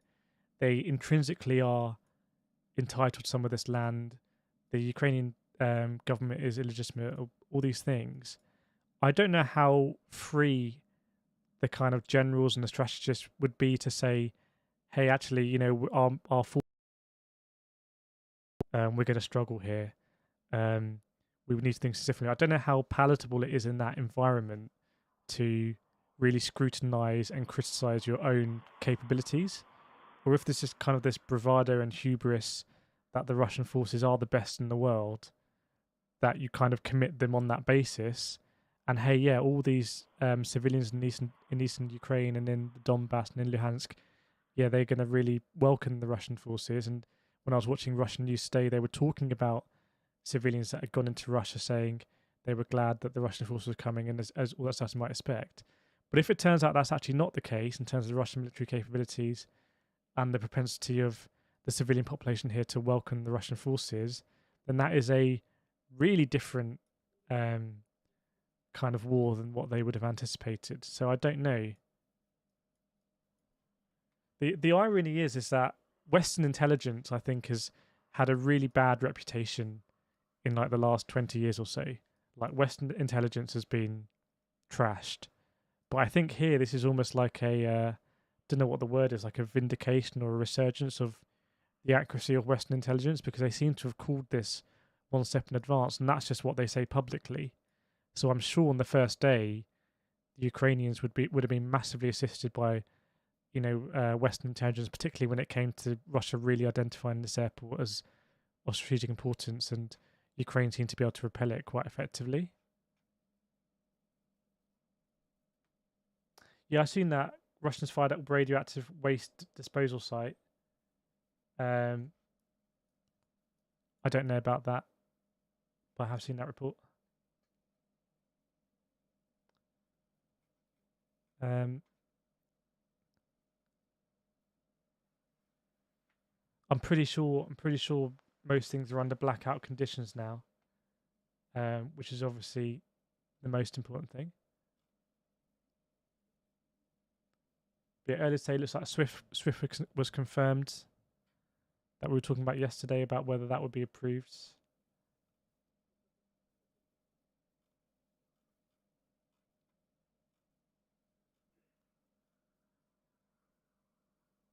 What's the red heat map bottom right of screen? These are purported kind of territory contention indicators, but I wouldn't take them as anywhere near 100% accurate. They're more just like general indicators of where fighting is. Thanks, Ulrich.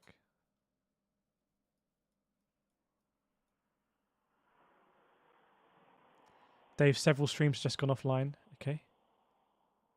This feed here is the one that I am the most comfortable with, because we were watching from this vantage point yesterday. It's where there's media staying and presenting. So this is the one that I have on screen the most. BXV, any updates on Russia perhaps not attacking full swing? Yeah, there was some reports I saw of people saying that Russia had ordered a kind of not a halt but pause on the invasion. Again, I don't know. There's just going to be so much information is a weapon, so in terms of who it's catered to. So I don't know. We might all be watching this from wherever we're watching in our homes in the West, thinking, being really on edge, obviously, but actually, and just zooming in and zooming out of maps that cover vast amounts of territory, and this might all be going pretty much to how the Russians anticipated. We don't know. Ultimately, just don't know. There's some things I can't explain, but I'm not a military expert. I don't know what the purpose was of making this incursion into Kyiv last night, what was achieved, what was meant to be achieved. I don't know the situation of these airports. I don't know why this all depot refinery is burning. I don't know why there's so many reports of Russian aircraft being shot down near this base. Is it because the Russians control the base and the Russians are trying to land aircraft there? Imran, if Russian jet accidentally strays NATO territory, will that trigger Article 5? If a Russian jet... No. Well, it depends what you mean. If a Russian jet was shot down by a NATO member in NATO territory, then Russia not in NATO can't invoke it. But if Russia were then to retaliate against that country, then it could lead to that.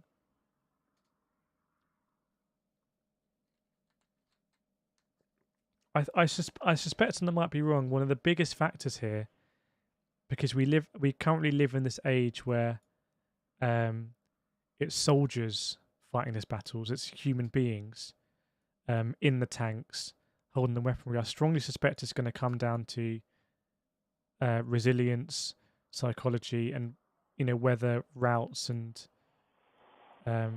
start to spread through forces on either side. And that's why the information is such an important weapon. I mean, let's say, for example, that in reality, Russia hasn't captured any of these major cities in the east. Sumy, Kharkiv, Donetsk, Kirsten, let's say it hasn't captured any of those, but let's say, for example, there was imagery coming out, maybe fabricated, that these cities had been captured. What kind of effect would that have on the resilience of soldiers in Kyiv? So you can see that's how information is so important, and vice versa. There's reports coming out this morning that there were 3,000 Russian casualties. Let's say, arguably, that the figure is much lower. What effect does that have on Russian forces that 3,000 Russian soldiers have died on the first couple of days, which is incredible numbers when you compare it to any other recent conflict?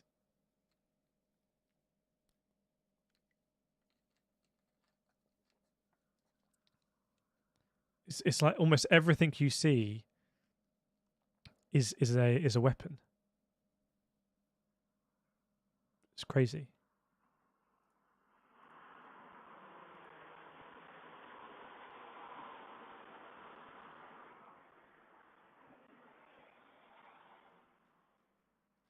Just checking, see anything else.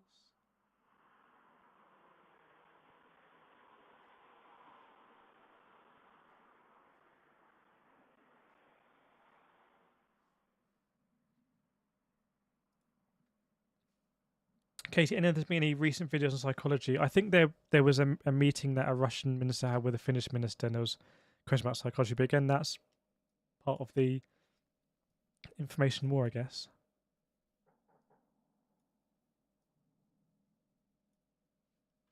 For example, no, I won't say it, but there's ways that information could be used to affect how we feel about things coming out of this war.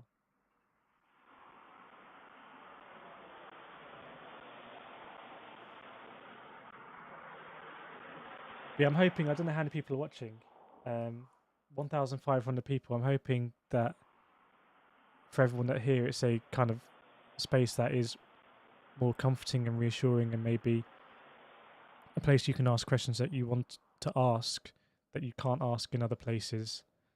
And it's not a place that's increasing your anxiety or tension or making you more worried. And if it's doing any of those things, and I would say then don't watch this stream. And wherever you are in the world, we're not here, so we have the luxury of we don't need to be connected to it. Rumpel still missing that every non-democratic nation could do this. Yeah. Dave, all I've seen is pro-Ukrainian victories and huge Russian casualties. Doesn't seem realistic to me. I was watching Russian news earlier, and it was very, very limited footage about what was going on in the Donbass region. And then later in the evening, they did show you the firefighting we saw in Kyiv earlier, and the rocket that hit the civilian building. But there wasn't really any big wins presented on Russian state TV that I saw. But given that the pretext, the logic for invasion, and they don't call it invasion, they call it something else, I can't remember. But given the logic for it was about supporting and recognizing these regions here, the Donbass and Luhansk, then I don't know how you can weave the siege of Kharkiv into that. But I'm not an expert.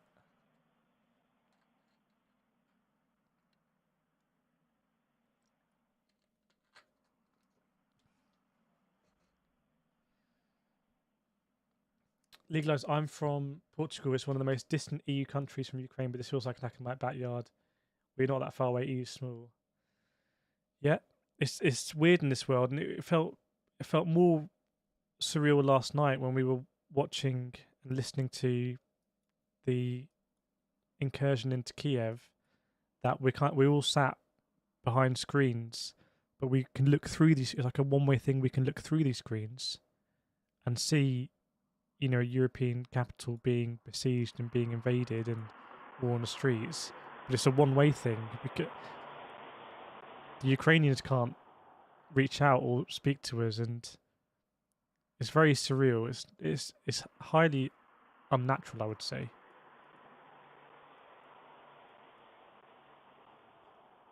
I mean, the fact there's 1,500 people watching someone who normally just drives on my steering wheel pretend cars, on the internet is already I can't really explain it. Thanks, Jeffrey.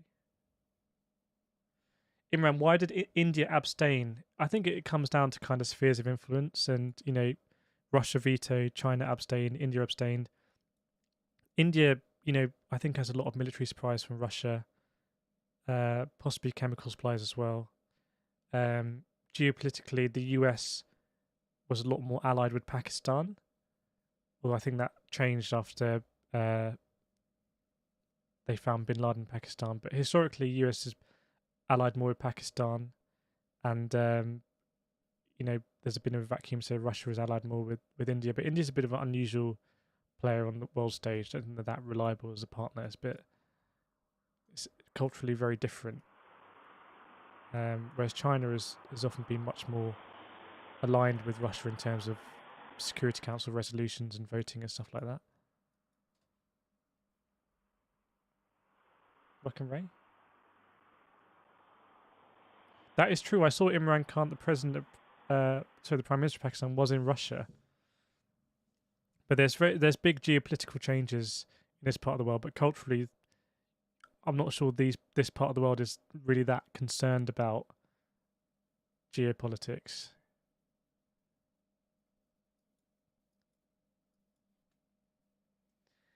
My family, I'm from Ukraine. It hurts seeing my country being destroyed. I'm only 5th grade. I just hope my cousin's okay. I haven't heard in 3 days. Well, I hope for the best. It's not really much more I can say, I'm afraid. There's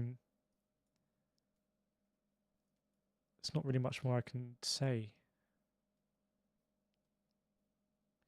Hugo, I'm at a loss for what Russia stands to gain from this. There was a lot of people saying yesterday that, when we're talking about reasons to invade Ukraine, and one of them is resources, and Ukraine was the breadbasket of Soviet Union, as they termed it, and natural resources, etc., access to warm weather ports in the Black Sea. But given that the sanctions that have been applied, given that it's possible that there might be pressure on Turkey to close the Bosphorus to Russian warships, I don't know. It almost seems,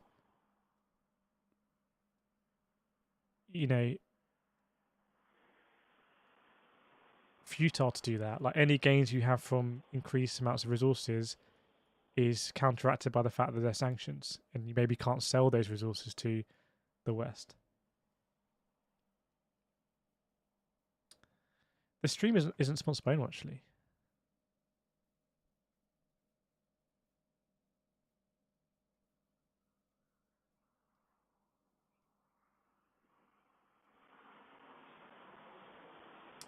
Johnny, what do you think of Svetlana's public statement on Belarus's start? I don't know. I don't know too much about what's going on in Belarus, but I think she wanted to set herself up as a government in exile. I don't know too much about that. Steve, tank was intentional running over vehicle. I honestly think it's more likely to be a mistake, but I don't know. Why do you think, Steve, that tank or that APC strictly would run over that vehicle?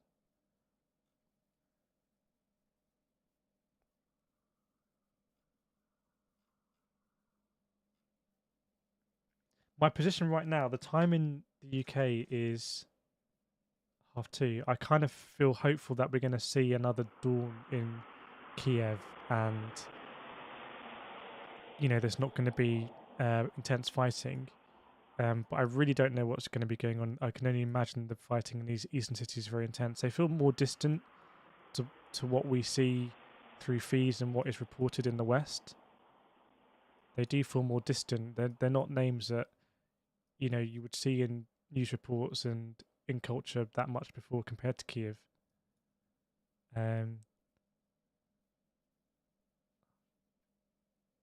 But that is just how it's perceived. The fighting here is probably the most important fighting right now.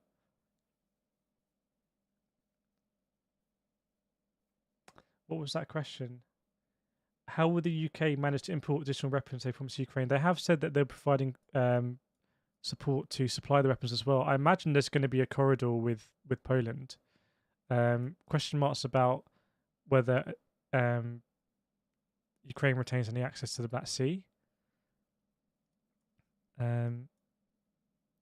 But yeah, it is a big question, and we saw with Germany. Germany initially, previously, had agreed to supply 5,000 helmets, and that was seen as a bit derogatory by some people in Ukraine, like the mayor of Kyiv.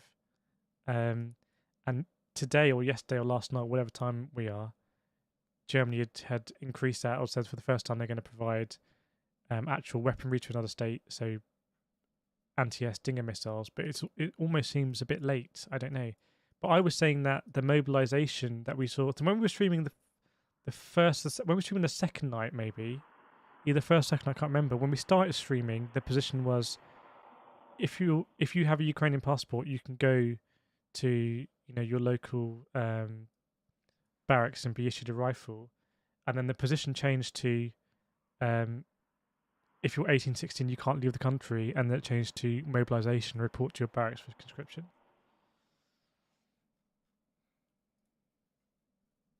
Sorry, I missed a thanks, Kim, for that Norwegian kroner. Try CTI news stream with sound because that's legit. Church has no light. Well, if it's this cathedral that has light, I don't think it will be legit. So bear with me. Whoa.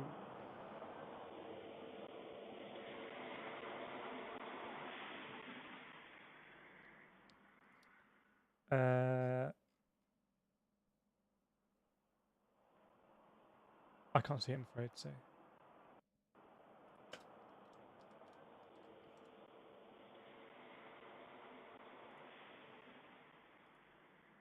Yeah, Fred, I can't see it.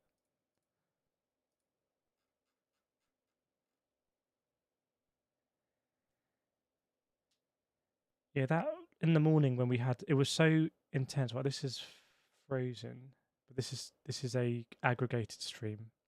This stream is still up.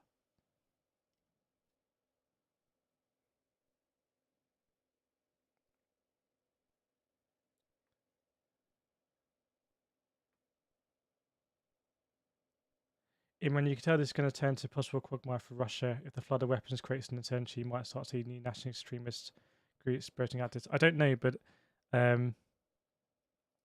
no one wins if it becomes a quagmire.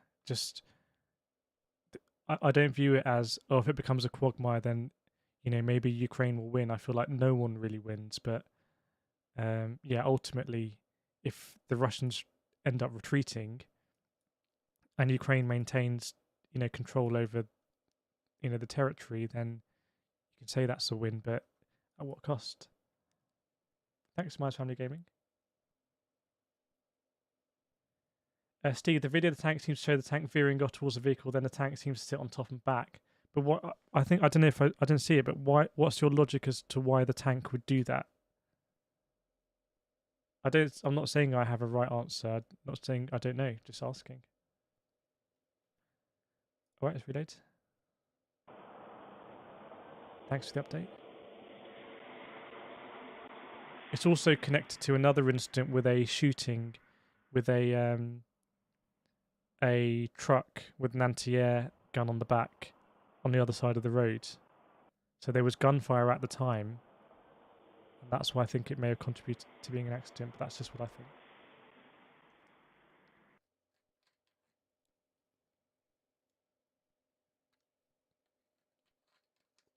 Now, see, it's not a world war. It's a war between Ukraine and Russia that Russia initialized. It can spark a world war, but as of right now, that's not the case. That goes back to the point you made earlier, that kind of uncomfortable position that NATO has effectively put a position that the wall is here. The wall to Russia expanding is here. Yeah, let me refresh it. Oh, thanks for that, Kim. It's a donation. Let me pop that in.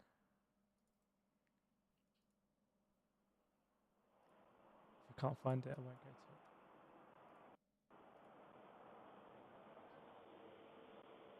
Let me mute this in case we come up with jazz. Okay, no jazz.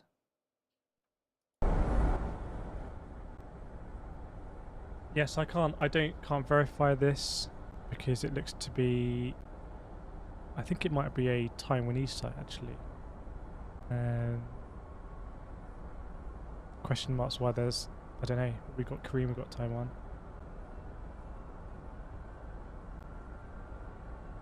There's more news coming out about nuclear waste facilities being targeted. Oh, it looks like we got this one back up as well. Let's put this on. This is the Korean. That looks to be potential. Is that I think it's frozen. I think it's frozen, but we'll keep it up in case it moves.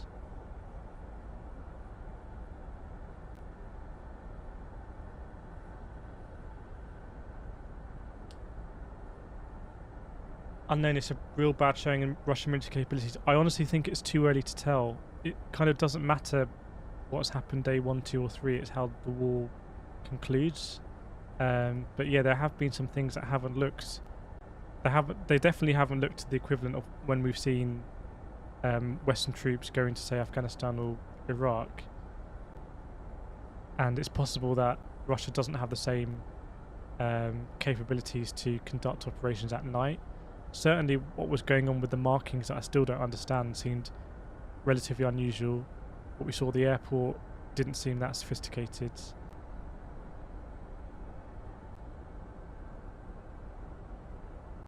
It may be the case that, you know, Ukrainian troops are doing all they can to disrupt Russia's ability to basically set up outside Kyiv, establish those supply trains, get everything in place, restock, repair, and then conduct the siege. So the more Ukraine can disrupt things, the longer it gives Kyiv to prepare, and ultimately the longer it gives for some kind of negotiated settlement to be a diplomatic way out of this. I would think. I'm not an expert. Yeah, we looked at the signalling, we looked at the strobe lights, and we looked at the markings. It seemed very, I don't know if anyone else felt the same way, but it seemed very unnerving. It kind of seemed very chilling, and I couldn't really explain why. But I have seen a lot that looked to be fake. I've seen kind of things that, you know, perhaps mobile phones that were said to be signal equipment, stuff like that. You guys expecting Russia to have a significantly better military? I honestly think we have to keep it in perspective. If you'd said, you know, within 2 days Russia could have troops on the streets of Kyiv at night, you know, that is pretty insane. Like, so I think we have to keep in perspective. It has been a short time. I don't know if anyone can identify where this is from. Obviously it doesn't look like a total blackout, which makes me cynical. This could literally be anywhere in the world, so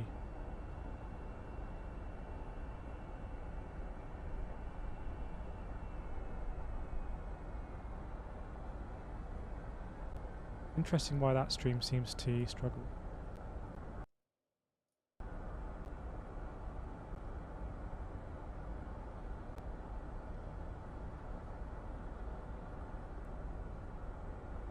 John, can Ukraine still join NATO? Has that train left the station? If Ukraine is able to repel this invasion, then it's a very big question for NATO. I mean,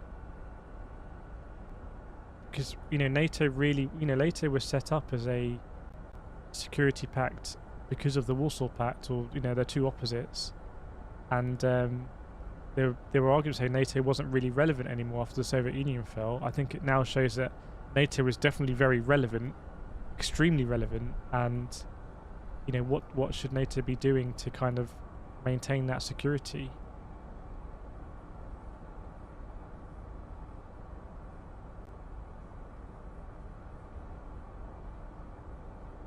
Welcome Barack Obama again. NATO can't help you to... Yeah, well, NATO could, but the consequences are of collective defense.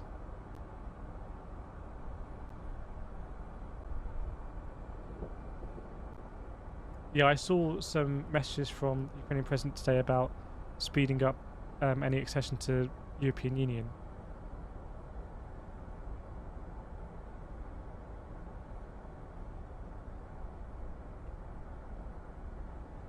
Yeah, I'm pretty sure there's a blackout at the moment. It's interesting to see that there's two streams we've been following. One seems to be from Taiwan and one is from Korean media. So the kind of European and American media, you would think, would be much more in the loop on any kind of media blackout.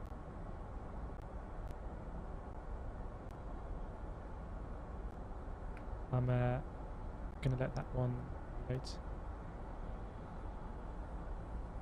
Yeah, I would love if anyone can identify where this is. I don't know if this is the cathedral.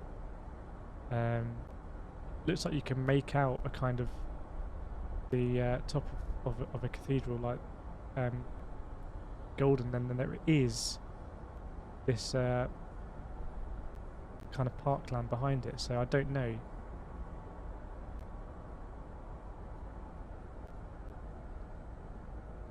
If it's a blackout, I think it. I don't know. It's difficult to say.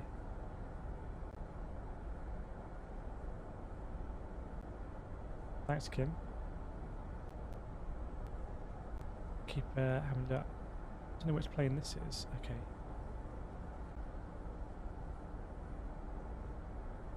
Robert, when will Ukraine receive all the millions of support? I think France committed to something like $300 million. I don't know the ins and outs and how that kind of makes its way there, but obviously running rules is very expensive. And the figures we got, I've seen around, and also we've heard again in chat, is that for Russia it's about $15 billion a day. I think I've seen $20 billion as well. So if it's if Russia is maintaining an invasion force at $20 billion a day, it shows how much ammunition and supply and restocking, etc., is going into there. Then it puts into perspective kind of France providing $300 million, which is 1%. A little bit less than.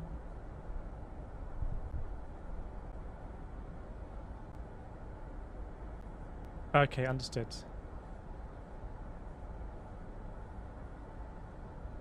Okay, it was rubles. Okay. Yeah, that figures actually don't make any sense to be that much.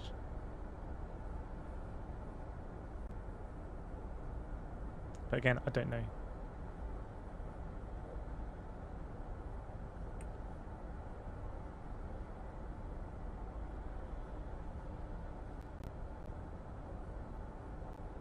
Rewind the stream, make out where it was earlier. That is a really good idea. It's interesting, isn't it? So it's the same as we had here. We'll see when the camera moved.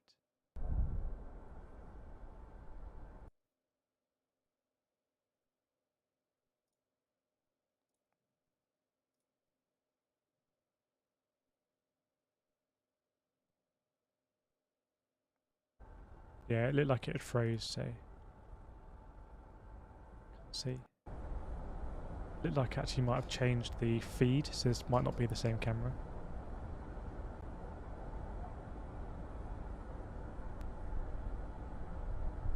Yeah, we've seen that valley that is at this airbase here. Sean, just don't believe anything that can be verified multiple. That is true, and the reason why, you know, you might see on the major news channel stuff that you see here like hours before, sometimes days before, is because they really have to verify it, and there's a reason for that, and you know that is a good thing.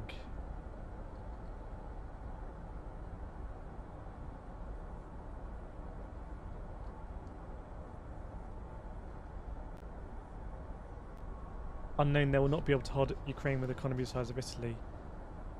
We will see. Again, it comes down to what is so valuable about this invasion in Ukraine that makes it worth that risk, and that, you know, the combination of the expense of the war and also the economic sanctions. Stephen? Pureki, why could the Western troops help in Afghanistan and Iraq, but they can't do anything about this? Well, the question is, did Afghanistan or Iraq have nuclear weapons? The other thing is in Afghanistan, I think there was a United Nations Security Council resolution for both. Obviously, Iraq was contentious because of the intelligence that had been presented to justify that, and that is something that Putin brought up in his statement, actually. But your answer is that the enemy there didn't have nuclear weapons.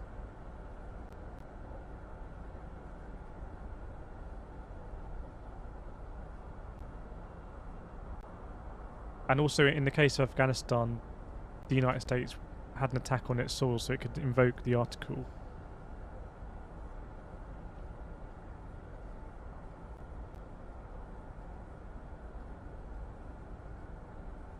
Yeah, exactly, James. This is...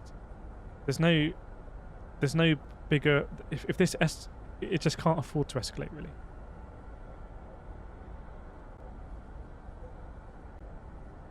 Yeah, it seems like pretty much all Western European airspace is going to be closed to Russian aircraft. I think already it's all of the Baltics, Poland, maybe Slovakia as well, I can't remember. I think Romania as well, and the UK. The chats, what have you missed in the last few hours? In terms of developments, really nothing. And I think there's a blackout, so it's hard to tell what's going on, but I would imagine that the fighting in these eastern Ukrainian cities is very, very, very intense, because it would be very important for Russia to be able to claim one of these cities and then present that how it wants. You know, one other way I could see this kind of playing out, and again, I'm not an expert, if Russia has been taken aback by the resistance it's received, Ukraine still has, you know, assets that can be up in the air, and the kind of resolve and the defense of Kyiv, which it may have seen last night, there's a chance that they could kind of pivot to, and I don't think Russia has never acknowledged really, apart from Chernobyl, that it's made a lot of these incursions. So there's a chance that there could be a massive pivot to kind of claim and secure territory here, and then present that as the you know, the objective is being fulfilled. Now you could almost say that the advance on Kyiv was to distract and to enable the capture of these territories. I don't know, that's pure speculation. I am always trying to think of ways that this can be resolved, but it's difficult.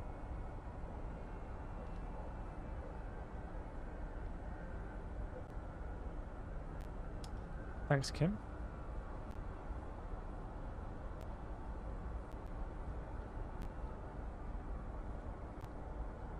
Yeah, that pivot would basically involve a retreat, I would imagine.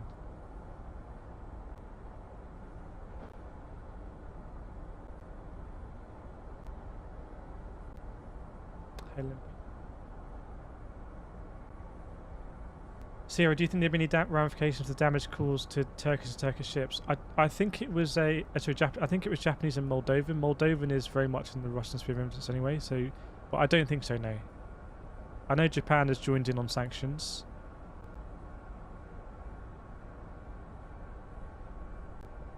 I didn't even see that much reporting about it, to be honest. Everything is moving so quickly.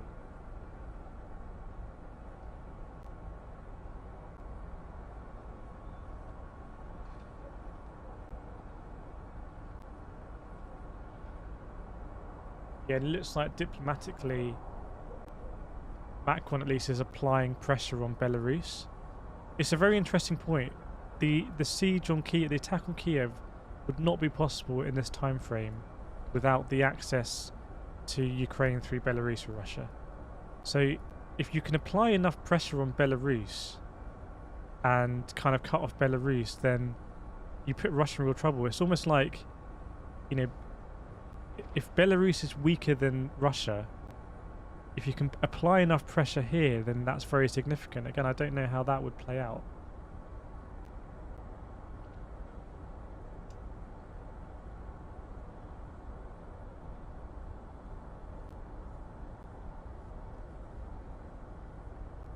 Is there a risk that sending too many lethal supplies to Ukraine will result in furthering Russia's arsenal? I don't think that would be a major concern.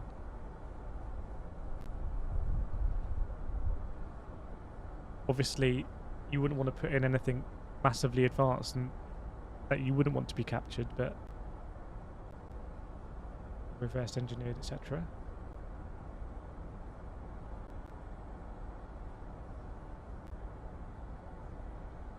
But that's, I'm trying to think of ways that this could, if there has been a miscalculation by Russia, and this is proving to be more difficult, and I'm not sure whether that's the case or not, because we're so early into this war, then the way would be to pivot. And again, what I saw on Russian TV was, state TV was, very much talking about Donbass region, Luhansk.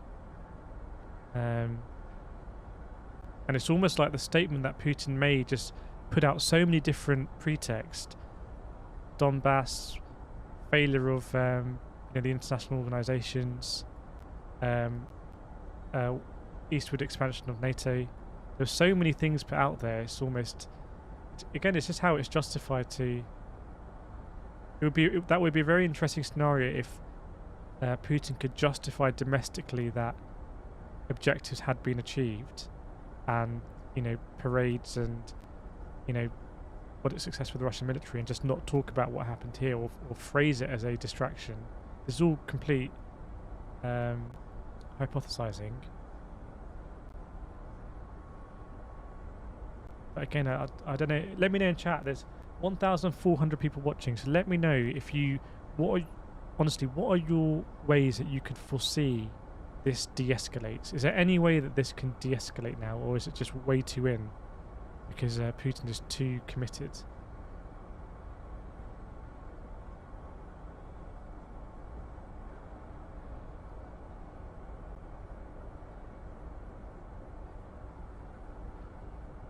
Still seems like Putin is throwing his weakest shaft at Ukraine. Yeah, we thought about possible reasons why that might be the case, if that's the case.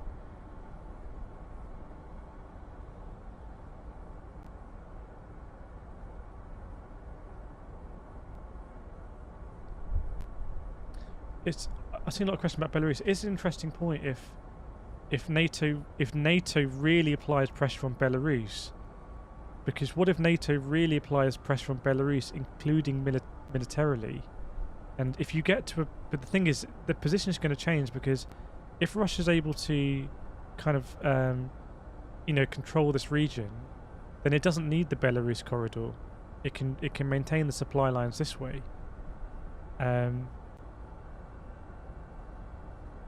To me, it seems like maybe, I don't know, maybe what could have been done more is to really apply pressure on Belarus, because there were these training exercises going on, and there was all the commentary about there's not going to be an invasion, but there were training exercises, and maybe it should have been more focused pressure on.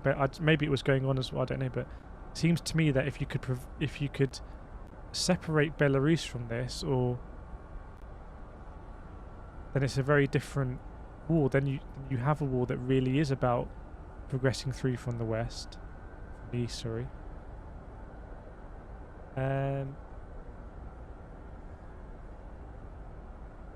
In my opinion, it's way too, and I'm not seeing being resolved. If Matty's way beyond that. JSK, it's going to get worse if it gets better. Robert, Russia is too far in, has to sell the win to its population. Chris K, Putin defines the area to capitalise as demilitarised, perhaps. Rebel line only if the main forces refuse to attack Ukraine. I mean, there is a history of this in Russia with the coup that happened, leading up to, I think, Yeltsin becoming president in 1990s. There was shelling of the Russian parliament by Russian military. So, when you have such an influential army, it's very important to keep control of that army. So yeah. Great shot. I think Putin is too committed. Maybe peace talks where Ukraine gives up the republics. Nelson, if they lose enough manpower inside Kyiv, I can see them saying it. Rob Reels, Putin will make up that he accomplished what he wanted even though he didn't. Dave, the whole thing makes no sense. We've talked a lot on previous streams about the rationale for Russia invading, and there were lots of pretexts given, but the realistic one I just don't know. And I can't see how it's going to be economically beneficial unless Russia thought it wasn't going to get sanctioned in the way that it has been. Thanks, Stephen. When Belarus can probably be bought easier than it would fall to pressure. It's, yeah, kind of the same point, I would say.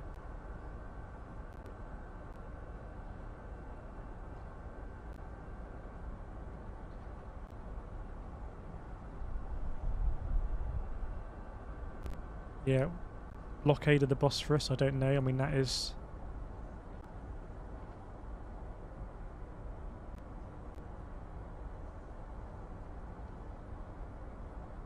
I expect it will end when the pressure from Russia gets so high that forces within Russia stand up against Putin. What you tend to find with kind of absolutists on that spectrum of like more totalitarian regimes is that because the military is so important, a lot of them have issues with coups and government changes with coups, etc. So, and it has happened in Russia before, or has reached that boiling point. And again, that's why information is so important, or such a weapon, because if you can basically turn the minds of, you know, Russian generals and Russian mothers and fathers at home, and if you can get Russians to think, hey, this war is not, why are we doing this war? I don't agree with this, and apply pressure on the leadership, then shocking, really, isn't it? It's like, it's really shocking to think about.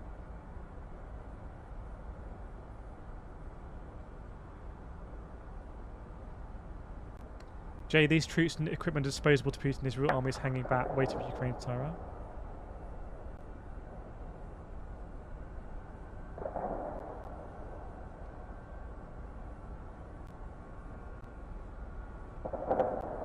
There's definitely some small arms fire we can.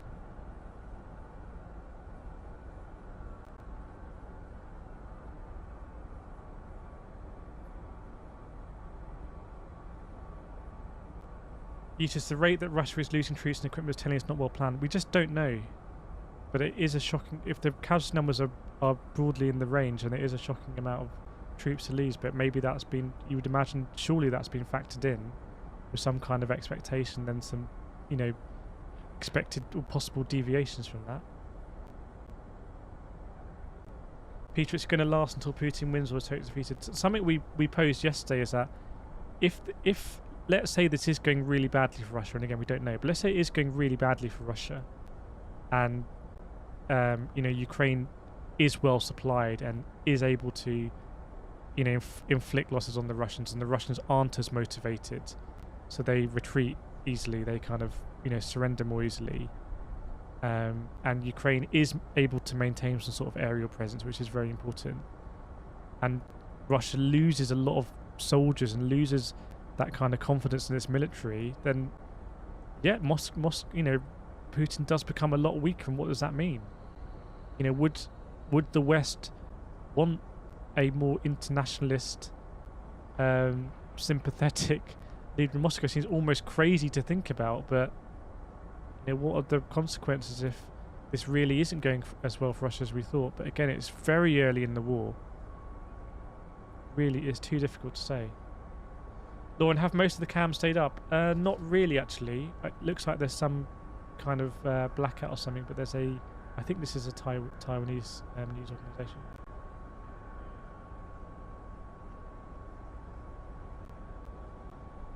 Yeah, when I said pressure with words, I didn't, sorry if I put it like that, but I mean literally like, you know, a coup, basically.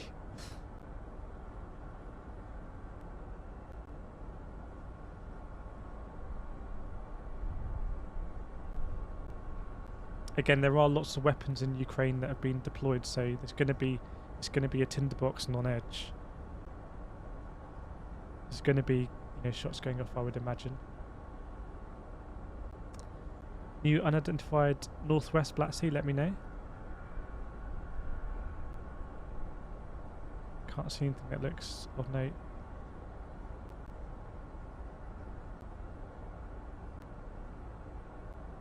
Yeah, I know about, well, I don't know in depth, but I know about the requirements for Turkey to maintain the Bosphorus as an open channel, but given that the international community, including Turkey, is against this, and Russia doesn't seem to want to play by that rule book, you know, treaties don't last forever. I have been to the Isis temple on the Bosphorus. It is an incredible sight. Just, you can really feel how important this channel is to so many people, so many countries.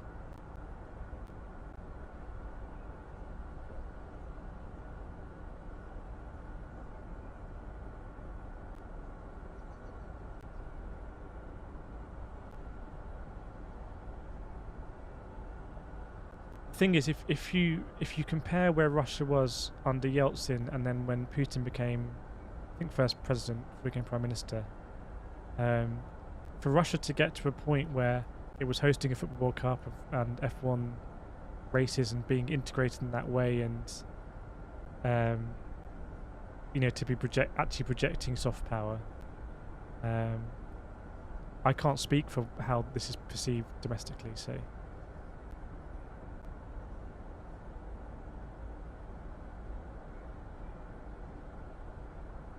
Yeah, if you meant on the east, there's a lot of stuff flying out of Sochi. There's no call sign plate here. Okay, that's just a passenger plane.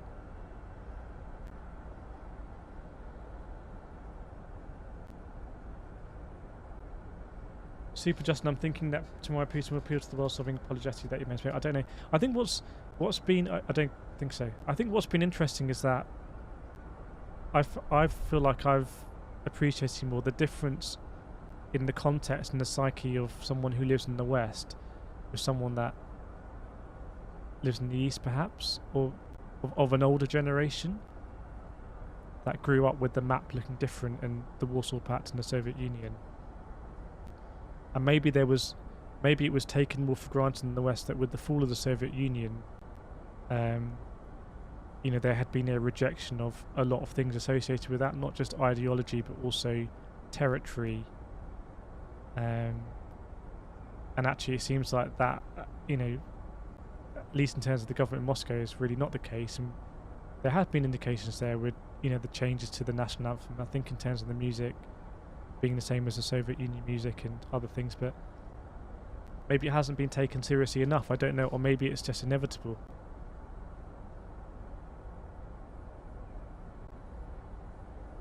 Thanks, Bill. We've got this cam here, and also this Korean one is still streaming, but I think it's a frozen cam, but we'll keep up as well.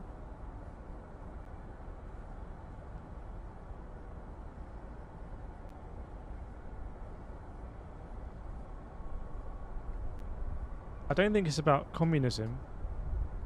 I think it's actually something a bit more, I don't know what the right word is, cultural than that, rather than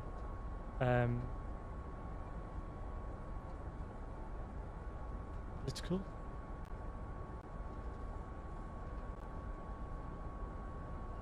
If you've got any, then let me know, Richie.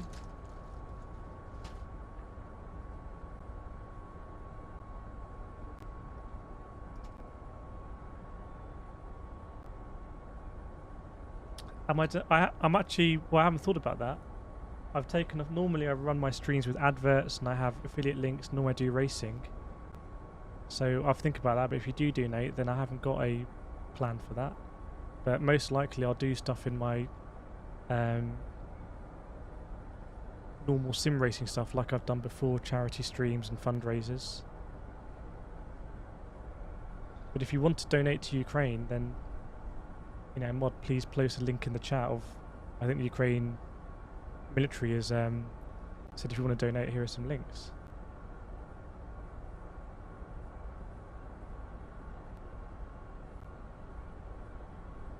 Basically, it doesn't work like that on YouTube because it all gets funneled into the same place.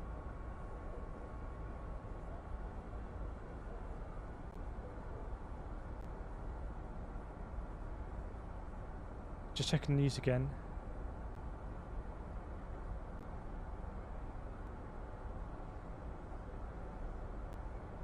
Yeah, more news about fighting in Kharkiv and all pipelines being targeted. Might be similar to what we've seen in the airport southwest of Kyiv. Again, I don't have any information. I could just only imagine that the fighting is brutal, or maybe it's not. Maybe the Russians are at the stage where they're encircling and building those supply lines and rearming. Maybe they're really trying to establish that air superiority. I kind of feel like the more time without a major city being taken is more time for there to be a diplomatic solution. I don't think we're going to see something like Kyiv taken to, like, absolutely not.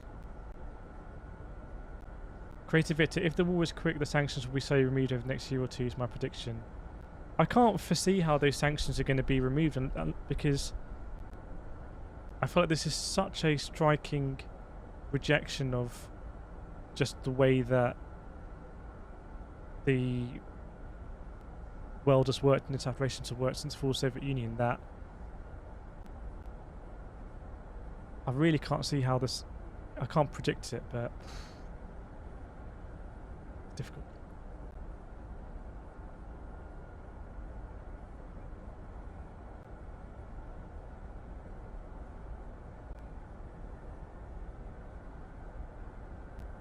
Super Justin, Swift ban won't change, will make Putin very unpopular. Yeah, I think there's this is the aim of the sanctions, is, you know, for there to be more pressure on the Russian government.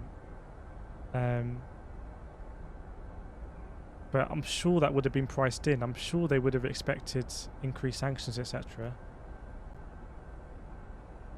But again, it would play into a more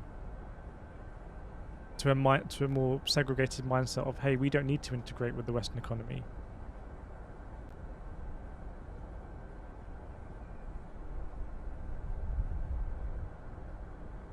Definitely haven't heard from if these cameras are really picking up, and I think it seems to be in the same square we're looking at yesterday, or by the cathedral. Haven't heard as much aerial activity as we heard yesterday. That was definitely more frequent.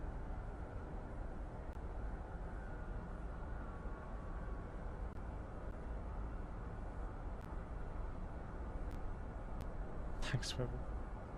I once raced for 10 hours straight, I think, in iRacing, and we raised $1,500 for Stand Up to Cancer, and for a long time that was the most proud I'd been of a stream. But I feel like didn't expect to do streams like this.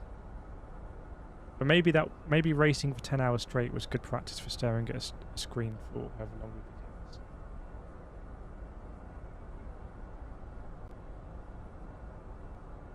By the way, if anyone has any other streams that they recommend, then put them in the chat, or the names of them, so people can go there if they want to. Canadians over war affects everyone. We will all pay more for everything because of this, mainly gas. I suspect there's going to be the rises in energy price in Europe were quite contentious. But I suspect there's going to be more of a desire now in the West to move things greener, so there's less of a dependence on Russian gas. Even though I think, for example, in the UK there's only 5% of the gas is imported from Russia, I think.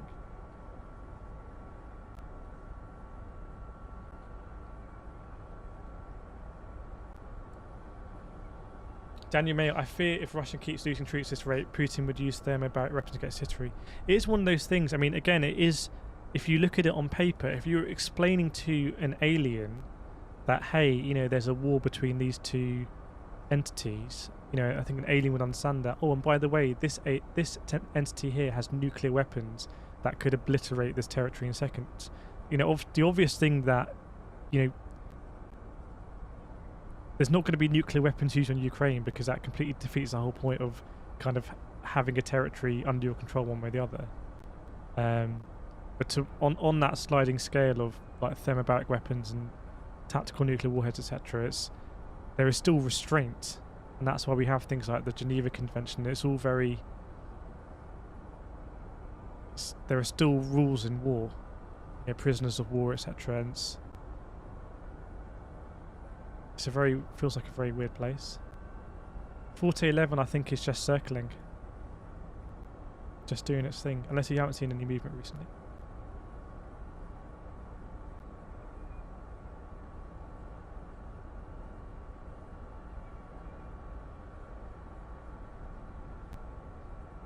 But the question will be, will there be financial ruin, or will this be an example for, say, China, that has invested a lot of money in African countries like the Silk Road, and also is projecting a lot of soft power and economic power to, you know, find an alliance here. It's just, I feel like for a lot of people, there's this ideal with the United Nations that it would be great if every country was just roughly on the same page, and with the WTO as well, just everyone could trade with each other and etc. But that is, I feel like, is a very idealized way of how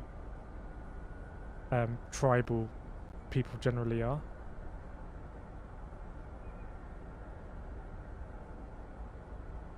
I don't think I make a great politician because I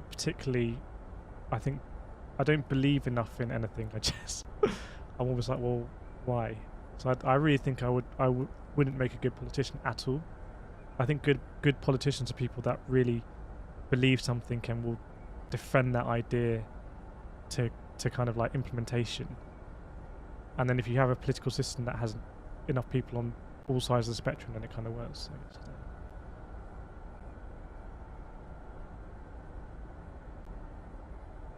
yeah, the more Russia is going to be forced to be more isolationist, and we've seen that with Iran, and we've seen it with North Korea.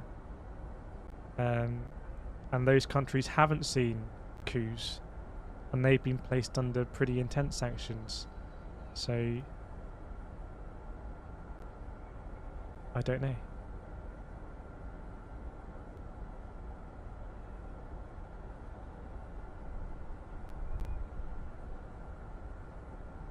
It's not down to me. It's down to this chat. The fact that people has a positive feeling being in this chat is down to you, because if there was going to be lots of spam and whatnot, then it just wouldn't.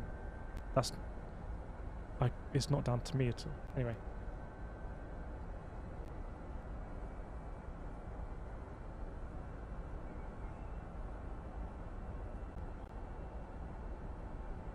Catholic motorsports, I think the only viable piece would be to let Donbass go. I wonder if both sides really are thinking now, hey, we need to de-escalate this and just have a managed retreat from the situation. It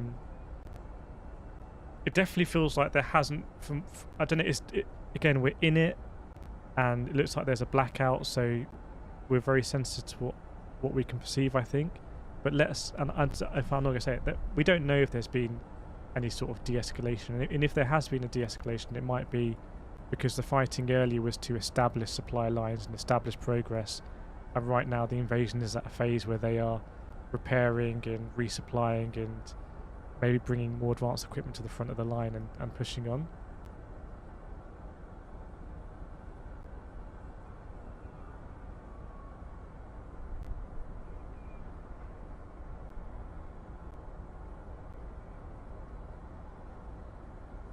Starlet, what if there was European volunteers that get support from NATO to go fight Ukraine? So there has been a lot of... In fact, the Ukrainian president has said, if you want to fight for Ukraine, come on over. Again, to what extent, I don't know. This is a desire to... Because it seems practically quite difficult. I'm sure there's lots of people around the world that would like to go and fight in Ukraine, and there's actually a lot of countries don't have a rule against that. But if you don't speak Ukrainian or Russian, you may just be quite a bit more of a hindrance. I don't know. But it projects this, maybe having soldiers from other territories in Ukraine is a good thing because it forces other nations to get involved. Maybe it's a show that, hey, the rest of the world is with Ukraine. There's many reasons I think why it could be important to state that, but I can't see operationally how.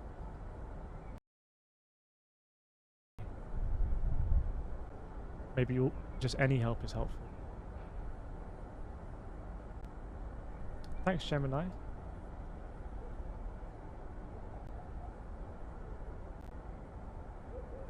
Splendicious. Instead of peaceful process and getting arrested, maybe the General Republic of Russia will start a civil war.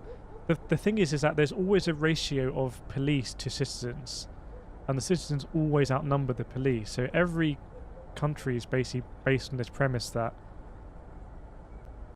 you can only police the population up to a point, and then once the population revolts over that point, you have a revolution. So yeah, it'll be interesting.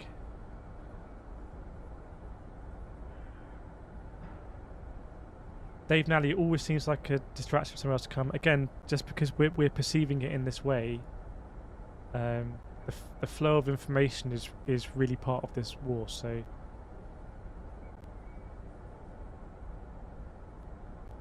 there definitely seems to be some kind of blackout, especially from Western media. See, Katie?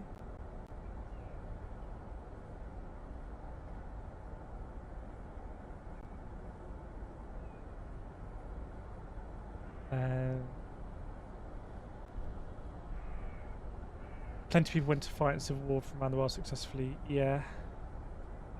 There's been some videos on that as well.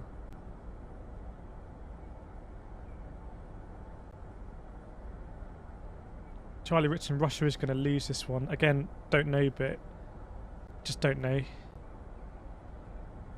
It's interesting to think about what happens if Russia does, inverted commas, lose.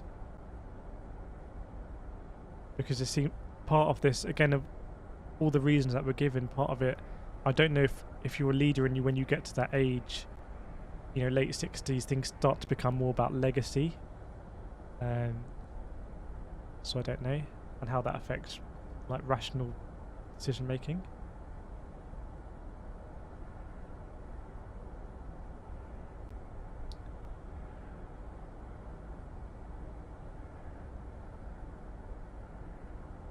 Liberty Atlas honestly on the side of Russia here, although I don't want to see anyone get hurt. That's absolutely fine. Let us know why you're on the side of Russia though. Let us know if you have what your reasoning is for this invasion.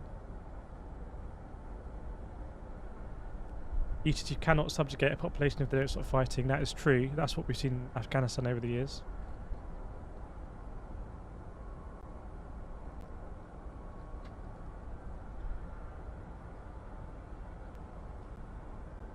Valley, would it be a good ending with a revolution in Russia? I'm not sure if I can agree with good, but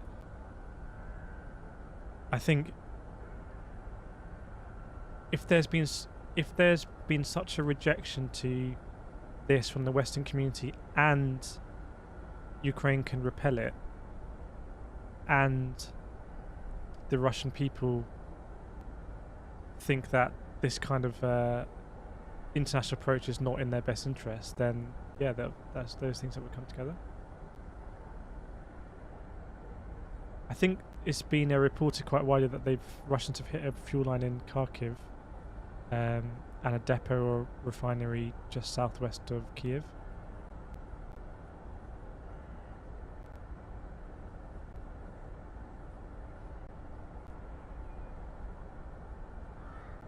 The other thing is that if there is some kind of regime change in Russia, and this war may go way the other way, but if there is some kind of regime change in Russia, you know, then you have a regime change in a nuclear armed state, likely involving the military, and that could have many permutations.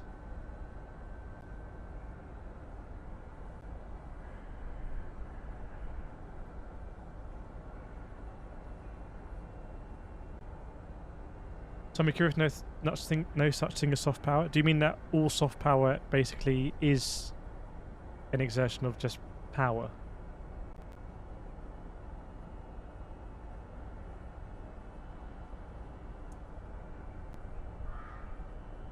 Jacob's Russian army has tended to rely on numbers if you believe Western rhetoric. I mean, there's definitely been battles like that in the past, but I thought we were in a different age. This isn't how invasions have been fought recently, but this seems to be much more parity invasion than we've seen recently by the West.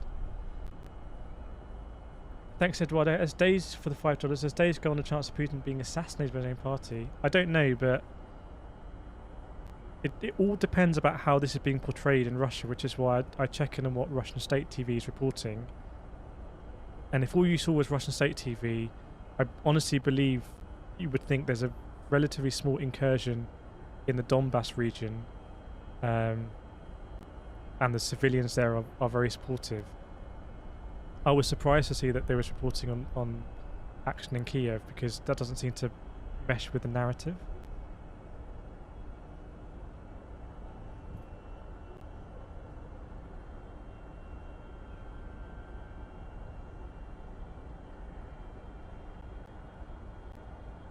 I can possibly hear some kind of siren, I can't tell. Mr. Boom, is it possible you can put some dramatic music on the background? We're not that kind of stream, so like, absolutely not. there'll be other. If you wanted to do stuff like that, you can watch Indian news, which is a mesh between news and entertainment, which is just like culturally how it works there.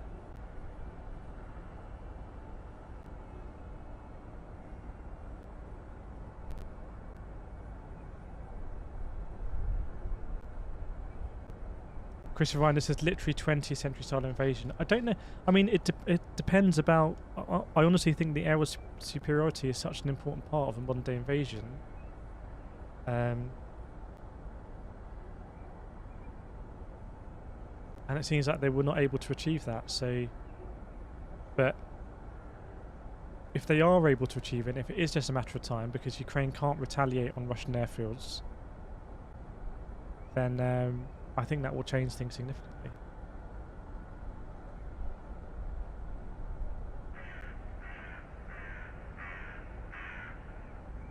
You have to remember in Russia that constitutionally, I believe the Russian constitution from the early 90s was that no president could serve more than 2 terms. It was an 8-year limit.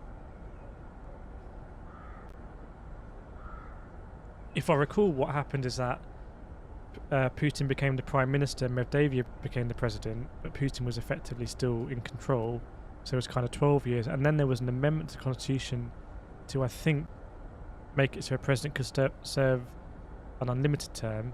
And if you imagine that kind of thing happening, to pass that in the United States, which I think would, as an amendment, would, I can't remember what the exact requirement is, like a supermajority of states. I'm not sure if it's consensus, but to pass an amendment to the US Constitution to amend the terms of a president would require such incredible support in the mechanism of voting. But the fact that's happened in Russia tells you just how different things are in Russia.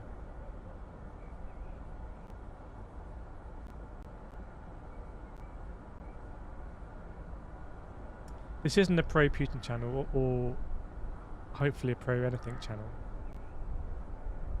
If I'm pro-anything, it's I would like the war to stop, and I always think about, well, what are the ways that this war can stop. Yeah, I don't think it's, I'm not sure it's the cathedral. This isn't the cathedral stream from yesterday, I don't think, because the light was on the cathedral. So I'm pretty sure about that. But I may be wrong. I may be wrong. Walking, you can see on air quality maps the fires in Kyiv. Yeah, because that data is automated, isn't it? Wouldn't know where to find this.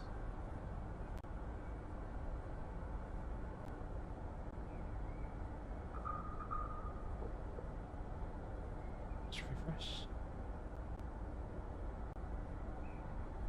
Yeah, I'm pretty sure it's kind of some blackout time.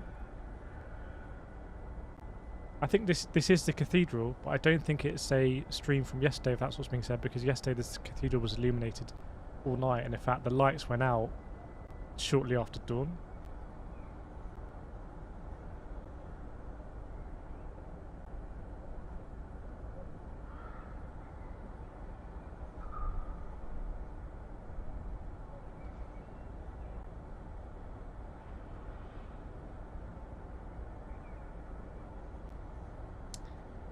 Eduardo, thanks to $2. Penting is having a press briefing currently. I find the Penting and press briefings really interesting because the press are able to ask questions, and it's like a very corporate way of doing things. It's interesting. So let us know if something interesting develops out of that.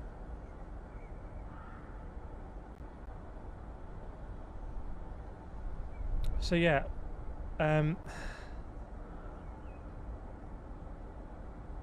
if this is a live feed from Kyiv, and I think it is, it sounds like it hasn't escalated to the levels we had this time last night. And I can only hope that there might even be some kind of ceasefire agreed to allow both sides to negotiate. I think if you get to a point where there's a ceasefire agreed, then that says a lot in that, Russia feel like they've, achieved some stuff for what they want to achieve.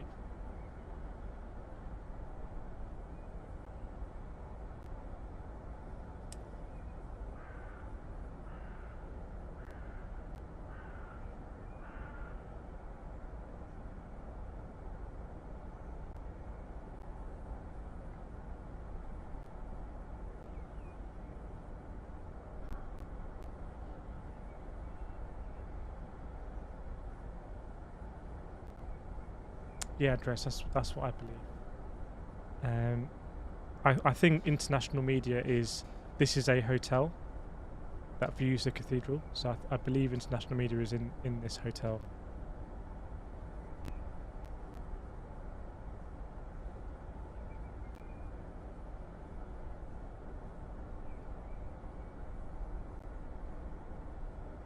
David, I don't think it is because we're covering a war. How would you stop a madman marching down to a country's will? We talked about it a lot. We tried to understand what is the real. We started off. We analysed the written statement from Putin at the dawn of the war, which is a really long written statement. Basically rejects the current world order in terms of the institutions and legitimacy given by the United Nations. Loads of stuff that we talked about, and trying to work out which of these actually is the kind of, if any of these really are a genuine reason to invade Ukraine, and if not, what is a reason to invade Ukraine? I'm not sure there's any kind of prevailing consensus of what the reason was to invade Ukraine, in the knowledge that there would very likely be very heavy economic sanctions.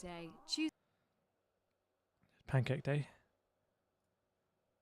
And then thinking about, well, what happens next? What does this mean for? How could this escalate? And I was very honest that, well, I just said what I thought. I didn't see how Ukraine would be able to repel this invasion. But I think I was thinking too much about Russian military capabilities being similar to what we've seen in Western capabilities when it's come to Gulf War, when it's come to Afghanistan, when it's come to establishing air superiority in Libya. So there's much more parity here than I think I'd appreciated. I'd misunderstood it.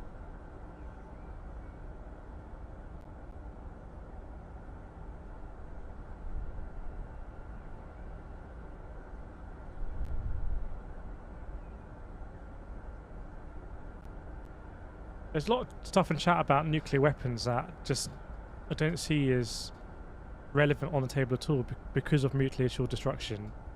And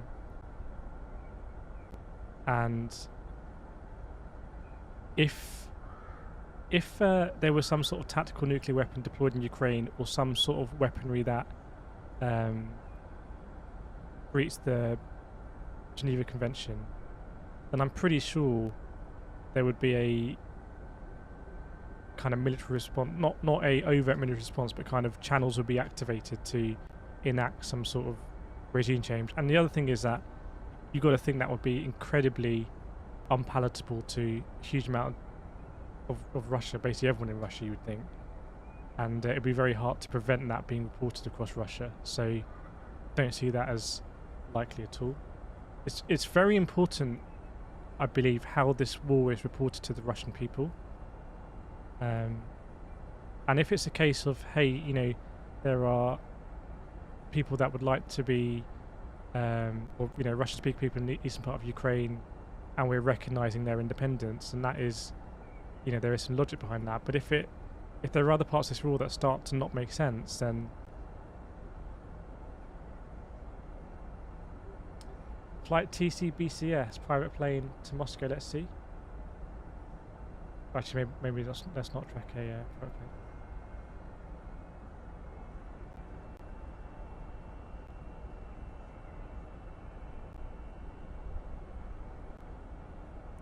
Okay, the lack of a clear non-personal objective is part of what leads me to think it's war personal. Okay, well, let's put it out there. So let me know, what do you think is the reasoning for this invasion?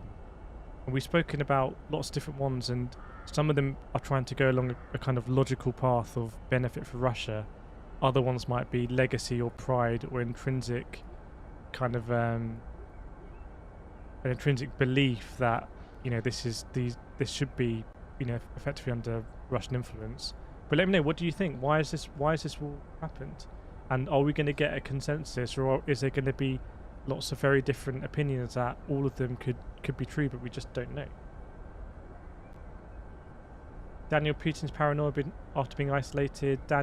Jay, he wants to show his prowess. Stigma, Putin is an intelligent person. I'm afraid there must be a deeper agenda for him. Matt Speed, Ukraine wanting nukes, don't think is right? Expansion in one of the few ways possible. Multiple reasons just to flex. That's a little bit disrespectful. Robert King, natural resources and pride. Rob Reel's resources. Rebel line, NATO expansion.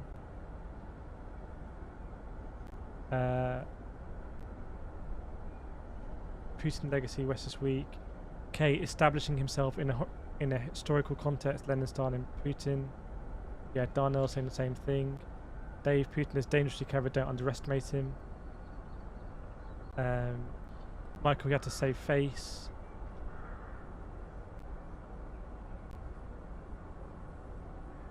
Restoration of Russian pride. Power got to Putin. MMO user, I think it's a compilation of reasons that were accumulated over years. Legacy. David, Putin believes he was born to recreate a great Russian empire. I think I look, maybe I'm, one of my failings amongst many is that maybe I look through things too much through a kind of trying to apply what I see as a logical lens. Maybe I'm trying to apply logic too many times and think, okay, well, hang on, you know, what would be the expected pros and cons of this, and what would be the expected result of that balance? And maybe I'm not in tune with, I can't appreciate someone who, or the perspective of someone or people that went through the fall of the Soviet Union. So maybe that's one of my failings, that I can't appreciate in that way. I'm always trying to apply logic, I don't know. So if it is things like legacy and maybe or like even a feeling of destiny, then that's, to me, that strikes me as dangerous, because you can't negotiate that with logic.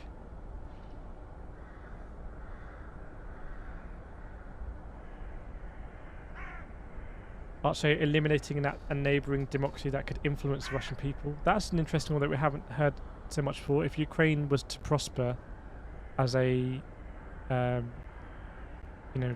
strong economic country independently, then what would that mean for regions close to Ukraine? That's a good point. Actually, I probably should have thought about more.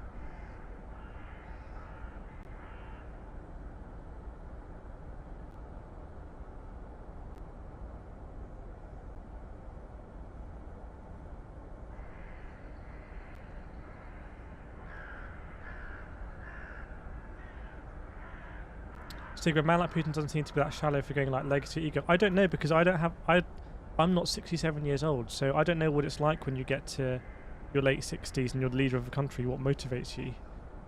It's a bit like what motivates billionaires to keep grinding away. If you're already a billionaire, you could already have whatever you really want. So that part of the psyche I don't understand.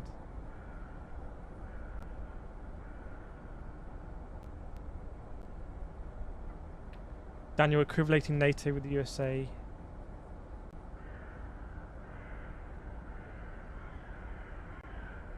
Yeah, there were lots of in-depth reasons given in the statement, but the statement is another part of that information. Distraction for something domestic.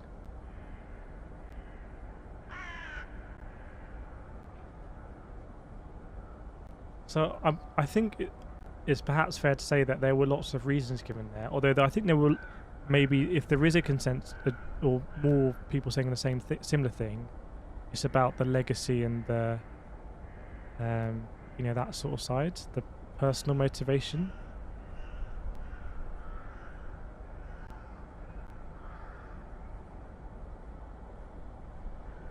All right, if we roll it from there, if we say that, okay, this is personal determination to restore some kind of glory to Russia and territory, etc., how do you counteract that? Like, how do you resolve the situation?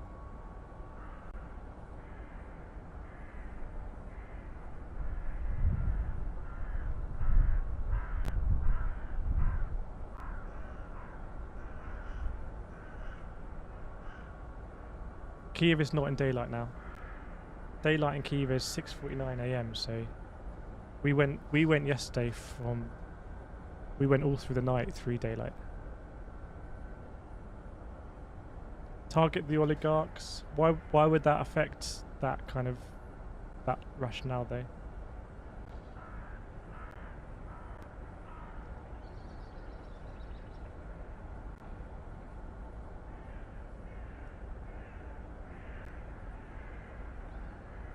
Yeah, I don't know if it was explosions or wind. Obviously, you could hear some birds going around, which they might have been disturbed. James, I don't see how.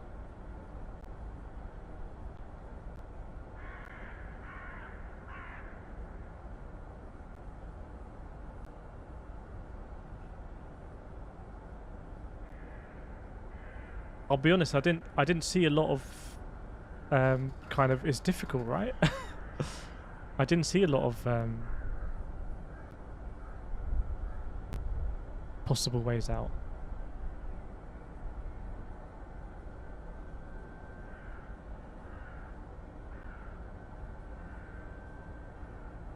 Yeah, Kyiv is in lockdown. Kyiv is in lockdown till at least Monday morning.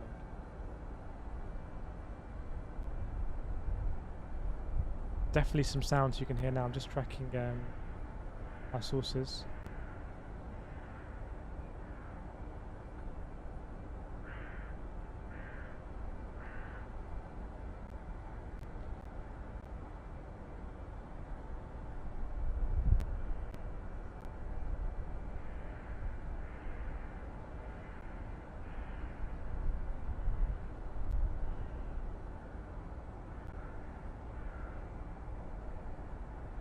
Yes, I think we're about an hour out to see. You see the sky go a bit purple and then get lighter. And having done a few of these streams now, for me personally, is I always get very tense at this point in the night, and then it's nice to see the sunlight, and just seems to cast a bit more just transparency on things.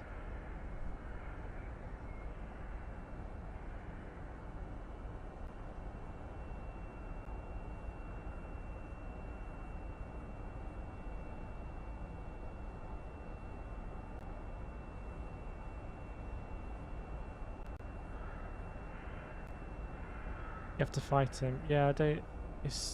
Thing is, though, you can't, in a world where there's mutually assured destruction, you cannot fight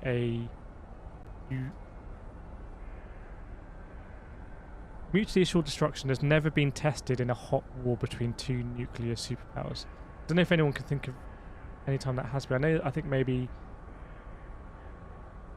Pakistan and India technically went to war a few times, but otherwise I don't think it's been tested.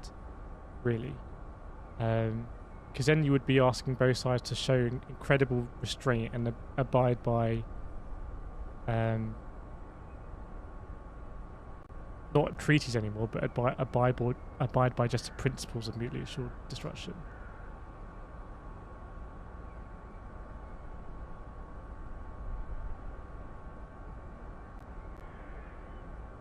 Dicky boy, why can't Finland, Ukraine, Romania form their own separate NATO? Doesn't really work that way. NATO really works. You have nuclear armed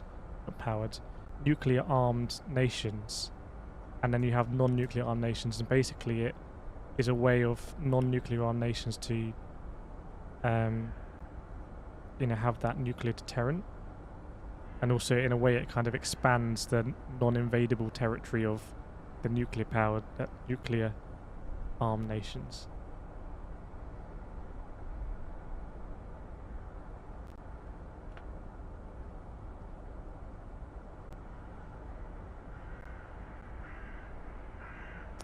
Brandon, how long do you actually think until Russia takes capital? I don't know. It was pretty shocking last night that there were, Russian troops in Kiev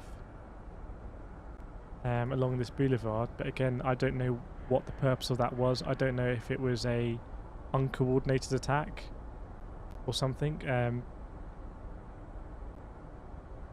But definitely seems to be less fighting today, which seems to be a good thing.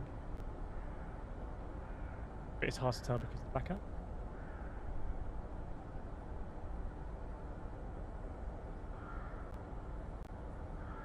Did people, what was it, generally, did people expect, when the war started, where did you expect, where would you expect the positions to be on day 3?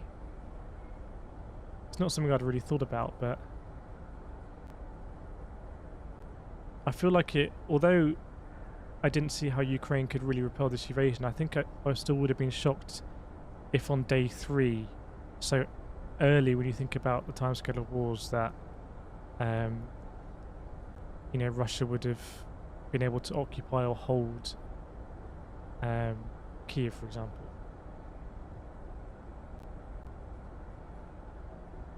Joseph, I guess I'm in the minority, but I think Zelensky should have surrendered and agreed on giving up eastern Ukraine. If you believe that Putin's motives are not logical, then it wouldn't stop there, would it?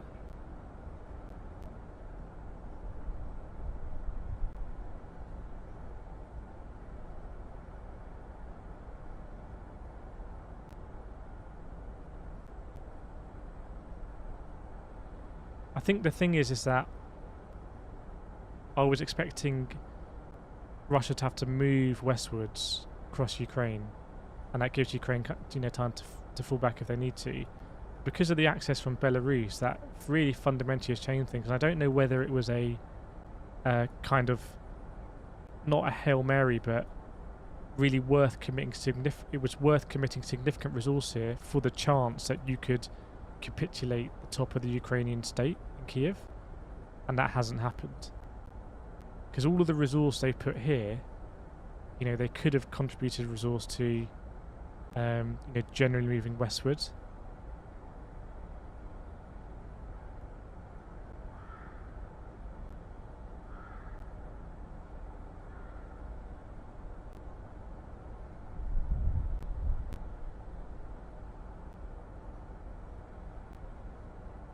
Pilkey, I expected Russians to occupy outer settlements gradually closer and coast to Kyiv from northeast south.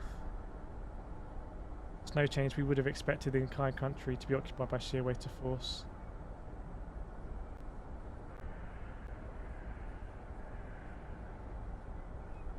Brandon, Russia is holding back. It doesn't make much sense. I'm not sure about that. I mean, if the reports of casualties are anywhere near, you know, in the region, then 3,000 casualties is a huge amount of numbers of troops compared to any recent war that we've seen like this, or in like a modern theatre.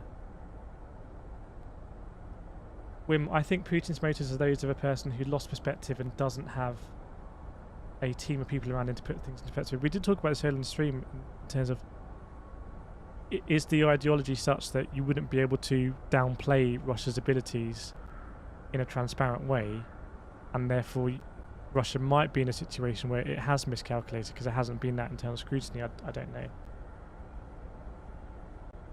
Thanks, Daniel. Again, it's just, I'm only here really because I have a platform on which I can stream, and I've got the monitors, and I'm someone that can sit in my racing rig and put this up. So it's down to you really. Jay, I highly doubt Russia is simply regrouping. We just don't know. It's very scary that we don't know, and it kind of makes you feel even more powerless than you are already, but we just don't know. We just don't know.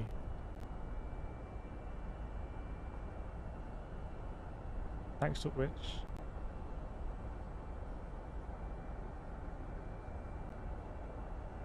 James, it's hard to believe anything we hear these days.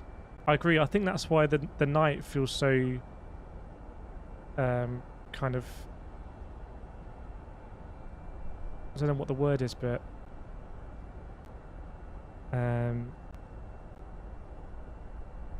isolated is because we can't see anything, and it's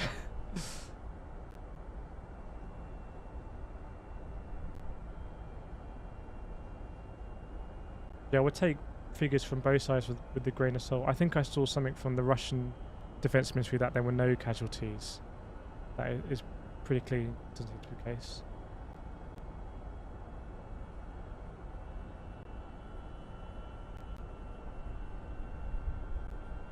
But again, it's not important. It's really not important what we can see or hear or know about, because there's an actual war going on. We are interested and engaged, so it's an interesting position.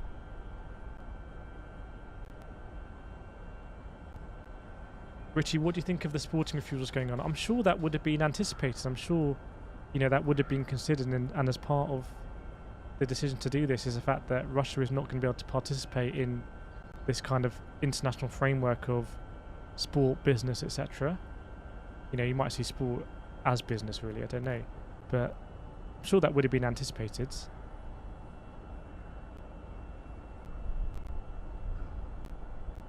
Yeah, it definitely feels like the fog of war, and it's I would say arguably because it is so much closer to home for a lot of people. You know, if we're honest, when there were wars in Iraq and Syria and Libya, that's not, the territory looks different and they're not territories we're accustomed to. But here, because it's closer,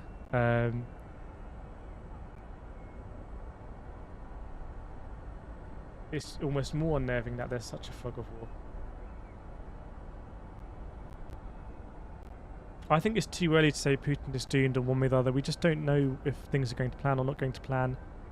It's easier when we can see things, so that we could see the landing at this airport here and it didn't look particularly sharp. And the fact that, you know, it seems like there is still Ukraine aerial ability.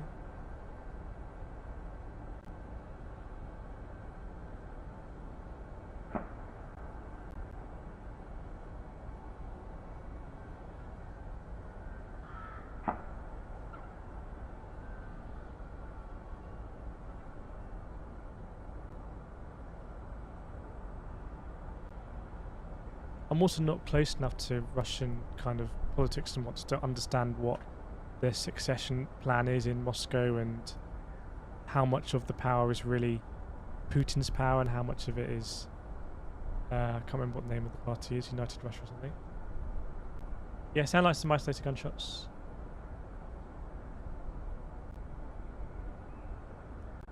But on the sporting event, I'm sure it would have been calculated that, you know, up till now Russia has been involved in these events and has always, even when there's been, you know, issues like with the doping issues in athletic stuff like that, has always presented the side that it hasn't done anything wrong, and now that almost seems irrelevant. It's just Russia's place in the international order has gone a bit beyond that, below that, depending on your point of view.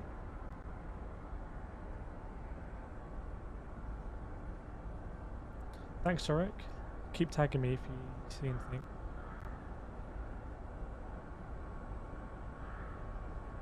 So that's a ground vehicle.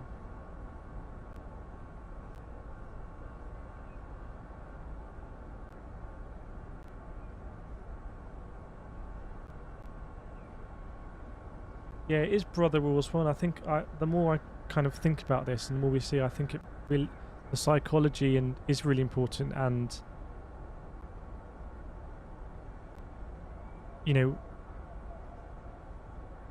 which is going to be more resilient? People in Ukraine really fighting for, you know, the land,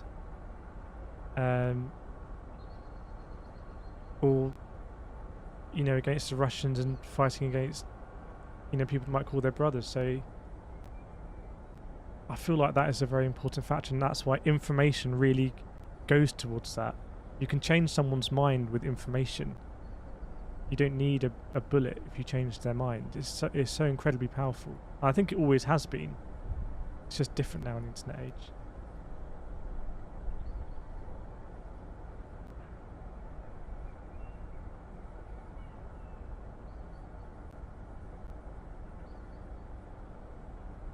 Sweaty Den, I wonder how long Russia can keep going with all the economic sanctions. I don't think the economic sanctions will affect their ability to sustain this war economically for a time that's meaningfully short, I would suspect. But I think it will surely apply some sort of domestic pressure on, hey, is it worth doing this war for the economic sanctions? I would imagine. But there are other countries that exist with economic sanctions that haven't been overthrown governments, like North Korea, Iran. Yeah, I saw Marco Rubio's tweet. Not sure how much Russian legislators would listen to Marco Rubio.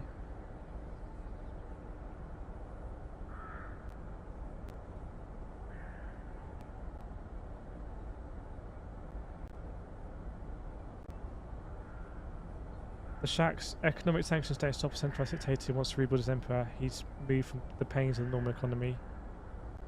We will see. That's such a big change. You know, there's people watching that might have bought a ticket to the Champions League final, and that kind of stuff is just not. That's sounds simple, but what was readily accepted is now going to be very different.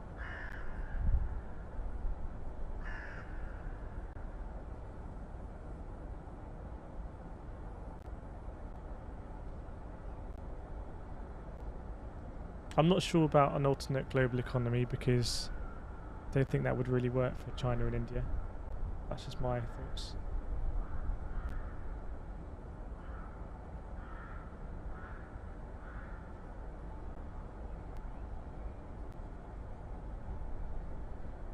Richard, do you think Putin has destroyed how the West will forever look at Russia? Memory is always limited by time, right? You know, after the Second World War with the United Nations Charter and, you know, we never want to see another war again, I'm sure anti-war sentiment was very high, although, you know, you had Korea and then you had Vietnam and other wars happening other than that. But, you know, the pain definitely, I feel like, erodes with time. So there was a question earlier about when will sanctions be lifted. It's really hard to even, you know, conceive that now, but all pain does reduce with time. Cameron, do you think Russia will turn to a hermit-like state? It depends on the sanctions, really, doesn't it?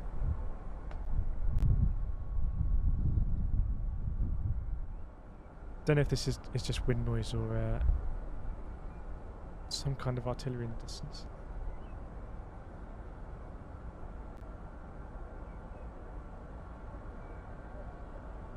I'm sure there will still be a ratcheting of sanctions to leave things on the table as an incentive in a negotiation. To say if you agree to cease, you know, we won't bring this in. Randall, I think a lot of people overestimated Russian military. I think definitely I may have overestimated that. Thanks, Harry. Good to see you. Thanks, 20 euros. Hope all is well in Finland.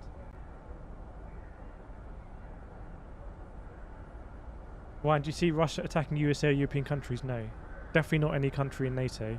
But who knows how this is going to progress? And the only thing I can have that may change that is if Kyiv really holds out, and there are lots of images of fighting in Kyiv and destruction, and Kyiv is absolutely steadfast in its resolve, and there's even through, you know, devastating casualties and tragic casualties. The longer that goes on, it's going to put incredible pressure on NATO states to intervene more significantly.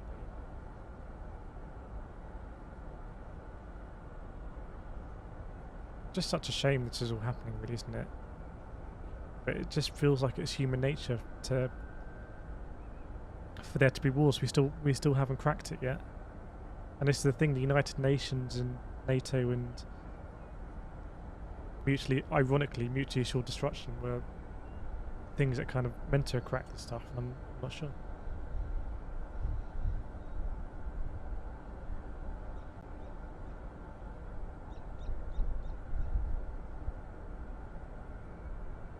Southgate, if Ukraine fails and Putin keeps going, it'll eventually be one new country. I don't think there's any desire to, you know, to form part of the Ukraine as part of Russia. I think it would be having Ukraine as a sphere of influence, a bit like there is at the moment with Belarus.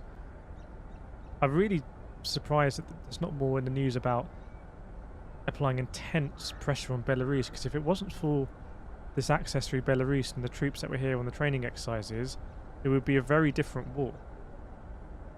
would be a very different war, I think. Carmelo, I suspect there's a blackout on the news.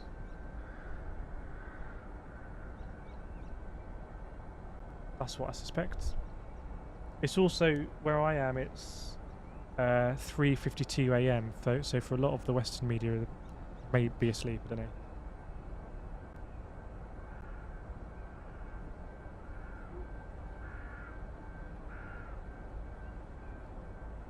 Spend distance trying to imagine what I'd be thinking if I was Russian, what I'm feeling. I don't know if there's 1,100 people watching. Is anyone watching who is Russian? And if so, what is your view? I will refresh them up.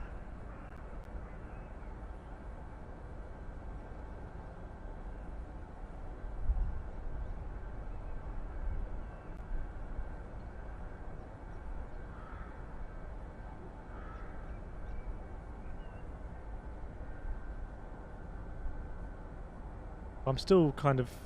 I really thought this morning, I guess now yesterday morning, there would be some real dialogue and motivation and public statements on settlement.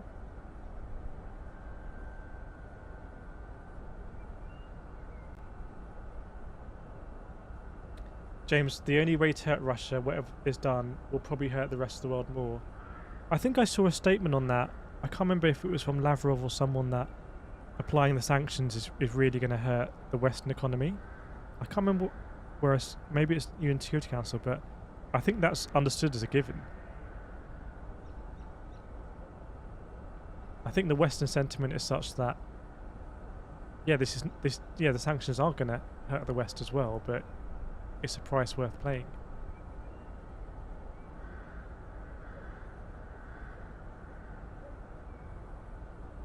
Welcome, Charlie. New logo.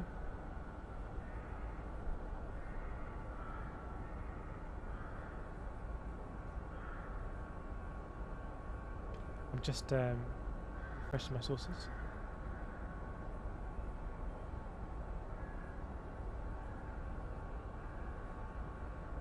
So it is a report coming out that all attacks on Kharkiv have been repelled. I can't even imagine how intense that fighting would have been. And it seems like one of these things that surely it would be a matter of time. So it just seems I can't contemplate it.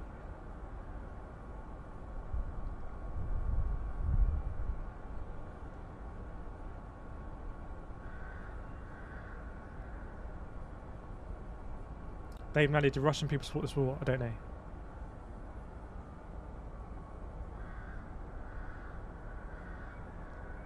I don't really want to track a map that has military transponders because I don't want to, jeopardize anything.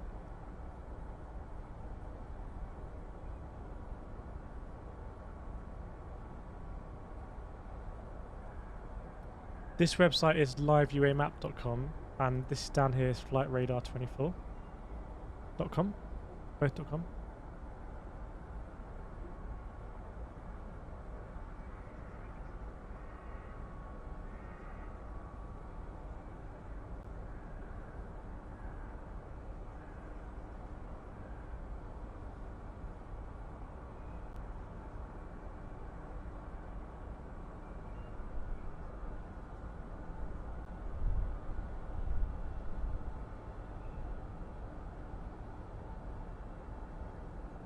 But yeah, it's a very different experience to last night. Who knows what is really going on?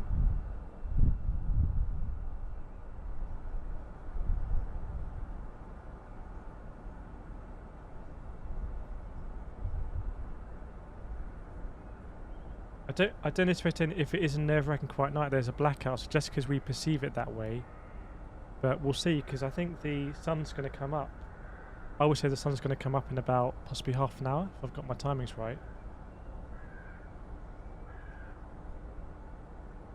Sun's not going to come out, it's going to start to get lighter, I believe.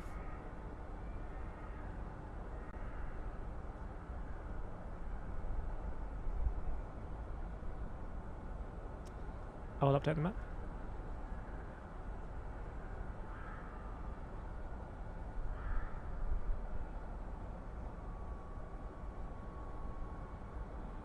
George, if Putin has been planned as 5 years, this is absolutely not what they have planned. I don't know, because I don't know. So this is the airport that we saw. The fighting has been very intense at the last few days, or potentially changing hands.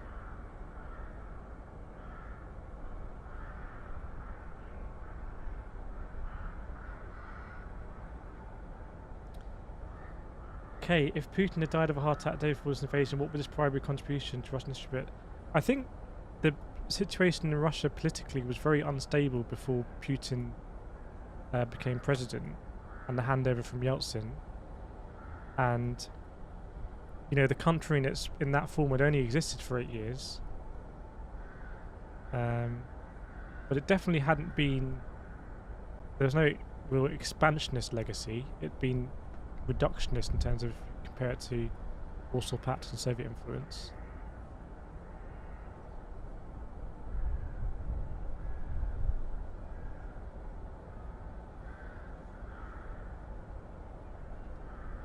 Another report that there's still anti-air capability in Odessa. I'm very surprised that, again, you would think like a port like Odessa would be strategically incredibly important to Russia. But I think, again, I've massively have underestimated the kind of more parity between the Ukrainian forces and Russian military. And some of that might be due to if they're getting very good intelligence from Western partners.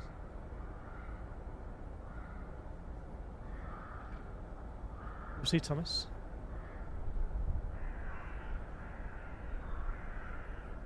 Okay, would he be satisfied with legacy? I don't know. You have to ask him.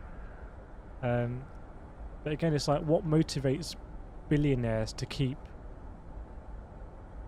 doing 100-hour weeks? What motivates Putin right now? Is these psychological questions are perhaps the most important of all. I don't think we can say that any kind of plan has failed.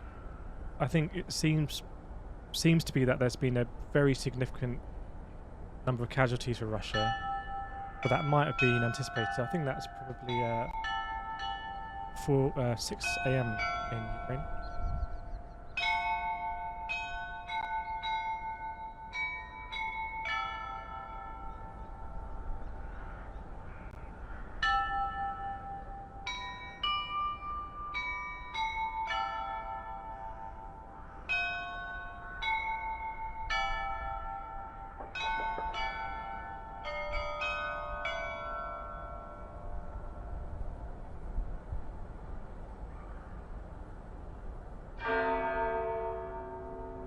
It's okay.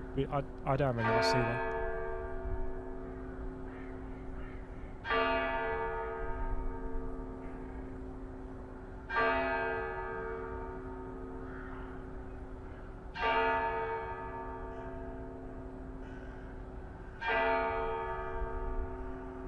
I think there were a few shots, but again, it's definitely not like we heard yesterday. That seemed to be like progressive, but progressively get it closer, but not sustained gunfire.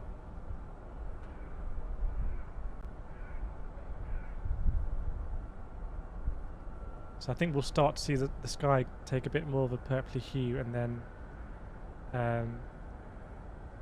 we'll see through the sunrise.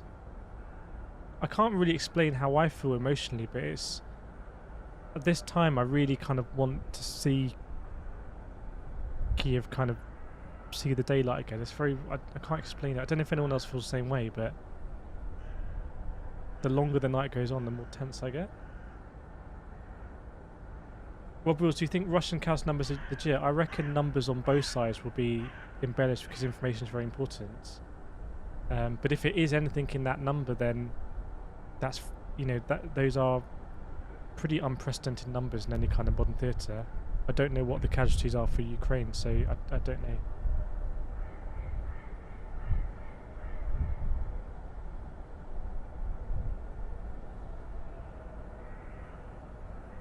But going by this imagery here, looks to be thermal.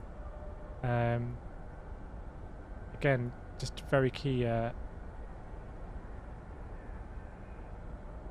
Very key, this airport.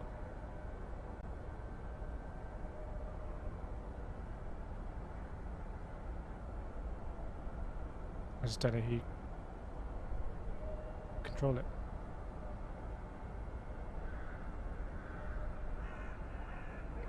Imran Chowdhury, do you think new weapons will be tested in this theatre? I don't know, but it looks like the Russians were bringing newer generation weaponry to front yesterday. Welcome back. Anyone have links to video streams? This one is, I believe it's Taiwanese, and this one is Fox.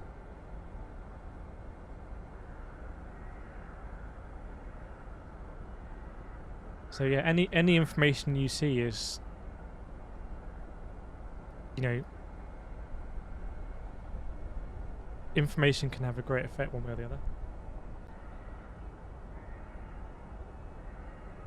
I don't. If you're seeing daylight and other streams, that's probably, I would suggest, going to be cameras in Sumy or maybe even Kharkiv. The sun rising in the east. So.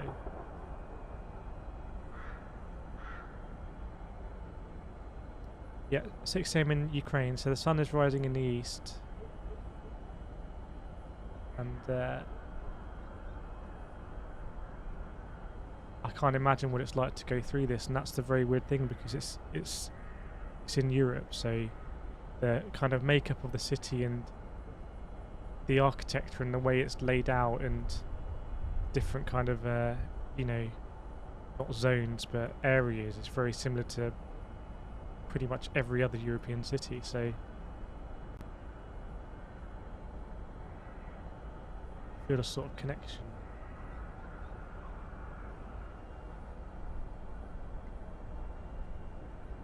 Plumber Girl, why can I not find any live video of actual fighting? If you're fighting, it's operationally not secure to take videos of it. It's not professional, like, it's not good professionalism. In terms of it risks letting the enemy know about your movements, and also it's not a priority. See, now the sky will be getting a little bit more purple. We can start to see this cathedral again a little bit more here as well.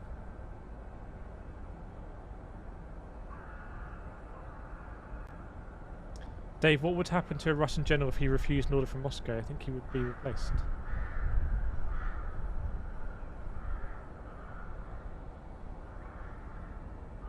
Yeah, I can't disagree with that, Josh.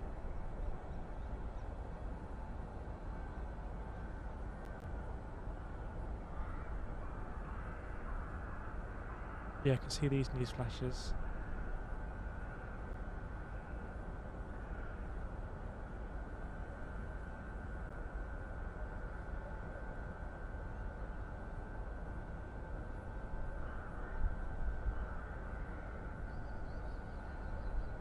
Yeah, I don't think there would be any desire to kind of incorporate this as Russian territory. You know, it's just having it in their sphere of influence and not going to be a position where it's going to join NATO. But what I do feel quite clearly about is I'm not sure there was as much appreciation in the West of the potential reception of kind of these countries joining NATO and potentially Ukraine joining NATO, and I can see how it's perceived differently in Russia, but it's very, very culturally different. It's very culturally different. I can't put myself in these shoes,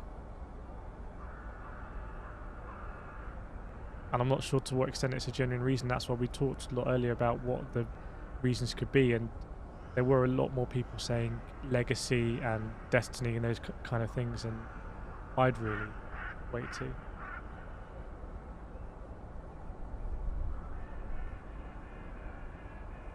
If NATO closed the airspace to Ukraine, what the consequence would be? They would have to enforce that, and if they weren't able to enforce it, they're not really closing it.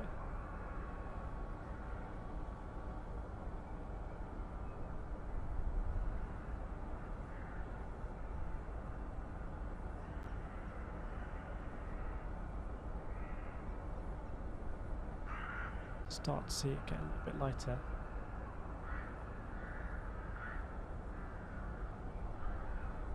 Yeah, it's definitely something to think about. What are the reasons? Because everything is happening so fast now. It's not a lot. It feels like there's not a lot of time to stop and think about those things.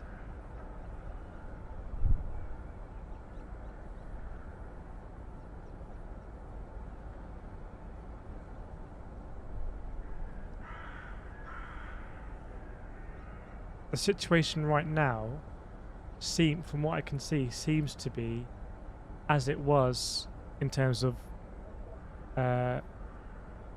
cities to the beginning of the night. In terms of the Russians have not taken any cities. There's been lots of heavy shelling reported in Kyiv, right in the east.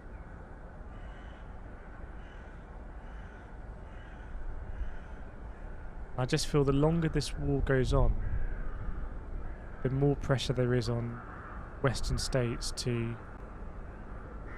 provide more meaningful assistance. That is my hunch.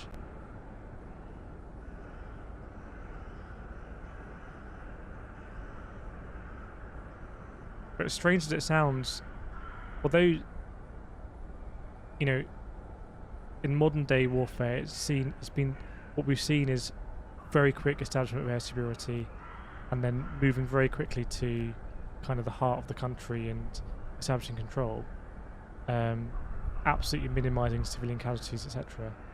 Russia might be playing by a different rulebook, and in this instance, if there's a way of cutting off, you know, the Ukrainian army from getting resupplied, etc., then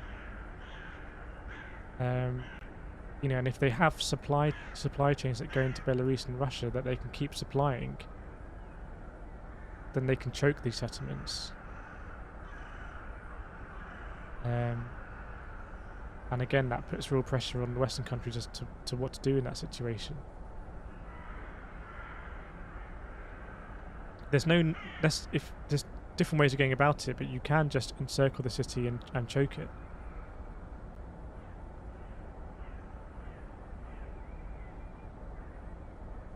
That's not something we've seen in any kind of like modern conflict where the West have been invading. That's cool. I don't really know what I'm talking about. I'm a racing driver. I'm not a military expert, so don't believe what I say. Just it's your opinion.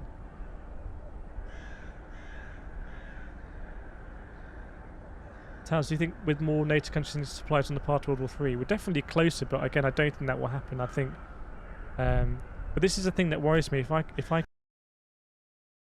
the logic and the reasoning, and maybe I'm thinking too much along those lines, then the logic and reasoning I'm applying to why, you know, this isn't going to escalate further because of NATO and Article 5 and mutual destruction. If I don't understand the fundamentals here, then maybe I'm also flawed in why I think it won't escalate.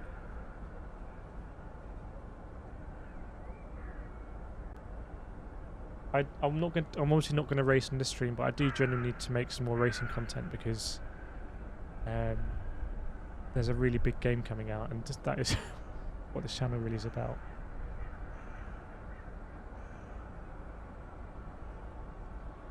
I wouldn't say I'm knowledgeable, but I think definitely anyone who's been in this stream or these streams, because we have such, like, I don't know what the word is, but just frequent conversations about all these things, we see lots of different viewpoints about stuff, and even if you don't agree with a different viewpoint, you see it and it sits there, and you see what other people think. And I think this is a great example of there are different contexts and different viewpoints, and as someone who is, you know, grown up in the West, and I remember when I was cycling, you know, all through this territory, and, you know, seeing cultures really change and what priorities are and different contexts, and I've never seen it here, so I can only imagine it's even more different. Yes, people are different, but really cultures are really different. In a way, people are kind of the same. We all you know, the same species, but it's the cultures we're born into and we exist into that I think make us different. And I can't fully understand, really see through the eyes of someone who's in different culture. I think from my perspective, I don't really see why this war is necessary. And it looks like it's going to come at such intense human cost.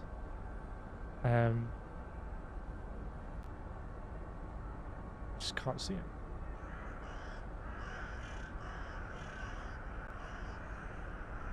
Let me refresh sources. Sweaty, where would European countries be without USA and NATO? It's a really interesting question. It's a really interesting question because it looks like there's some harsh realizations coming to truth now with what NATO means for countries that share values but are not in NATO, but we have got to this point.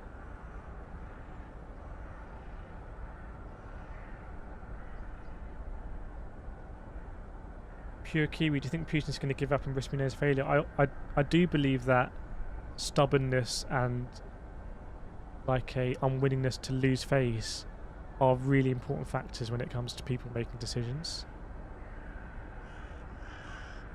Like incredibly important. Like where rationality just is massively overshadowed by stubbornness and continuation down the path that you committed to, even if rationally you understand that you shouldn't.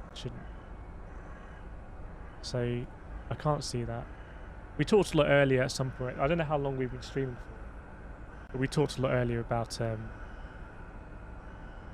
potential ways out of this conflict.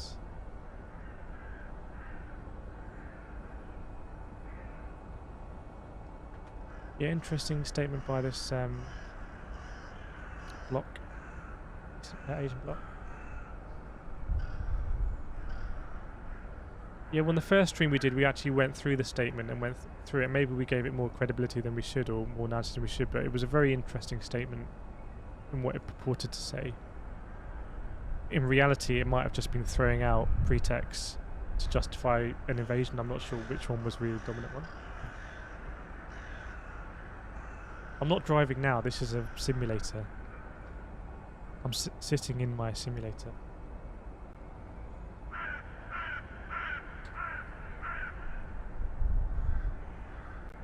I don't know if these sounds are artillery rumbling or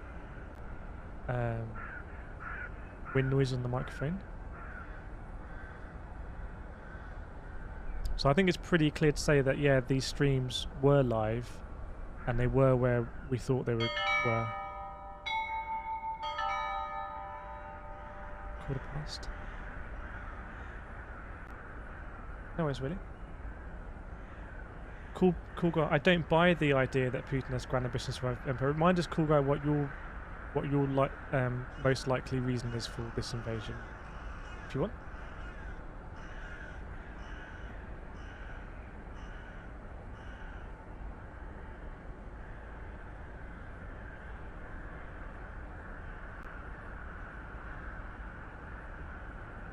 Thanks, Josh.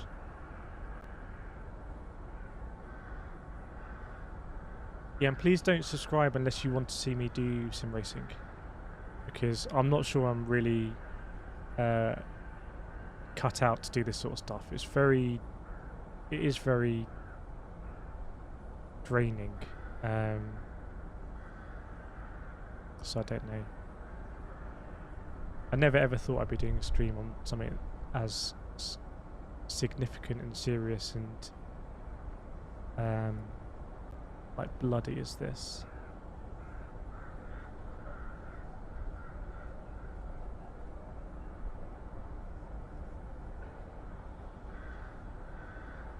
Yeah, like always, it's all down to you that we have this space for these discussions, and I saw it was descending a bit earlier, like an hour or so, and it's getting a bit chaotic.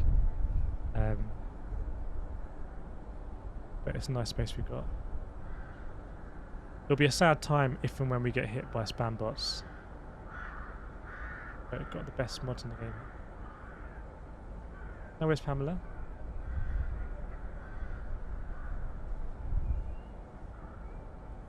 It feels very different to yesterday. This time yesterday, there'd been so much fighting, and we'd been hearing it get closer, and it really felt like it was, you know, it sort of felt like it was the beginning of the end of Kyiv, to be honest. Don't know if anyone else felt the same way. Then the sun came up, and the fighting just seemed to stop that we could hear.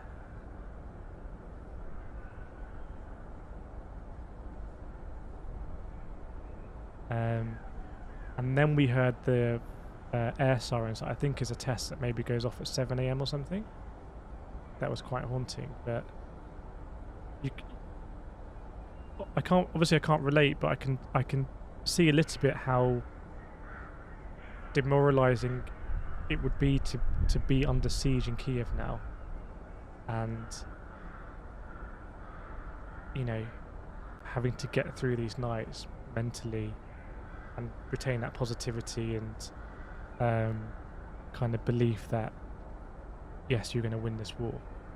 I can see how each night and hearing shelling and, you know, fighting, etc., would just grind you down.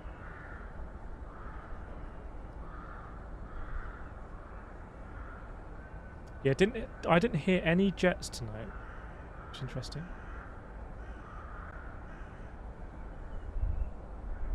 Maybe we'll do that, Andrew.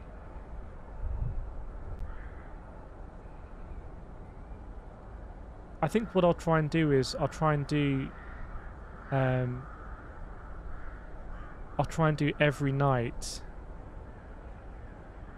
an hour or two where we can see how things are moving on, and kind of, you know, doesn't need to be this so intense and constant. We can do it every night UK time, an hour or two, seeing what the situation is, and then we'll always know that when this happened in a, you know, country that is probably relatively far away for a lot of people, but what is happening is so important and is affecting so many lives of people, that we were engaged in it and we were following it, and we were not there on the ground or there physically, but we were there in terms of engagement. We were present, and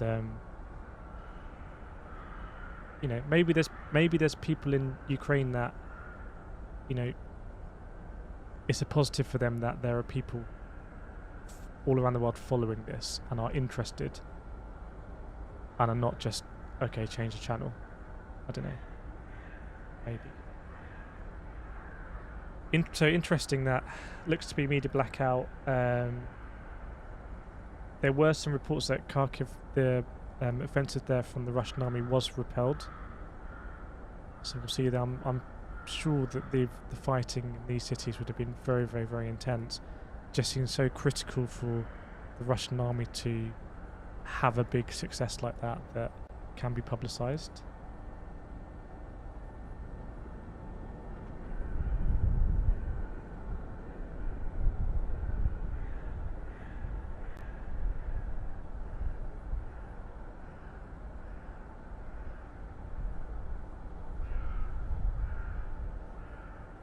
So just the Russians ran out the cover of darkness. We will see.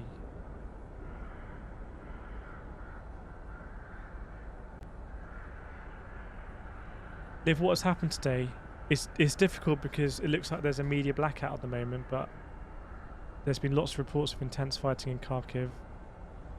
I think a lot of these cities in the east of Ukraine would have seen intense fighting. In Kyiv, with the cameras that we have, we could hear some very sporadic gunfire from time to time, but nowhere like we could hear yesterday. Lots of reported fighting at this airport. Well, maybe not reported fighting, but there was an ore depot that looks to have been set ablaze. And from some thermal imaging satellites, it looks to be there's some fires burning at this airport as well.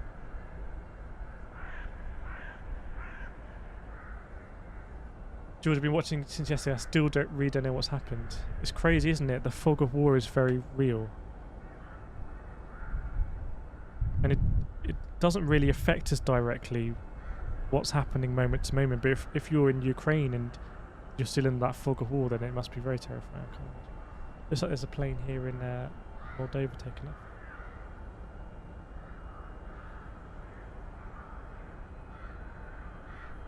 Oops.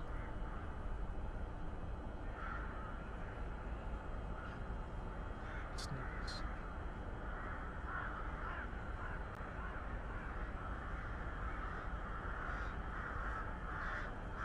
Really, Russians have better night fighting tech. They'll always have a night against the Ukrainian army. Yeah, it's interesting whether a lot of the kind of intense combat, maybe street combat, will take place at night or in the day. You would think for optics reasons they wouldn't want to do it in the day, but that might be just out of the window now.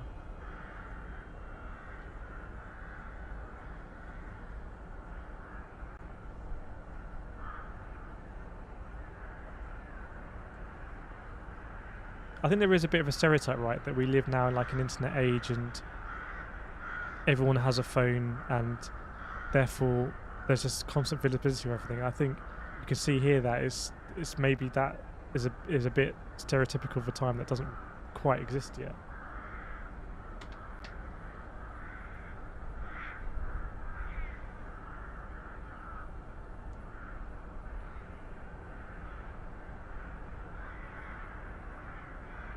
James, I think the Russians will try and take out Zelensky at night time with the team. That was something that I speculated might have been the purpose of whatever the Russian incursion was last night. We normally get an update from Zelensky in the morning, so it'll be interesting if we get that. I haven't paid for, I really should pay for Flight Radar, but this is just on the multi tab here. So if you go to multi, someone let me know that you can track multiple planes. See you, Wim.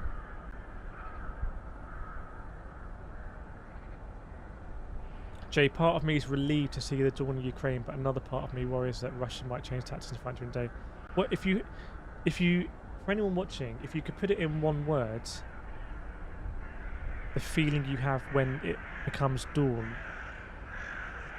Here, what would that word be? Because I think for me it is kind of, I don't know if it's relief, it's maybe, I don't think relief is quite the right word. Definitely some aspect of it.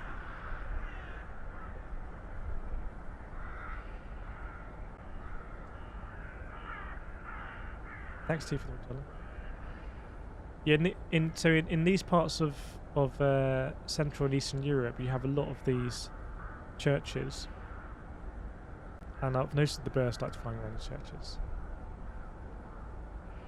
Eerie hope, relief, hope, solitude, veil lifting hope, peaceful, clarification, restless, hope, struggle, hope, suspension, relief. So kind of like relief and hope. I think that's I definitely had like a hopeful feeling yesterday, and it was a very sunny dawn. Wasn't a cloud in the sky, and I really felt like, okay, surely there's going to be some statements now about diplomacy, and you know, the Russians have been in the middle of Kyiv and it's got dangerously close to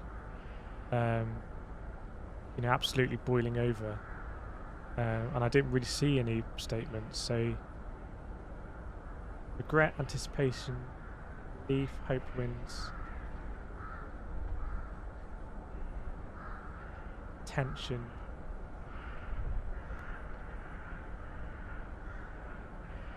pretty incredible that we've been viewing this camera. There's only, I mean, I don't know how many people watching the stream. There's 1,000 people watching this stream, and I am used to streaming to hundreds of people when I do my racing, but there's thousands of people watching the stream. There's only 700 watching the actual, I think this is Taiwanese broadcasters' footage, so there might not be a lot of people that know about Twitch. I don't know, no idea, but it's pretty incredible that there's this camera that is a camera into Kyiv that we have seen all through the night, through the darkness, and makes us feel these emotions.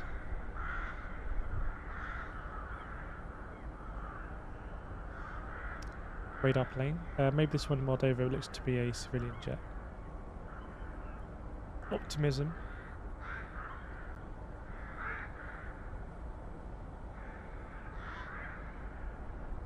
I saw that lol, but I wasn't sure whether not sure I think that verified.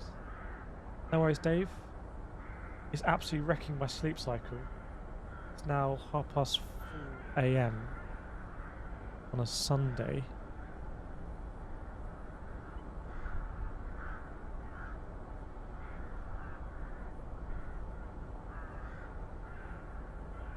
Andrew, contrast that with grainy World War II footage.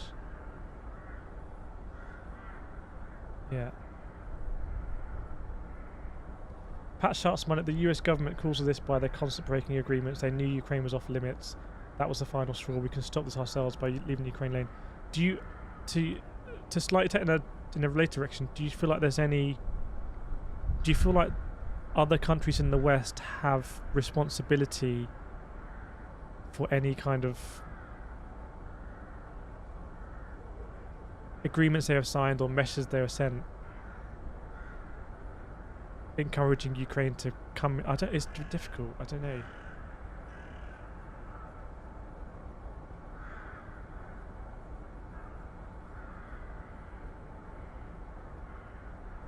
It sort of feels like there was encouragement to say to Ukraine, hey, yeah, there's integration for you in the West. And, you know, Ukraine has elected leaders who are, you know, more West-leaning. But then at the point that Ukraine has been invaded, even though there are large and significant armies here, they are within their borders. I don't know, it's very difficult.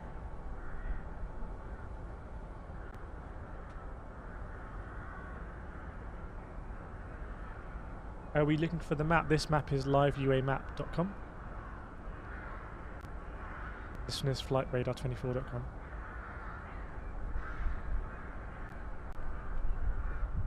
This, I believe, is Taiwanese camera is much more high definition than the Fox News one. Willie, do you think someone will help Ukraine boots on the ground? Will someone help? I don't know. It's one of these things that I don't think any NATO member can or will, but will some other country say, hey, we could do it? And is it too late? I don't know.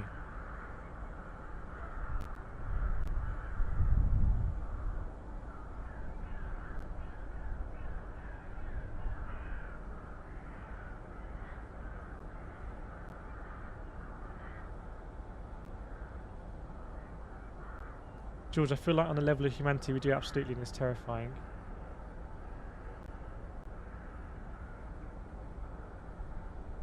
South, as we as the rest of the world need to stand up and fight for Ukraine and stand for Ukraine.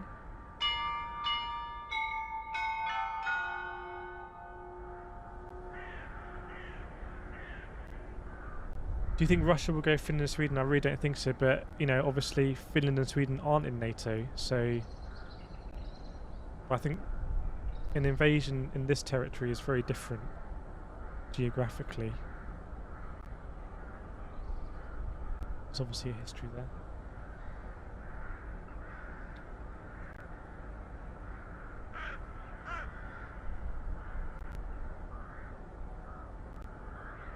I feel pretty sure like there is a media blackout at the moment. I can't remember if I saw it reported or not.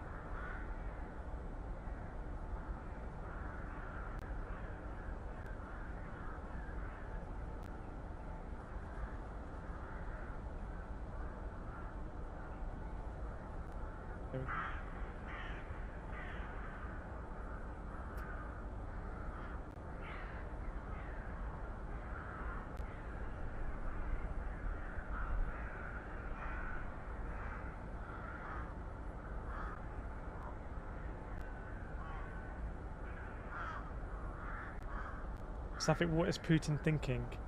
He won't be able to have any relations after this.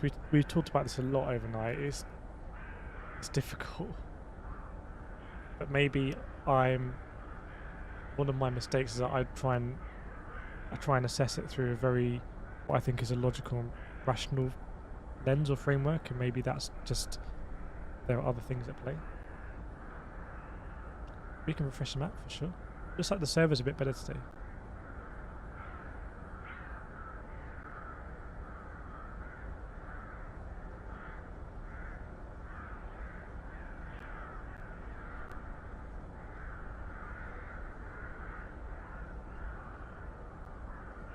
I don't think... I know there was a statement made by, I think, the Russian foreign minister about threatening Finland and Sweden if they were going to join NATO. I don't think Sweden wants to join anyway. I don't think Finland can join unless Sweden joins. But I think that's just kind of fairly regular rhetoric that you get from time to time. It's a Wizz Air flight. Another tanker coming to relieve this one.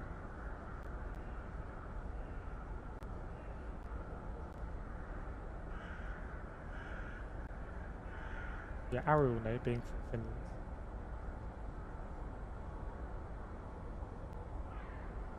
Gary, if I were Russia with Germany and other NATO countries promising mid equipment, I'd be looking at capturing the roads they could get their country from Ukraine. Yeah, I mean, it can be airlifted as well. That's obviously risky. I know the UK said they would also be assisting with the supply of weapons. It's one of these things where practically it's all very well kind of promising it, and the mere fact of promising it serves a purpose in kind of letting your people know that this you know, your position on the conflict. And it's a separate thing about whether it actually has any effects.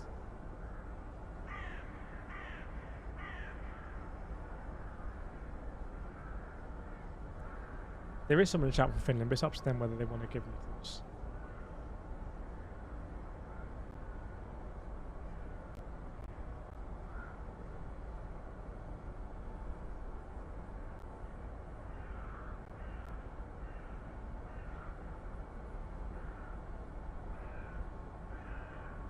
Yeah, Sweden do produce that weapon. In fact, I think a lot of the ground-to-ground anti-tank missiles are produced by Saab.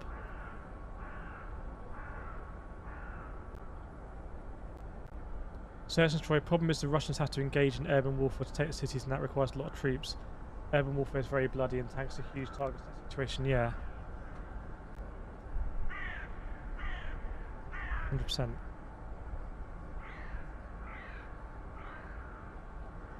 Revenzo, I think we need to help defend Ukraine. They gave up nuclear weapons with security assurances in the Budapest memorandum.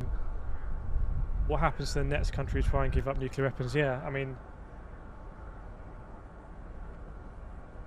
it's a very good point, isn't it? Although I think at that time, I'm not sure Ukraine really had the capability or perhaps instability to, you know, 100% secure those weapons. I think it was similar for Chernobyl, maybe. I think it's a bit disrespectful to say next few days might be boring. But I think that's very disrespectful. Russian vocalist, do you think Russia is waiting for the heavy equipment to reach outer lines of Kyiv? It could be, and the more disruption there is, like we've seen fires on satellite imagery on this airport here, and there was a oil depot or oil refinery blown up here. So the more disruption there is to Russia's ability to maintain a supply chain to Kyiv. But it's worth bearing in mind that the only reason that there can be supply chains here is because of you know, coming from Belarus territory. I'm surprised there isn't more discussion about that. And it seems to me that it would be easier to apply, easier in some sense of the word, easier to apply pressure to Belarus than to Russia.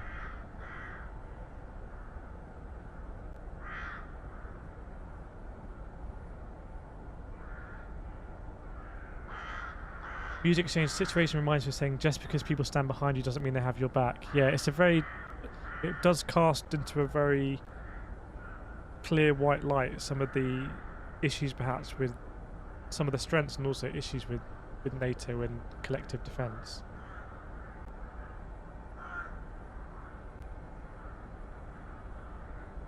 The cameras have these cameras are live.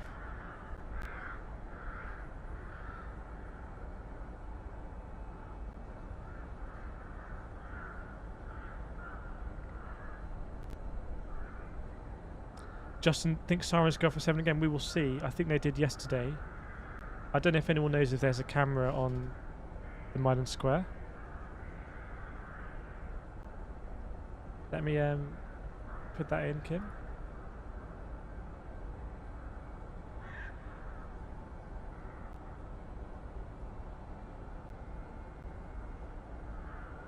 coming out of Moscow.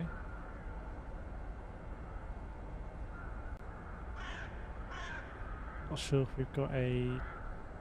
We'll see.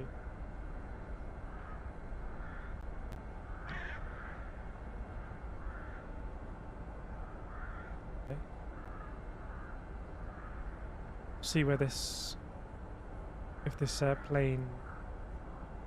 Special Flight Squadron turns off its transponder, now it's exit Moscow. I really hope there's some discussions about a ceasefire. I just don't know at this stage if it's too late. If it's too late to actually be able to hold a ceasefire because troops are too committed and there's been too much bloodshed already.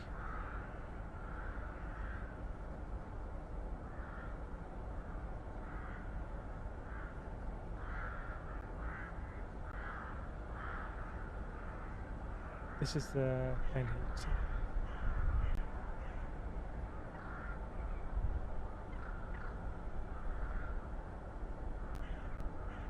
Refresh my sources.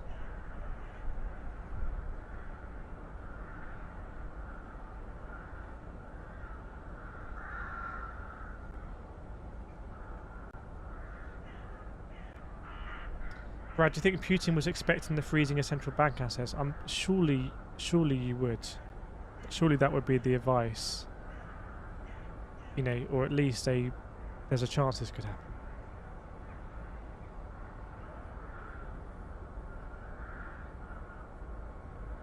Philly, Belarus already has thousands of Russian troops already within the borders. I agree, but I'm surprised they're not being, it seems, included. Oh, maybe this is the point the RAM in my computer, 32 gigabytes, finally gives up.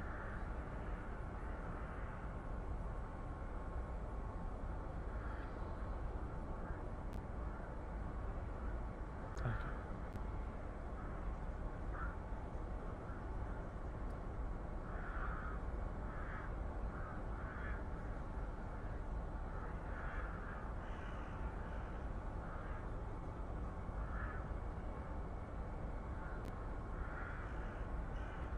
Do you think we're getting the info now that it's daylight? I don't know. I've no idea.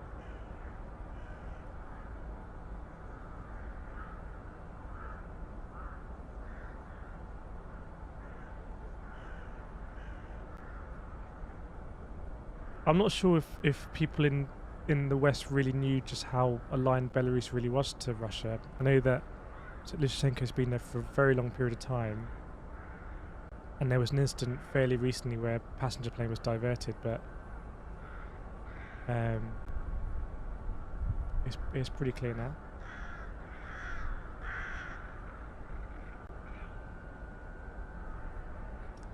David, is it possible other countries could be helping to fight directly, either being on the ground undercover from a distance, and that for security reasons we'll never find out? I think that's almost extremely likely.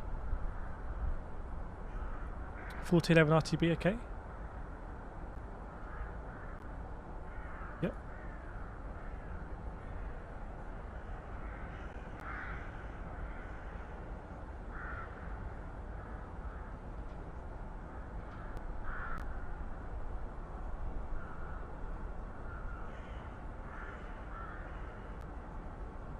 Yeah, it probably was a signal that perhaps wasn't taken as seriously, because it's hard to contemplate something like this when you've known the status quo.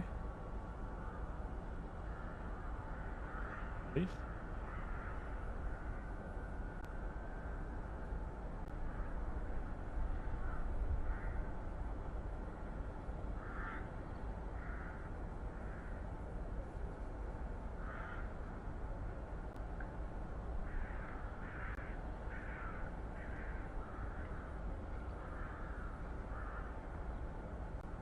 I think it's going to be very interesting as another night has ended, whether we hear a statement from Putin, most likely aimed domestically, or whether we hear a statement of Putin that's aimed at the Ukrainians to give up.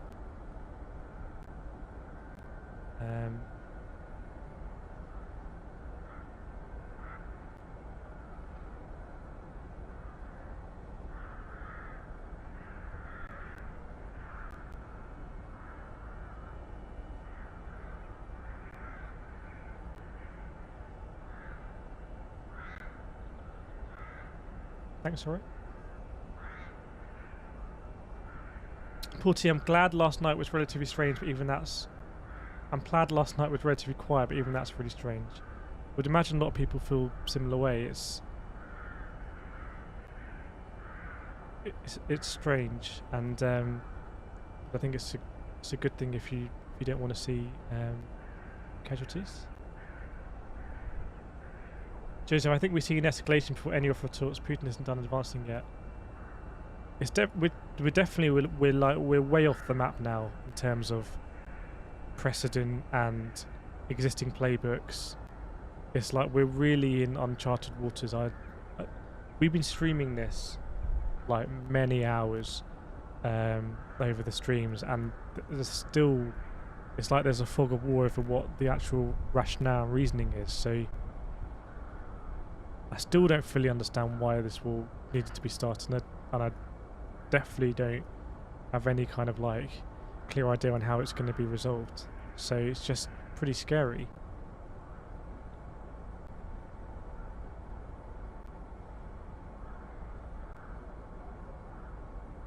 I've actually got a lot of other streams open.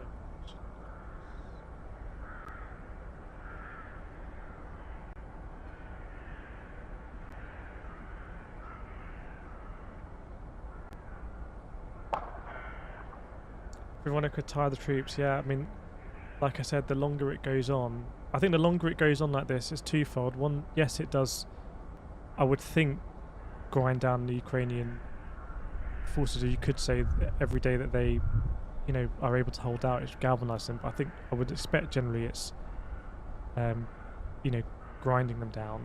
But then there's also, the more this is on the news and the more this is visible in Western states, the greater the pressure applies to escalate sanctions, escalate action.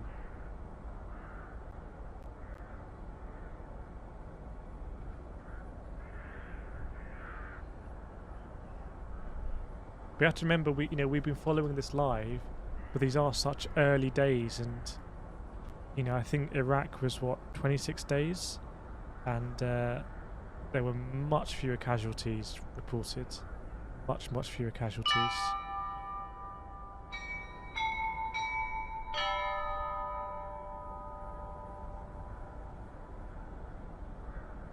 Yes, good point, David.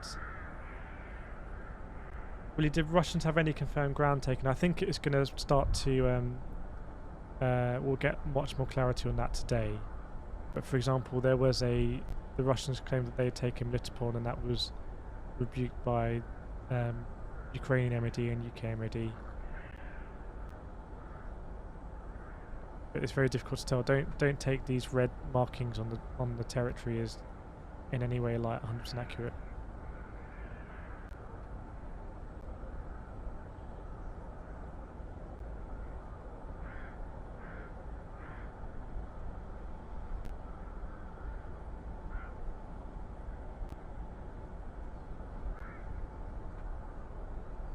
But yeah, it's actually very different emotion to last night. I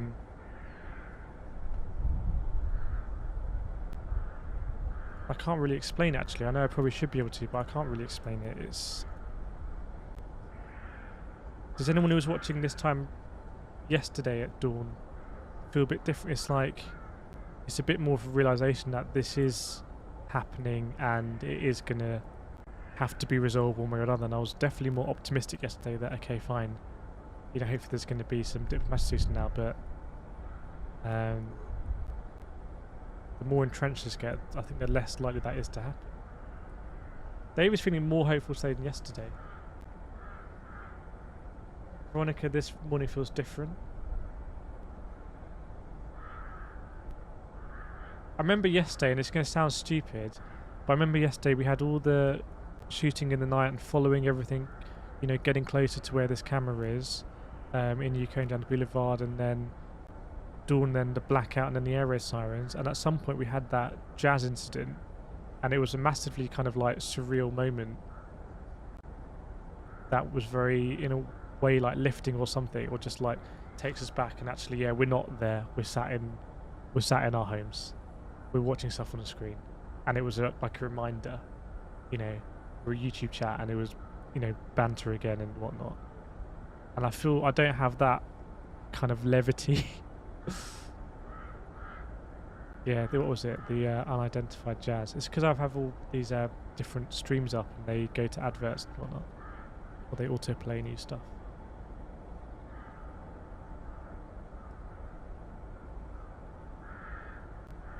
Southgate, you think both sides are taking stock this morning? I don't know. It's just so difficult. It's pretty clear that there is a very significant fog of war, and you've got to remember that each piece of information that comes out is, you know, will be out in a constructed way. It'll be interesting to see an update on reported casualties that we seem to get every morning from Ukraine. I haven't seen that we get them from Russia.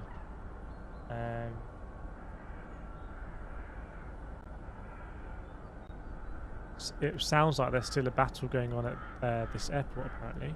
It's being reported.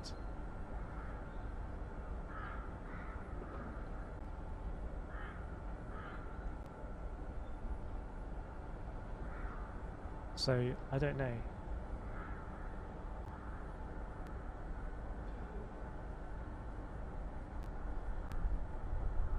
And again, I think we still got this media blackout, unless someone can see if CNN are reporting, or some other organisation.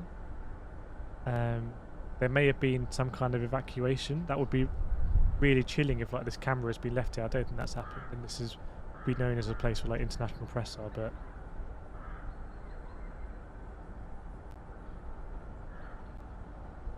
Blackbird feels like the situation, at least in Kyiv, is becoming a stalemate. Russians have outrun the supply and failed to achieve air superiority. I think they're mostly waiting to regroup.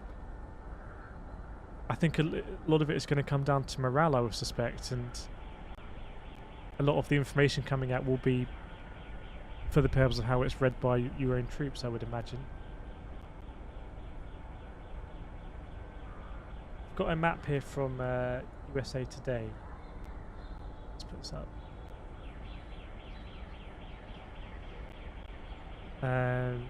Ukraine survived another night. You can see it looks like that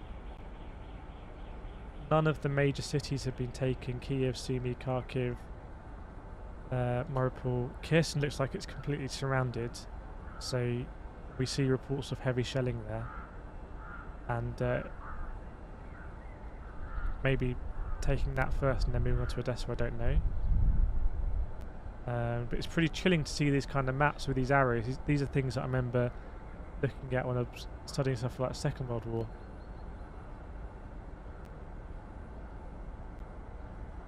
Thanks, Josh. Yeah, I really hope that it's a place where it's, you know, reassuring, and a place where it has a positive effect on you. And if it has a negative effect on you, even if you feel like you can't switch off, if it's having a negative effect on you, I would say switch off. Like don't watch a stream, because you don't need to be feeling a negative effect if you're not in Ukraine.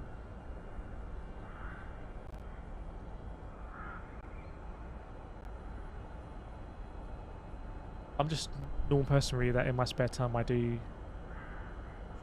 sim racing. That's why I have this channel, and that's why I have this equipment, and I have this you can have a look at my videos if you want for interest in sim racing. And I actually need to probably make quite a few videos.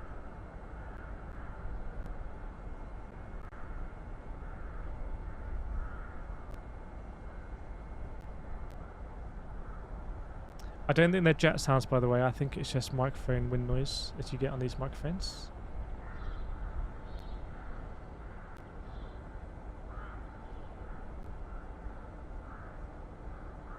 Peter, if Russia can reinforce, that's horrific. The country will be sacked by Russian troops.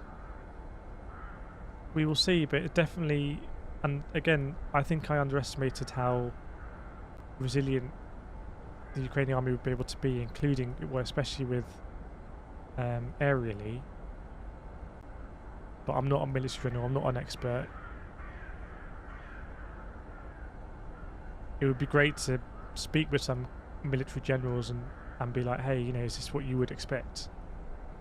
Do you expect more? Would you expect less? And they might be like, yeah, this is about what you would expect. I just don't know. I can't give that opinion. I'm not qualified. I haven't been driving. Sometimes I just stretch my arm because I've been I don't know how long I've been streaming for. But whenever I started streaming, I've been sat in this chair every second. So just.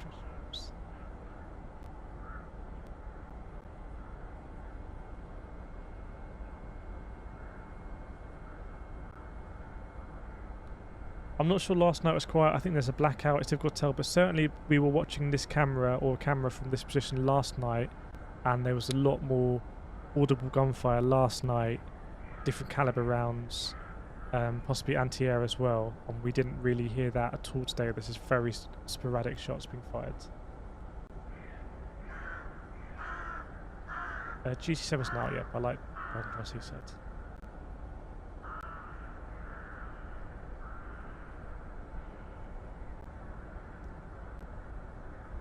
Yeah, I feel like we've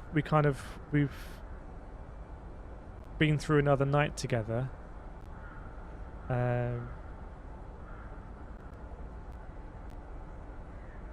It's a very interesting thing from Bloomberg.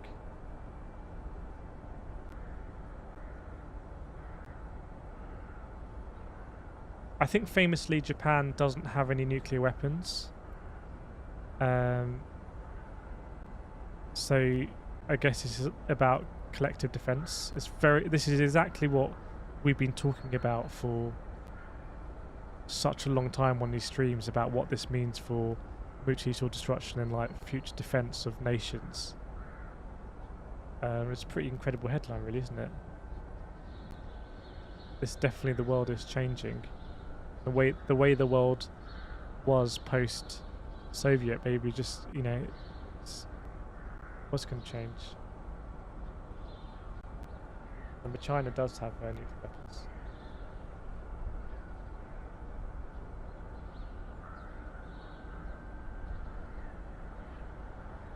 Yeah, there's a lot more pictures coming out. Reports, fighting overnight. Yeah, we've got this government plane here, I believe, or it's purportedly a special forces plane. That is a big change. I mean, we've already seen Germany providing another nation with weapons that they had never done before for obvious reasons, and then we've seen that with Japan and nuclear weapons. So you can see that it's very much the world order post 1945, and the way we had existed in that kind of world order and the rules that applied seems to be really shifting, like really shifting. This is something that we spoke about like when we first started streaming like 3 days ago on this. Is this actually a real change? I've no idea, Alex. I think you have to expect that what we see here is a camera in Kyiv. There's a war going on across the whole country, and I'm pretty sure at any time there's active conflict going on.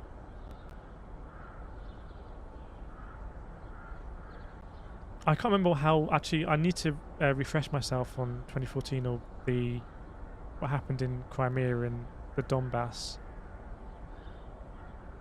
It's obviously a very different sort of conflict. In fact, I'm not sure it was never Russian forces here or uniformed Russian forces.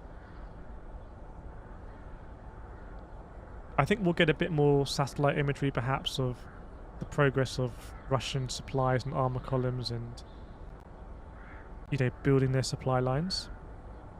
The thing is if you don't have aerial superiority, then you're massively exposed on these things. So they're you know, flying the ointment is like really inappropriately casual way of putting it, but the flying the ointment for Russia might be that if they have not established air superiority, which they expected to, then they cannot risk perhaps bringing in their you know, most recent and most effective equipment yet and building their supply lines.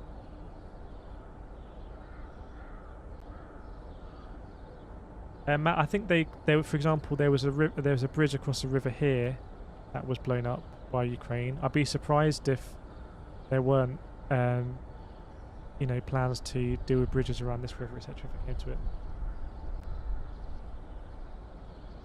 Scrolling to his live UA map, it's some level of verification. It does report incidents that are reported. We'll flag them on the map.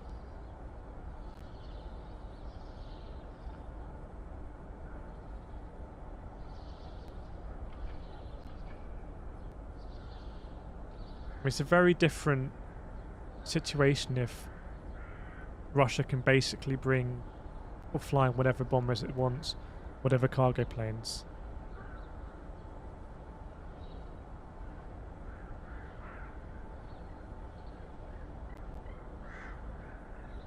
Yeah, I don't know.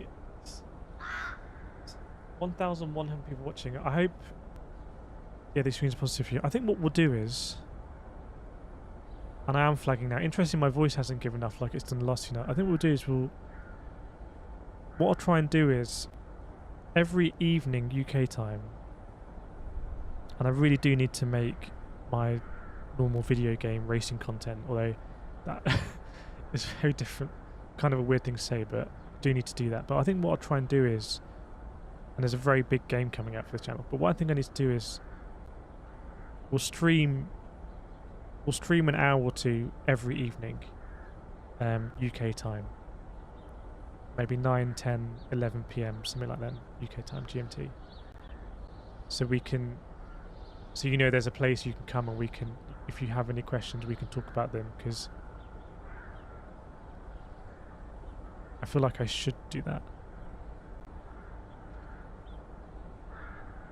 And like I said, I don't run any, I've just disabled the adverts on the stream that I normally run from other content, and I have links in the description and stuff. And maybe we can think about running a fundraiser or something if it's appropriate. But I don't know, it might be a tough one. Thanks, Dean.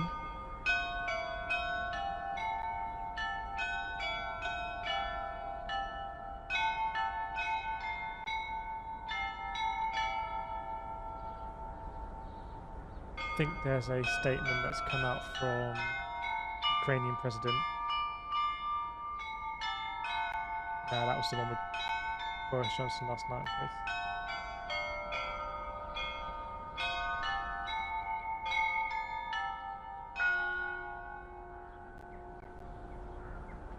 Thanks, Dave. I need to educate myself more as well. I need to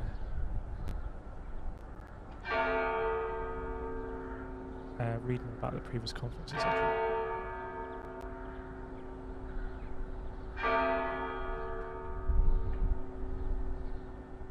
Thanks, T-Bland. If you do have, if anyone has any links to other streams that they enjoy, then put those. Actually, if you're not a mod, you won't be to, so you can just put the title of those streams in here so other people know where to go to.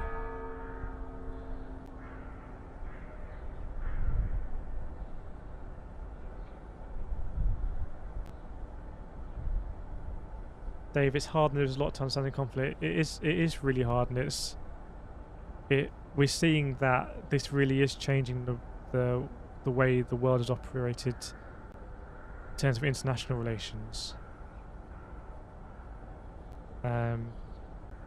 Since the fall of the Soviet Union.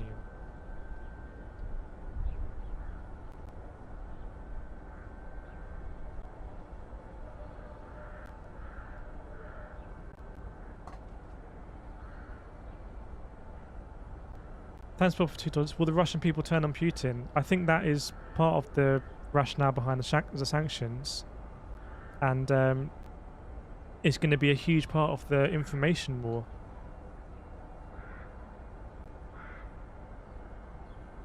One way out of this conflict is that, you know, there is enough pressure put on the Russian government one way or another that the invasion is halted. That could lead to, you know, potentially a massive destabilization, which has got its own issues, but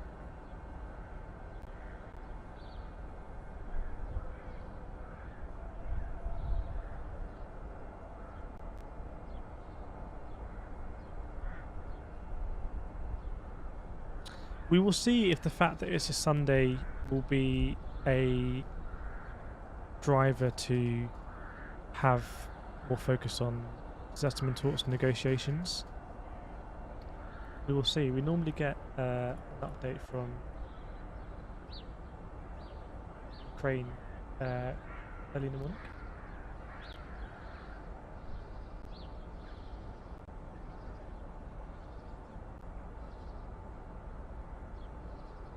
I can't see any confirmation that any major cities were inverted commas, taken over by the Russians overnight.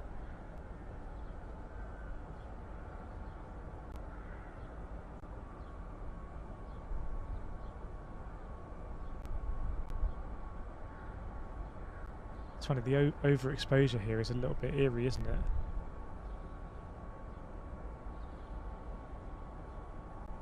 David, this is a war in the UK. You bunker in, bug out, and distance type. I don't think you really know until it happens. It's very easy to sit on a very comfy racing chair or whatever and say stuff, but I don't think you really know until stuff happens. And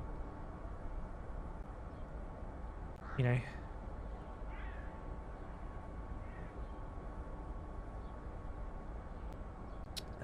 the audio is coming from actually both, but more loudly from this. I think it's Taiwanese stream.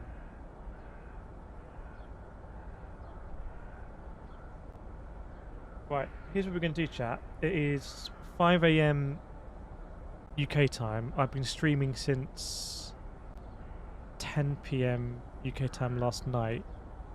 So I'm going to end this stream because I want to try and actually... I didn't get any sleep, really sleep yesterday, so I want to try and sleep before the sun comes up in London. And I need to kind of re-sort out my sleep schedule. What I do normally is I race 24-hour races, and I might do like 8 hours of those. So I'm used to over a weekend just, you know, being awake, not getting any sleep. But I need to get it back on track for Monday. So we end the stream here. If anyone's got any links, not links actually, titles of videos they want to put in, that they recommend, then now's the time to do it.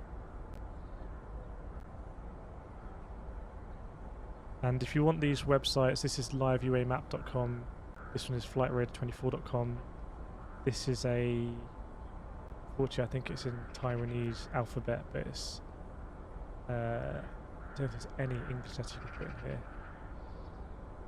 Maybe if you put in Chang HWA Commercial Bank Live, you might get this one. And this one is Fox, so that's easier to get. And this flight here is RSD-0AA. I'm surprised it's still got transponder on. It's going into Belarus. And then 4011 is a drone, which I think will be going back. Oh no, she's not. It's going. Well, it's not going to. Maybe not going back to Malta. I don't know. We'll see. Actually, maybe that's the waypoint. Over Bulgaria now.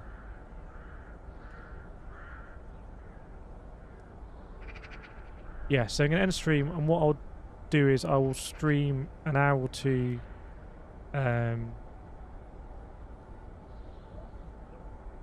every evening this week, UK time. I need to work out how because I've been building this this channel is about sim racing, so I need to work that out. But I feel like we should keep this engagement with what is going on in Ukraine. But yeah, thank you so much everyone. Normally on my streams I play a lot of memes and music, and I go to a credits page that has members that pay to support this channel, but it's not appropriate. It's not doing that. I'm probably gonna stream some racing. Is it Sunday today? Probably gonna stream some racing later today. I enjoy racing. It's the thing I do to relax. I find it very therapeutic, and I probably need it now more than ever. So I'm probably going to stream some racing later today, and I've got to work out kind of how I do the messaging on this channel, because there's obviously two communities that may not overlap that much. But thanks so much everyone. Stay safe. Again, I hope it was a positive experience, and it looks like, at least in Kyiv, the fighting wasn't as intense nearly as yesterday, which for me is a good thing. So yeah, thanks so much for joining, and I'll see you